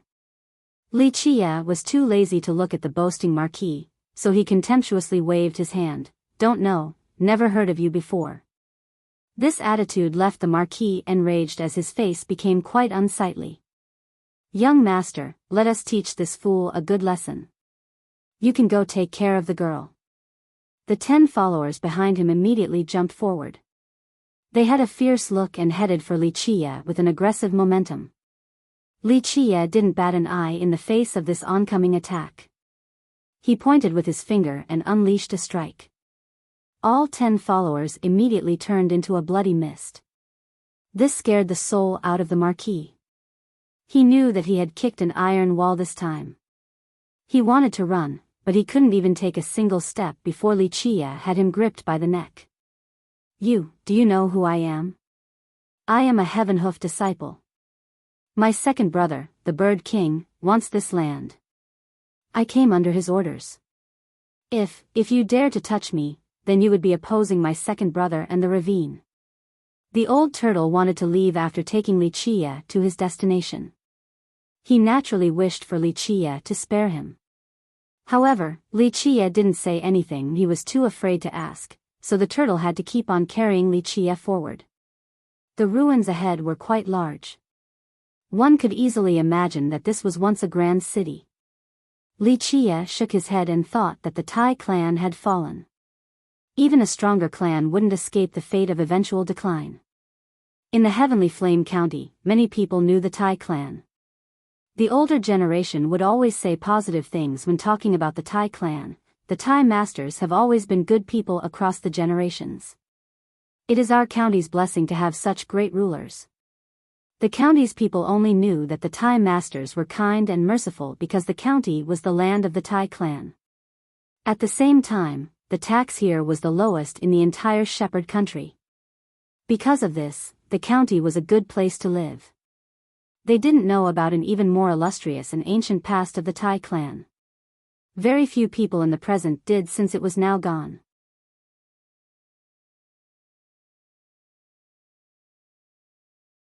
Chapter 806. Tai Lon. The aghast marquis quickly called out his backings and hoped that this would deter Li Chia. Li Chia glanced at him before throwing him on the ground. Go tell your second brother, first brother, and even the ravine to scram. Don't let me see any of you at the Tai clan again, or else I'll trample your ravine. Fine, just you wait, I will definitely let them know.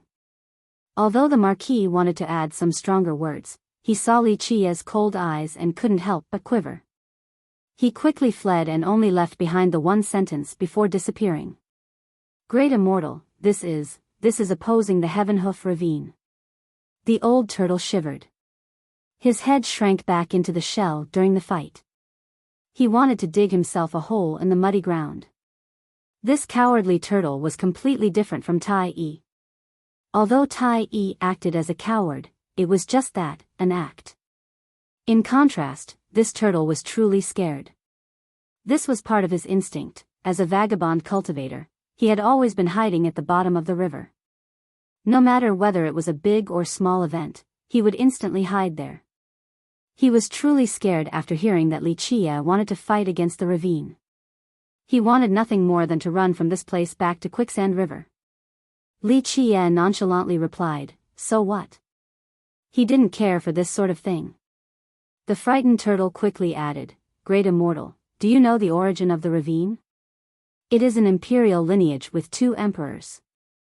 They control over 10 countries in the southern region of the Beast Realm, and many other minor nations are its vassals.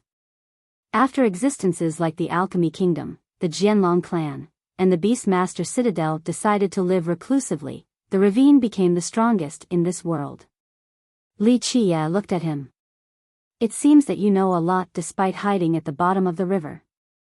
The old turtle laughed, then said while being quite pleased with himself, although I hide at the bottom of the river, I still try to listen to worldly news. He quickly recomposed himself and added, Great Immortal, we should still run away before the ravine comes with killing intent. If that were to happen, we would die without a grave. You should run back to your sect and I will go back to my Quicksand River.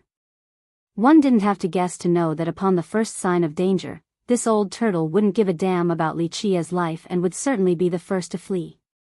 Who says we have to run? We will stay here for a while longer. Li Chia said.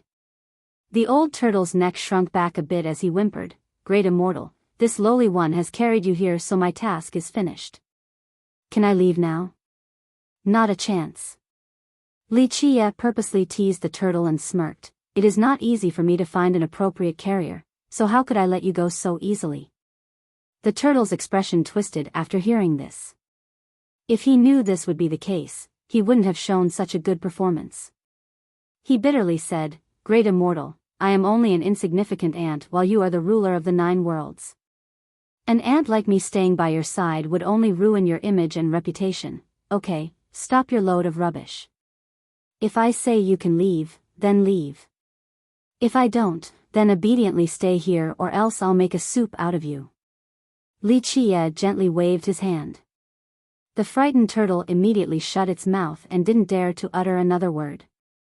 It obediently stayed behind Li Chia. Li Chia gazed at the tall tablet while gently sighing in his mind. He went closer, but suddenly, a popping sound came about. Tai Lon attacked before he could reach the tablet. A spear aimed straight for Li Chia's throat like a venomous serpent, swift and merciless. Tai Lon naturally couldn't hurt Li Chia. The spear was caught by Li Chia before it could pierce his throat. You should be thanking me. Li Chia looked at the cold Tai Lon and calmly said, If I didn't help you chase them away, one can easily imagine your fate. Mind your own business. Tai Lon didn't feel any gratitude and uttered, You are not a good guy either. You came to my clan for our treasures. Your Tai clan's treasures? Li Chia couldn't help but chuckle. Was there anyone else who knew more than him about the clan's treasures besides the heavenly flame goddess? All cultivators are evil, they only wish to steal my clan's treasures. If you wish to do so, then you have to do it over my dead body. She harshly declared. Li Chia glanced at her and asked, If your clan actually had a treasury, would you still be alive right now? Would you, alone, be able to protect it? Although Tai Lon, who was obsessed with martial arts, was a young and powerful master, she was nothing compared to a cultivator. She stubbornly replied with a cold glimmer in her eyes, Even if you cultivators are strong, I will use my Tai clan storm petal spear to protect every inch of this land.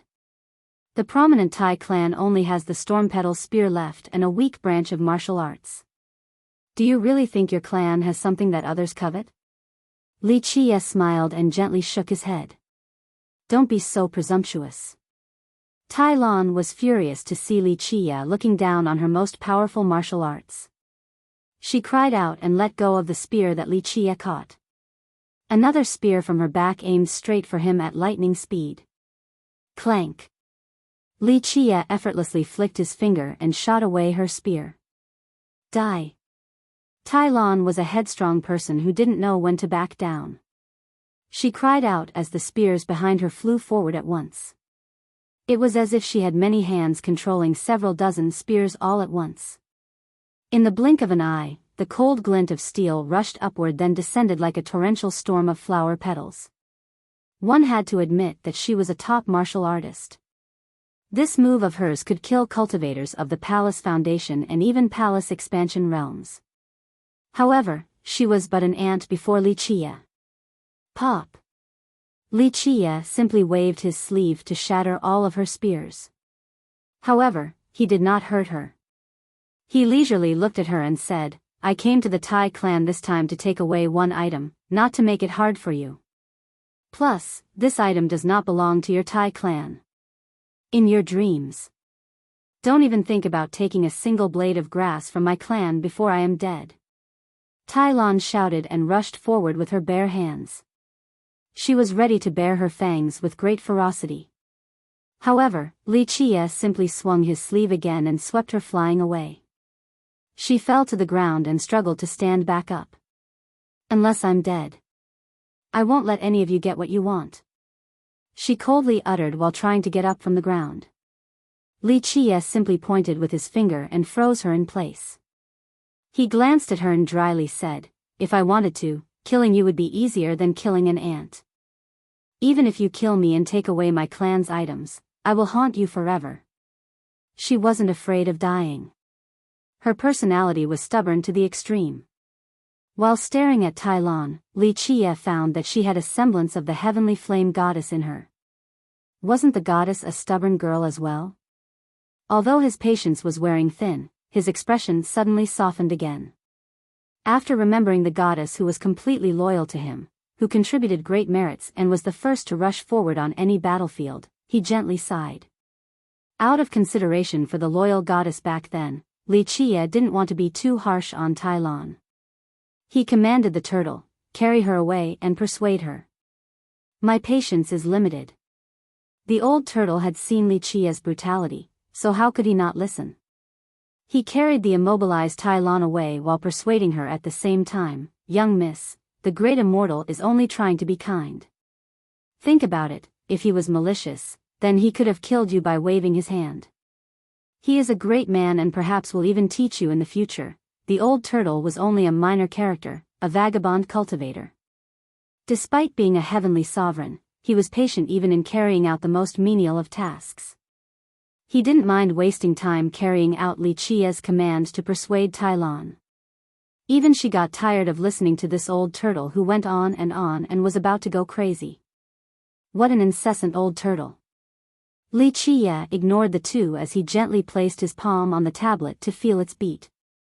Eventually, he was able to determine that it was the right time to take the item from here. After he confirmed it, he sat down before the tablet and began to chant verses in a very meticulous manner.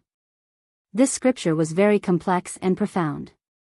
No one could understand the contents of the verses. It seemed to be an archaic language not found in present times.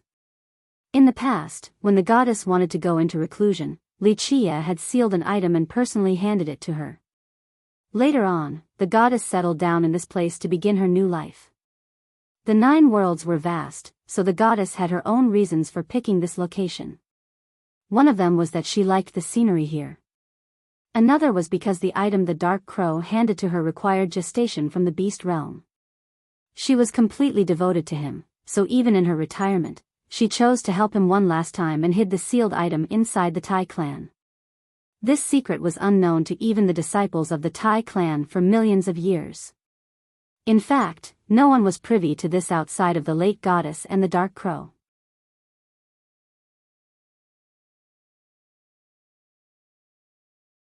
Chapter 807, Ox King Li Qie chanted to the stone tablet for a long time each day during his stay at the Tai clan. The old turtle's nagging eventually bore fruit. Although her attitude was still very cold towards him, Tai Lan no longer tried to chase Li Qie away. Her expression clearly stated that she did not welcome this guest at all. Of course, Li Qie didn't mind the lack of hospitality as all of his thoughts were fixated on the stone tablet. On the other hand, Tai Lan found it quite strange with Li Qie either standing in a daze or chanting to the tablet all day long. Although there was a rumor that their clan had a hidden treasury, no one knew the truth. In fact, Tai Lan herself didn't believe this either. This was due to the fact that the rumor was spread by her prodigal father, but he had died a very long time ago. Even those who heard him firsthand were skeptical. She bore some grievances with her father. The last fortune of the clan was wasted by him. Moreover, this rumor of his was harmful to the Tai clan even after he passed away. In the past, she didn't mind this treasure business. Even the robbers who tried to steal treasures from their ruins were chased away by her. However, things hadn't been calm for her clan recently. The second brother of the ravine, Xing Fei, took note of the Tai clan's territory and asked to buy it. Tai Lan knew that the only reason Xing Fei didn't forcefully seize it was out of consideration for the Ox King. She also understood that she wasn't a match for the ravine.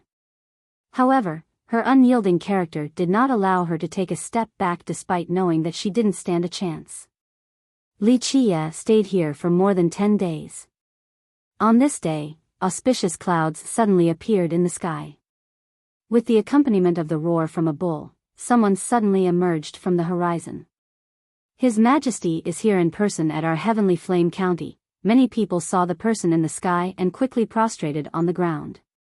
His Majesty must be here to see General Tai. Some immediately guessed the reason for his arrival. Li Chia also noticed this event. He lifted his head and saw an old man walking into the ruins. The old man was tall with a big pair of ox-like eyes. He wore an imperial robe while emitting a mighty aura. Even the cold Tai Lon, who didn't care for anyone, came out to greet him.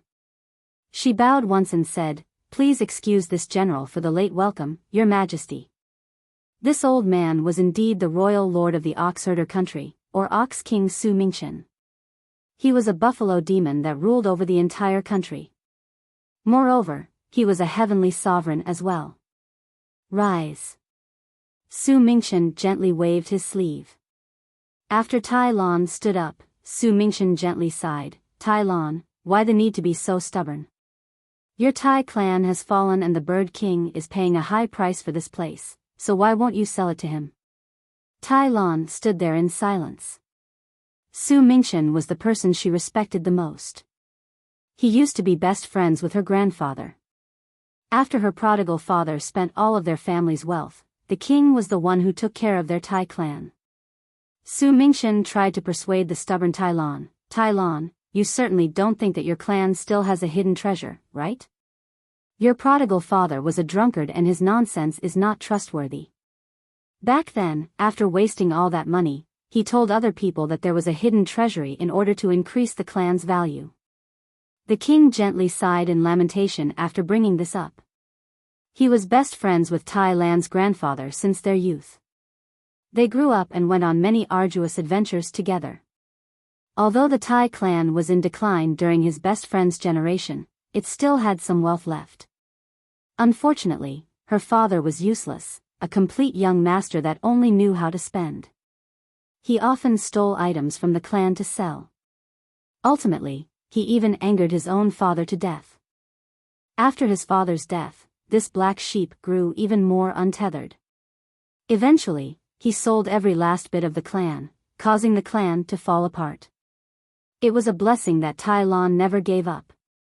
Although she did not cultivate, she trained hard to become a martial arts master and contributed greatly to the country to become a general. Although her strength was enough for her to enjoy the splendor of life, it was impossible to revive a lineage. Since the Tai clan had nothing left, she couldn't do anything by herself. "Your Majesty, I know this, but this is the home of my clan," Tai Lon firmly replied after a long period of silence. The truth was that she felt very grateful towards the Ox King. Back when her prodigal father pawned off their clan, it was the king who reclaimed it. "I know that you want to protect the Tai clan," Su Mingchen said, "but there is nothing for you to protect here. Why the need to provoke the Bird King over these ruins?" The king turned serious at this point. "You must know that the Bird King is the royal lord of the Feather Country. He is also the second brother of the Heaven Hoof Ravine, so his backing is quite frightening. If you provoke him, then even I would be powerless if I wanted to protect you. Your Majesty, I do not dare to involve you."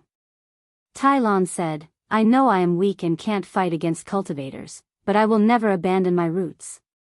"Oh, Tai Lon. You are courting death." The Ox King shook his head. "If you are willing, I will bestow the East Rest County to you. You have been guarding the borders in the recent years, so you have earned it. The East Rest County has great sceneries with gentle people, a good location for you to retire. Why not leave this place full of bad memories and start anew?"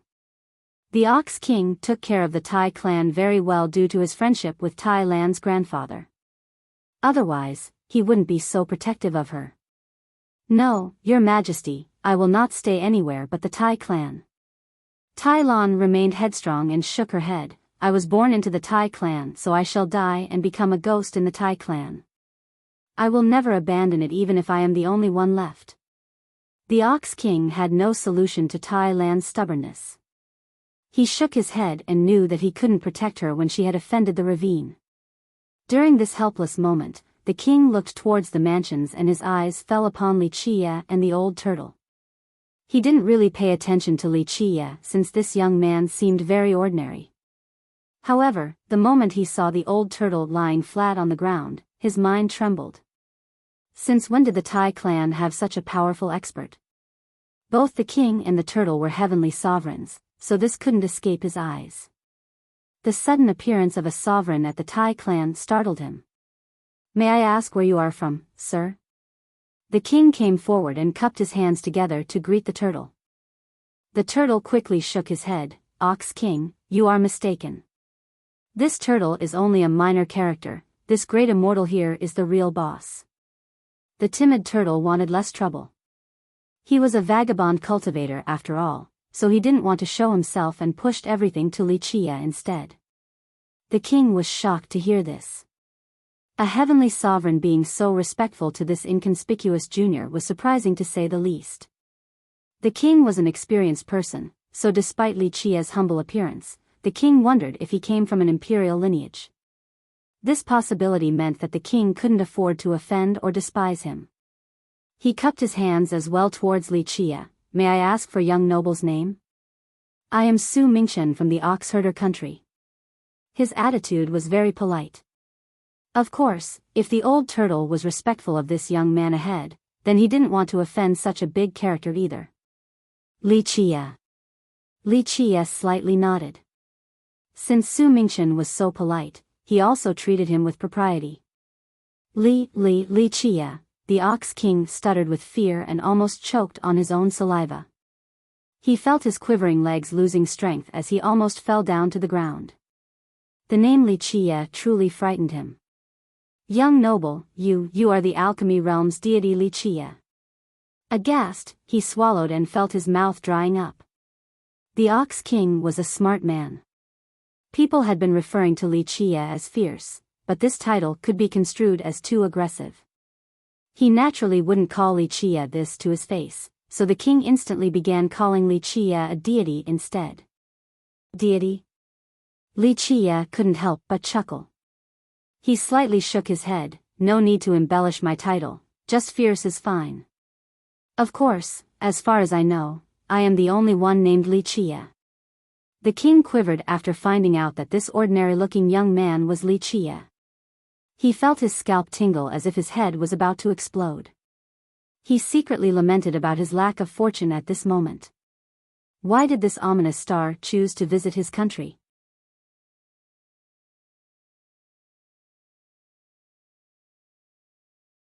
Chapter 808, The Sly Ox King. After eventually managing to calm down, the king took a deep breath and bowed towards Wuxia. "Young noble, Li's visit is an honor to our country. Your presence brings light to our humble dwelling. We did not know you were coming, so our reception has been lacking, please excuse us." The king knew that this Wuxia was quite notorious, earning him an illustrious reputation recently. This being the case, the king couldn't help but feel afraid. As the ruler, he had heard about the recent events in the stone medicine world. Not long ago, Wuxia's fame had surpassed the #1 celestial being, Yi Qingcheng. Killing Chao Guiyao, destroying the Xian clan, defeating the white-hair alchemist, fighting against the alchemy kingdom, any of these events would have shocked the entire world, so Wuxia was titled fierce by others in a short period of time.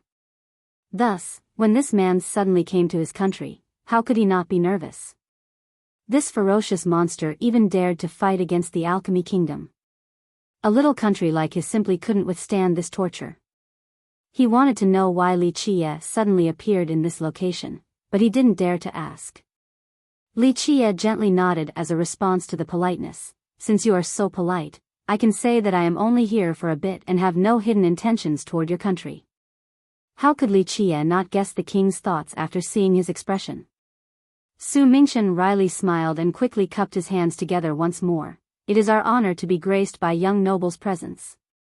Please stay as a guest and let me know if you need anything. As long as it is within our capabilities, we will certainly do our best to satisfy you." He was certainly very smooth and tried to please Wuxia from the outset.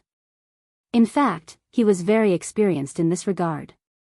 His country was only a tiny one and could barely be considered a second-rate power. The strongest expert in the Oxherder country was himself. How could such a lineage be arrogant at all? If they wanted to survive between the great powers, they had to tuck their tails between their legs and please them. Thus, despite being a heavenly sovereign, he was not arrogant at all. He did everything calmly with exquisite planning. Disciples from the great powers couldn't compare to him in this regard. Those great powers that had been strong always had disciples who were very arrogant and held their heads high as if they were the best in the world. On the other hand, Su Mingchen was polite to any character that he encountered. Because of this, his country managed to survive. Li Qia's eyes narrowed and he revealed a smirk after hearing Su Mingchen. He leisurely said, "Since Royal Lord Su mentioned it, I won't be reserved. I do have something that requires your assistance." Su Mingchen was scared out of his mind. Although Li Qia had yet to reveal his request, he already had an ominous feeling. Of course, he had no other choice, so he had to bite his tongue and say, "What does young noble Li need? As long as it is within my power, I shall do my best." Li Qia smilingly said, "Only a small matter, no need to be so alarmed. You just need to send out a message for me. Do tell, young noble Li." Su Mingchen's scalp was tingling. How could he not be alarmed? This monster even dared to fight the alchemy kingdom. His little country was nothing in Li Qia's eyes. Li Qia spoke slowly, "Here's the deal. I heard that this whatever bird king wants to buy the Tai clan's territory. Royal Lord Su can tell this king in my stead that the Tai clan shall be under my protection from now on. If they dare to have any ideas about the Tai clan, I will hang their heads on top of the Heavenly Flame County's gate." Tai Lan, standing to the side, only scowled after hearing this. Without a doubt, she did not accept Li Qia's decision. The Ox King, on the other hand, felt his mind collapsing after hearing this. This was simply wanting to take his life. "Young noble Li, can you rethink it?" Su Mingchen didn't know what to say at this moment. "Oh, Royal Lord Su, is this little matter too difficult?" Li Qia glanced at him. Su Mingchen took a deep breath and responded, "Young noble Li, I really want to carry this out for you, but this is indeed a bit problematic for me. Young noble Li must know that my ox-herder country is only a weak nation." He paused for a bit before continuing, "We are only an insignificant lineage attached to the Heaven Hoof Ravine and require its protection. However, Bird King Xingfei is not only a royal lord, he's also a disciple of the ravine with the elders as his backing on top of being the junior brother of the Golden Crow Prince. Thus you are afraid of him," Li Qia stated. Su Mingchen responded with a bitter expression, "Young noble Li, I am a nobody, and the same applies to my country. We only wish to survive and have food to put on the table. A grand character like young noble Li and a behemoth like the ravine are both peak existences while I am but an ant. If I'm not careful, I could be crushed at any time." He was very frustrated after bringing this up. Although he didn't know why Xingfei wanted these ruins, Xingfei had started pressuring him. Both Xingfei and the people behind him were not something the ox-herder country could afford to provoke. Tai Lan not selling the Tai clan was truly troublesome. However, he had ways to make Tai Lan back down. But now, a brute like Li Qia stepped in and simply wanted to play hardball with Xingfei while he was stuck in the middle. This was not a good feeling at all. Li Qia chuckled, "Do you think it is easier for me to crush you or that bird king to death?" Su Mingchen wryly smiled and helplessly responded, "Young noble Li can crush me like an ant, but I still hope that you will show mercy and spare my life." These words were very sincere. A royal lord of a small nation between big countries needed to bow down at times. "Your words are so pitiful that I'm a bit reluctant to take you down." Li Qia glanced at the king and smiled. Su Mingchen quickly smiled in response, "Although I'm not in a position to warn the bird king for young noble Li, we are organizing a little banquet at my palace soon. The bird king will also be there as a guest. If young noble Li is willing, then I can introduce you too. This will be a rare chance to reach a compromise."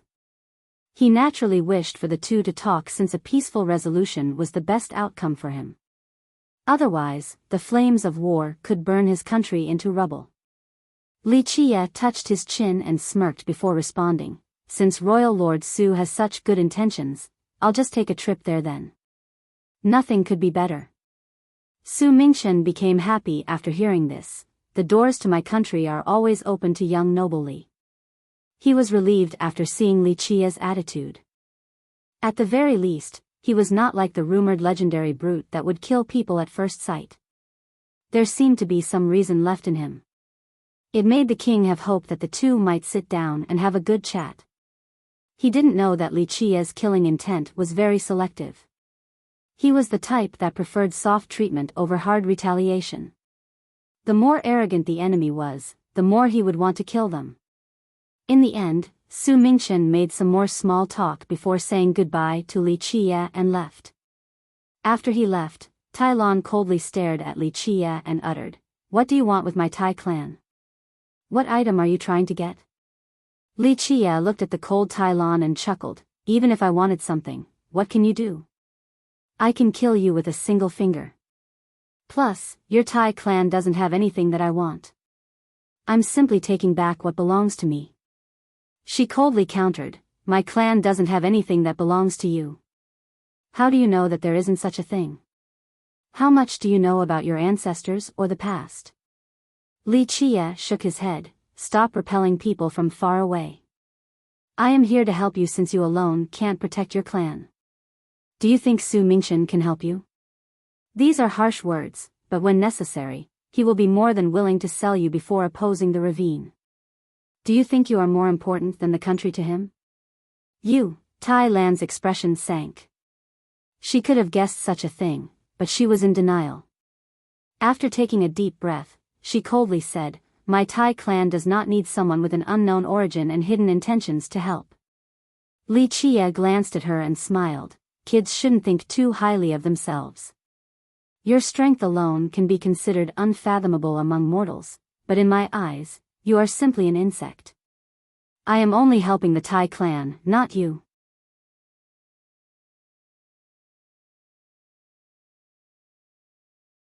Chapter 809, Gathering at the Palace. The cold Tai Lon turned red after hearing this. Li Qia's words were too hurtful towards her self-esteem.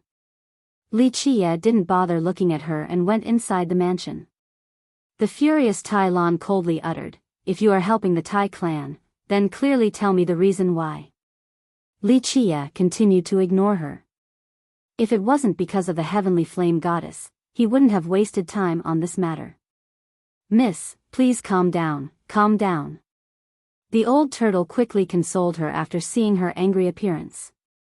He could only play the mediator at this moment. He was actually quite talented in this regard. After his continuous persuasion, Tai Lon finally calmed down and only glared at Li Qia. She still scowled and thought that Li Qia had bad intentions toward her clan.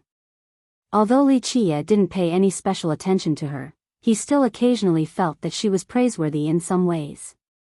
On one day, Li Qia woke up quite early, but shouts could already be heard within the ruins. Tai Lon had woken up even earlier than him and was practicing her spear techniques. She was shrouded in a cold aura and appeared to have countless hands as she controlled dozens of spears. All of them flew around in the sky. Some appeared to be flood dragons while others were phoenixes. These spears were like an overbearing rain that flew down like flower petals. Eventually, with another cry, these dozens of spears came together to form a single attack. The explosive force was quite powerful and created a loud detonation. It was apparent that this was the most powerful attack of the Tai clan's spear techniques. After Tai Lon put away her spears, Li Qia, who had been watching at the side, nodded approvingly. "This storm petal spear technique might not be an unbeatable technique or anything, but it is quite remarkable and stately. To be able to bring martial arts to this level really shows that you have trained quite hard." Li Qia's evaluation was quite high. However, Tai Lon didn't acknowledge his comment and only snorted. Her talents weren't bad and she was very hardworking as well. Some even called her passion for martial arts an obsession since she trained single-mindedly. Otherwise, she wouldn't have been able to reach this level of mastery with the spear without a good teacher at such a young age. Li Qia looked at her and eventually said, "If you want to cultivate, then I can teach you." Li Qia had no feelings for Tai Lon. He simply wanted to lead her to the path due to her own talents and the heavenly flame goddess. He hoped that the goddess legacy could continue on. Tai Lon coldly peered at him and said, "There is no free meal in this world. What is your goal?" She was very cautious of him. Li Chia met her gaze and retorted, "What do you have for me to bother scheming for? Talent-wise, you are only mediocre. When it comes to beauty, I guess you can say that you aren't ugly. I can just wave my hand and plenty of beauties will show up." A girl was very sensitive to others calling them ugly. Li Chia was simply putting her down. Li Chia raised his brow and dismissively said, "Okay, don't be so cautious towards me. If I really wanted something from you, then it would be too easy." He paused for a bit before continuing, "For someone of your age, it could be said that you have missed the best time for cultivation. If you don't start now, I'm afraid your hair will already be white by the time you change your mind." Tai Lon took a deep breath, then gazed at Li Chia before answering in her usual cold tone, "I will not join any sects. I will always be a member of the Tai clan." She was very stubborn in this regard. Because of her prodigal father, she grew to view everything about the Tai clan as a treasure. She was determined to protect the clan, unlike her father who wasted everything. In fact, her talents were not bad. Some sects had wanted to recruit her, but she continued to cling on to the clan and didn't want to join any sect. "You are not qualified to become my disciple." Li Chia lazily looked at her and said, "I will teach you an incantation. Whether you learn it or not is up to you." Li Chia chanted this incantation 3 times then left, not caring whether she memorized it or not.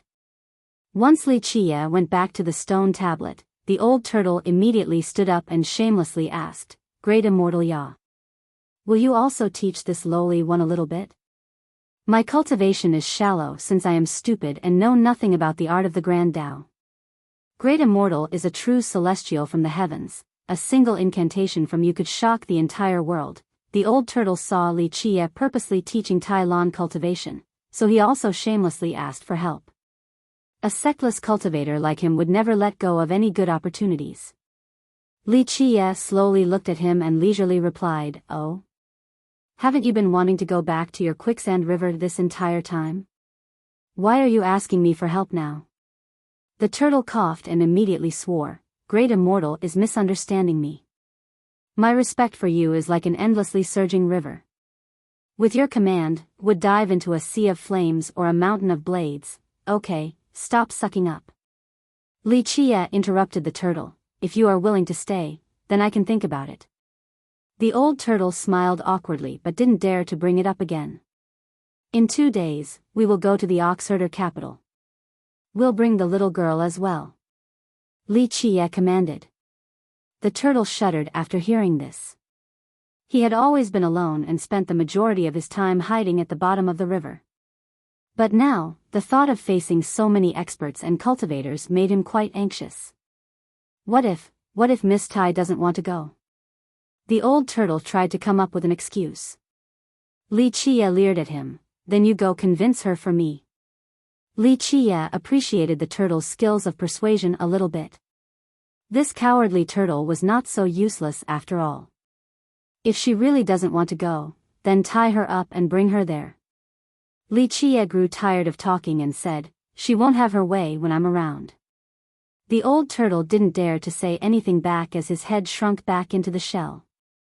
He knew that Li Chia was already annoyed. The oxherder country barely scraped by as a second-rate sect in the southern beast realm. At the same time, it was a tributary state under the Heaven Hoof Ravine. The ravine controlled the 15 strongest sects in the region, so a small country like Oxherder was not anything to them since there were so many similar ones under their banner. This small banquet held by Su Mingshan had many participating royal lords and sect masters from the lineages nearby. Among them, the Sacred Demon Tribe and the Tombskull sect were the strongest as first-rate powers. Although this meeting on paper was for the leaders to talk about recent events, the most important reason was the fact that the real organizer was the Bird King. Otherwise, Su Mingshan alone wouldn't have been able to invite the leaders from the 2 strongest sections. The Bird King recently came to the Oxherder country, so many sect masters wanted to get close to him and build social ties. Because of this, Su Mingshan decided to host this banquet for the various leaders. All the sect masters and royal lords were present at the start of the banquet, but the Bird King had yet to arrive. In fact, someone as young as the Bird King was not entitled to such grand treatment from the sacred demon tribe and the Tombskull sect. The Bird King came from the Feather Country and recently became its royal lord. He had yet to reach the Heavenly King realm, so in terms of cultivation, he could only be considered to stand out in talent among the younger generation. However, this was not the focus for outsiders. The most important thing was that he was the second brother of the Ravine as well as the Golden Crow Princes Jr. He was also held in high regard by the elders, so his status in the Southern Beast realm was especially prestigious. Time went by, but Xing Fei hadn't arrived and neither did Li Qia. As the host, Su Mingchen grew a bit worried. He hoped that these two could talk without causing trouble. If a fight broke out in his small country, then his tiny land wouldn't be able to withstand the repercussions from these behemoths. Li Qia eventually appeared as Su Mingchen was standing there, waiting. He was sitting on a turtle with Tai Lan walking next to him. Su Mingchen heaved a sigh of relief after seeing Li Qia arriving just as promised and quickly went to greet him. The other guests grimaced after seeing Li Qia's group. All the leaders here were acquaintances, so they found it strange that Li Qia's group was here. Plus, Tai Lan was a mortal no matter how you looked at her. Mortals were not qualified to appear at this banquet. The three of them formed quite a strange group, so the guests were puzzled at their arrival. What made them even more discontent was that after Li Qia came in, he didn't greet any of the royal lords or sect masters. Instead, he sat in the master's seat as if he was in charge. This annoyed them greatly. These leaders were in charge of this region. It could even be said that they were the masters of others' life and death. However, this young man didn't bother bowing to greet them at all and even took the master seat. One of the royal lords was obviously unhappy and drily asked, "Ox King, you invited other people as well?" The Ox King felt troubled. He couldn't offend Li Qia or the others, but Li Qia had no such constraints. A brute like Li Qia would cause rivers to run with blood at the first sign of discord. This guy dared to massacre the Xian clan and even attack the kingdom. His little country was simply nothing in comparison. Young Noble Li is here to discuss some business with the Bird King. Su Mingchen quickly responded with a smile. The guests took another look at Li Qia. In their minds, someone like Li Qia wasn't worthy of talking with the Bird King. However, if this turned out to be true, then it was better for them to suppress their annoyance. As time passed, the Bird King still didn't show up, so the leaders continued to wait. This period wasn't easy for Su Mingchen.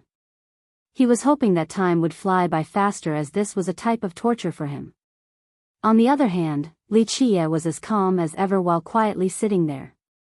The cold Tai Lan turned red after hearing this. Li Qia's words were too hurtful towards her self-esteem. Li Qia didn't bother looking at her and went inside the mansion. The furious Tai Lan coldly uttered, "If you are helping the Tai clan, then clearly tell me the reason why." Li Qia continued to ignore her. If it wasn't because of the heavenly flame goddess, he wouldn't have wasted time on this matter. "Miss, please calm down, calm down." The old turtle quickly consoled her after seeing her angry appearance. He could only play the mediator at this moment. He was actually quite talented in this regard. After his continuous persuasion, Tai Lan finally calmed down and only glared at Li Qia. She still scowled and thought that Li Qia had bad intentions toward her clan. Although Li Qia didn't pay any special attention to her, he still occasionally felt that she was praiseworthy in some ways. On one day, Li Qia woke up quite early, but shouts could already be heard within the ruins. Tai Lan woke up even earlier than him and was practicing her spear techniques.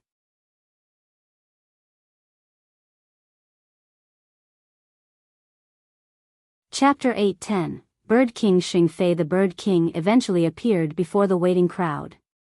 Xing Fei was not a particularly eye-catching man. He wore plain clothing with coins hanging from his sleeves and robes.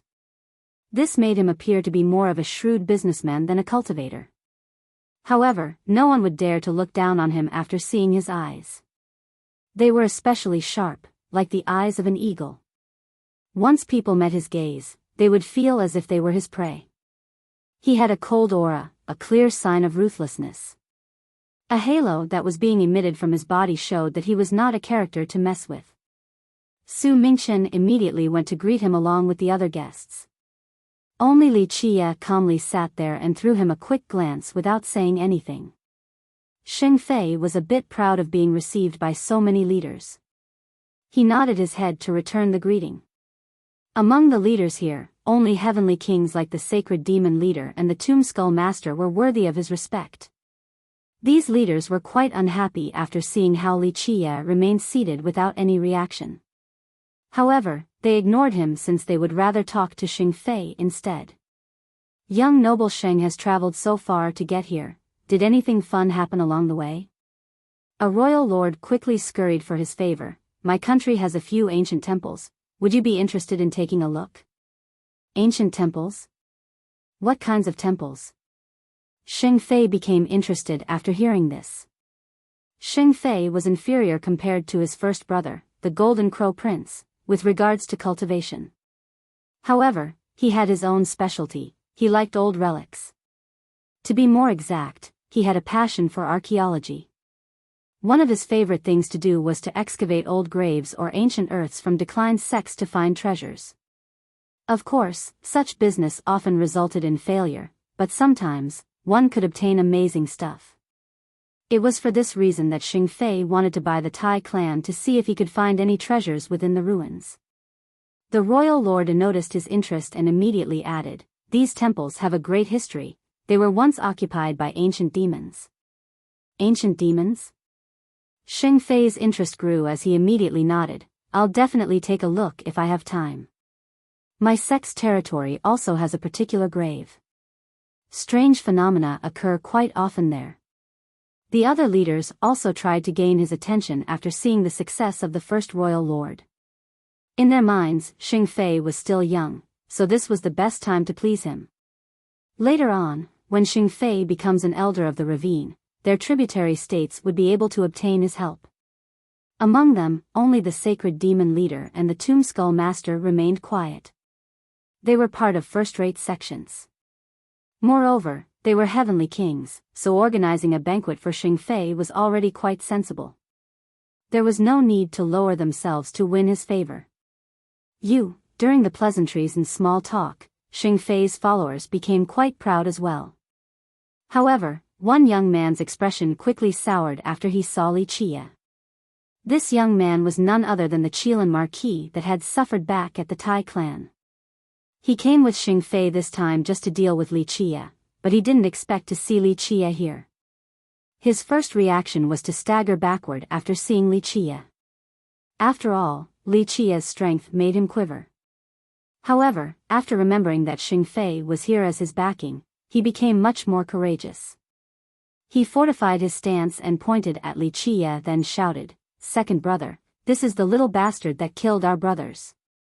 He even declared that he could crush you to death with one hand and trample our ravine with one stomp." Brimming with energy from his backing, the Marquis fanned the flames even further. He wanted to use his second brother to destroy Li Qie so that he could wash away his past humiliation. The Marquis' sudden outburst made many guests look over towards Li Qie. A few of them began to have ideas. This could be a good opportunity to please Xing Fei. Su Mingchen, on the other hand, felt cold sweat dripping down his back. He was hoping that Li Qie and Xing Fei could sit down and have a nice chat. But now, with the Qilin Marquis escalating the situation, his hope was only a pipe dream. Li Qie chuckled at the cocky Marquis. He didn't refute the exaggeration and smiled. "It seems that a dog like you actually has a good memory. You were able to remember me so well." The Marquis turned livid with an unsightly expression. However, after remembering his second brother, he grew bolder and snorted, "Dumbass, to speak such disdainful words to my ravine. No one in this world can protect you." Some royal lords here also wanted to please Xing Fei. One of them began to yell at Li Qie, "Ignorant brat, to have the nerve. The ravine isn't a place that a brat like you." Li Qie waved his sleeve dismissively to interrupt him. "This is none of your business." Scram to the side, the person I want to find today is him. Having said that, his gaze fell upon Xing Fei. This royal lord was furious after being interrupted by Li Chia. He was a distinguished figure, so how could this nobody dare to speak to him with such hubris? Even the sacred demon leader and the Tomb Skull Master frowned. They wondered who Li Chia was to be able to act so arrogantly in front of Xing Fei. After being called out, Xing Fei gazed at Li Chia. He was suddenly startled after he saw Li Chia's face and slowly approached. The Marquis thought that his second brother was about to attack Li Chia, so he grew even more audacious and cried out, "Second brother, kill this bastard for the glory of our Heavenhoof Ravine and let him know, pop." But before he could finish speaking, Xing Fei quickly slapped his face, leaving behind a burning palm print. This sudden change shocked the Marquis. Not even in his wildest dreams did he expect that his second brother was not going to take care of Li Chia and would rather slap him instead. Xing Fei ignored the Marquis and continued to walk forward. He cupped his hands together and asked with a serious demeanor, "May I know your name?" Li Chia glanced over him and answered, "Li Chia." This name was like a hammer smashing into Xing Fei's chest, causing him to be breathless. For a disciple of an imperial lineage, the name Li Chia was thunderous. How could he not know Li Chia? This was the person who killed their genius alchemist, the Vine Pill Monarch, and he even killed their Heavenhoof Elder. This was a great enmity. Their sect had a picture of him, and the elders had discussed this before. They swore to never let this go until they killed Li Chia. Who would have thought that Li Chia would actually come to their door? He was now in the beast realm, and the territory of their sect at that. Xing Fei was a smart person. He took a deep breath and cupped his hands once more towards Li Chia. "So it is the alchemy realm's deity of this generation, brotherly. It is an honor to finally meet you." All of the people here, especially the sacred demon leader and the Tomb Skull Master, quivered after hearing this name despite being famous heavenly kings and experts. The deity of a generation. After hearing Li Chia's name, the leaders present all knew that this was just a compliment. In current times, who didn't know that Li Chia was a ruthless man? Killing young noble Peiyu, destroying the Xian clan, and even shaking the alchemy kingdom, any of these battle feats could shock the entire world. His title of fierce was erected from blood and bones. An honor? Li Chia smirked after hearing such cordiality. He naturally understood the feud between him and the ravine. However, he didn't care for such things. He simply waved his sleeve and leisurely spoke, "Whether I am a deity or if it is your honor to meet me, I shall accept your compliments. Since you have been quite polite, very well, I will give you some face as well. I heard that you want the Tai clan site." The Tai clan site? Xing Fei noticed Tai Lan standing to the side and immediately understood what was going on. He truly did want this particular location. As the lord of a country and the disciple of the ravine, he was very conscious of his own reputation. He didn't want others to say that he forcefully seized land from a mortal. Plus, he also wanted to give the Ox King some consideration, so he said that he wanted to buy the land. Unfortunately, despite his generous offer, Tai Lan was very stubborn. Even if he raised the offer, she would still refuse all the same. "No, this is definitely not true." Xing Fei vehemently denied this claim by shaking his head. "Really now?" Li Chia grinned and touched his chin as if he was pondering something. He then looked at the Marquis. "Then what was the deal with him? Your servant decided to act on his own. I saw it with my own eyes." The Bird King eventually appeared before the waiting crowd. Xing Fei was not a particularly eye-catching man. He wore plain clothing with coins hanging from his sleeves and robes. This made him appear to be more of a shrewd businessman than a cultivator. However, no one would dare to look down on him after seeing his eyes. They were especially sharp, like the eyes of an eagle. Once people met his gaze, they would feel as if they were his prey. He had a cold aura, a clear sign of ruthlessness. A halo that was being emitted from his body showed that he was not a character to mess with. Su Mingchen immediately went to greet him along with the other guests. Only Li Qie calmly sat there and threw him a quick glance without saying anything. Xing Fei was a bit proud of being received by so many leaders. He nodded his head to return the greeting. Among the leaders here, only heavenly kings like the sacred demon leader and the Tombskull Master were worthy of his respect. You're tuning into the Biyao's Wuxia Chronicles YouTube channel. Don't forget to subscribe and join us on this journey to catch the most captivating stories.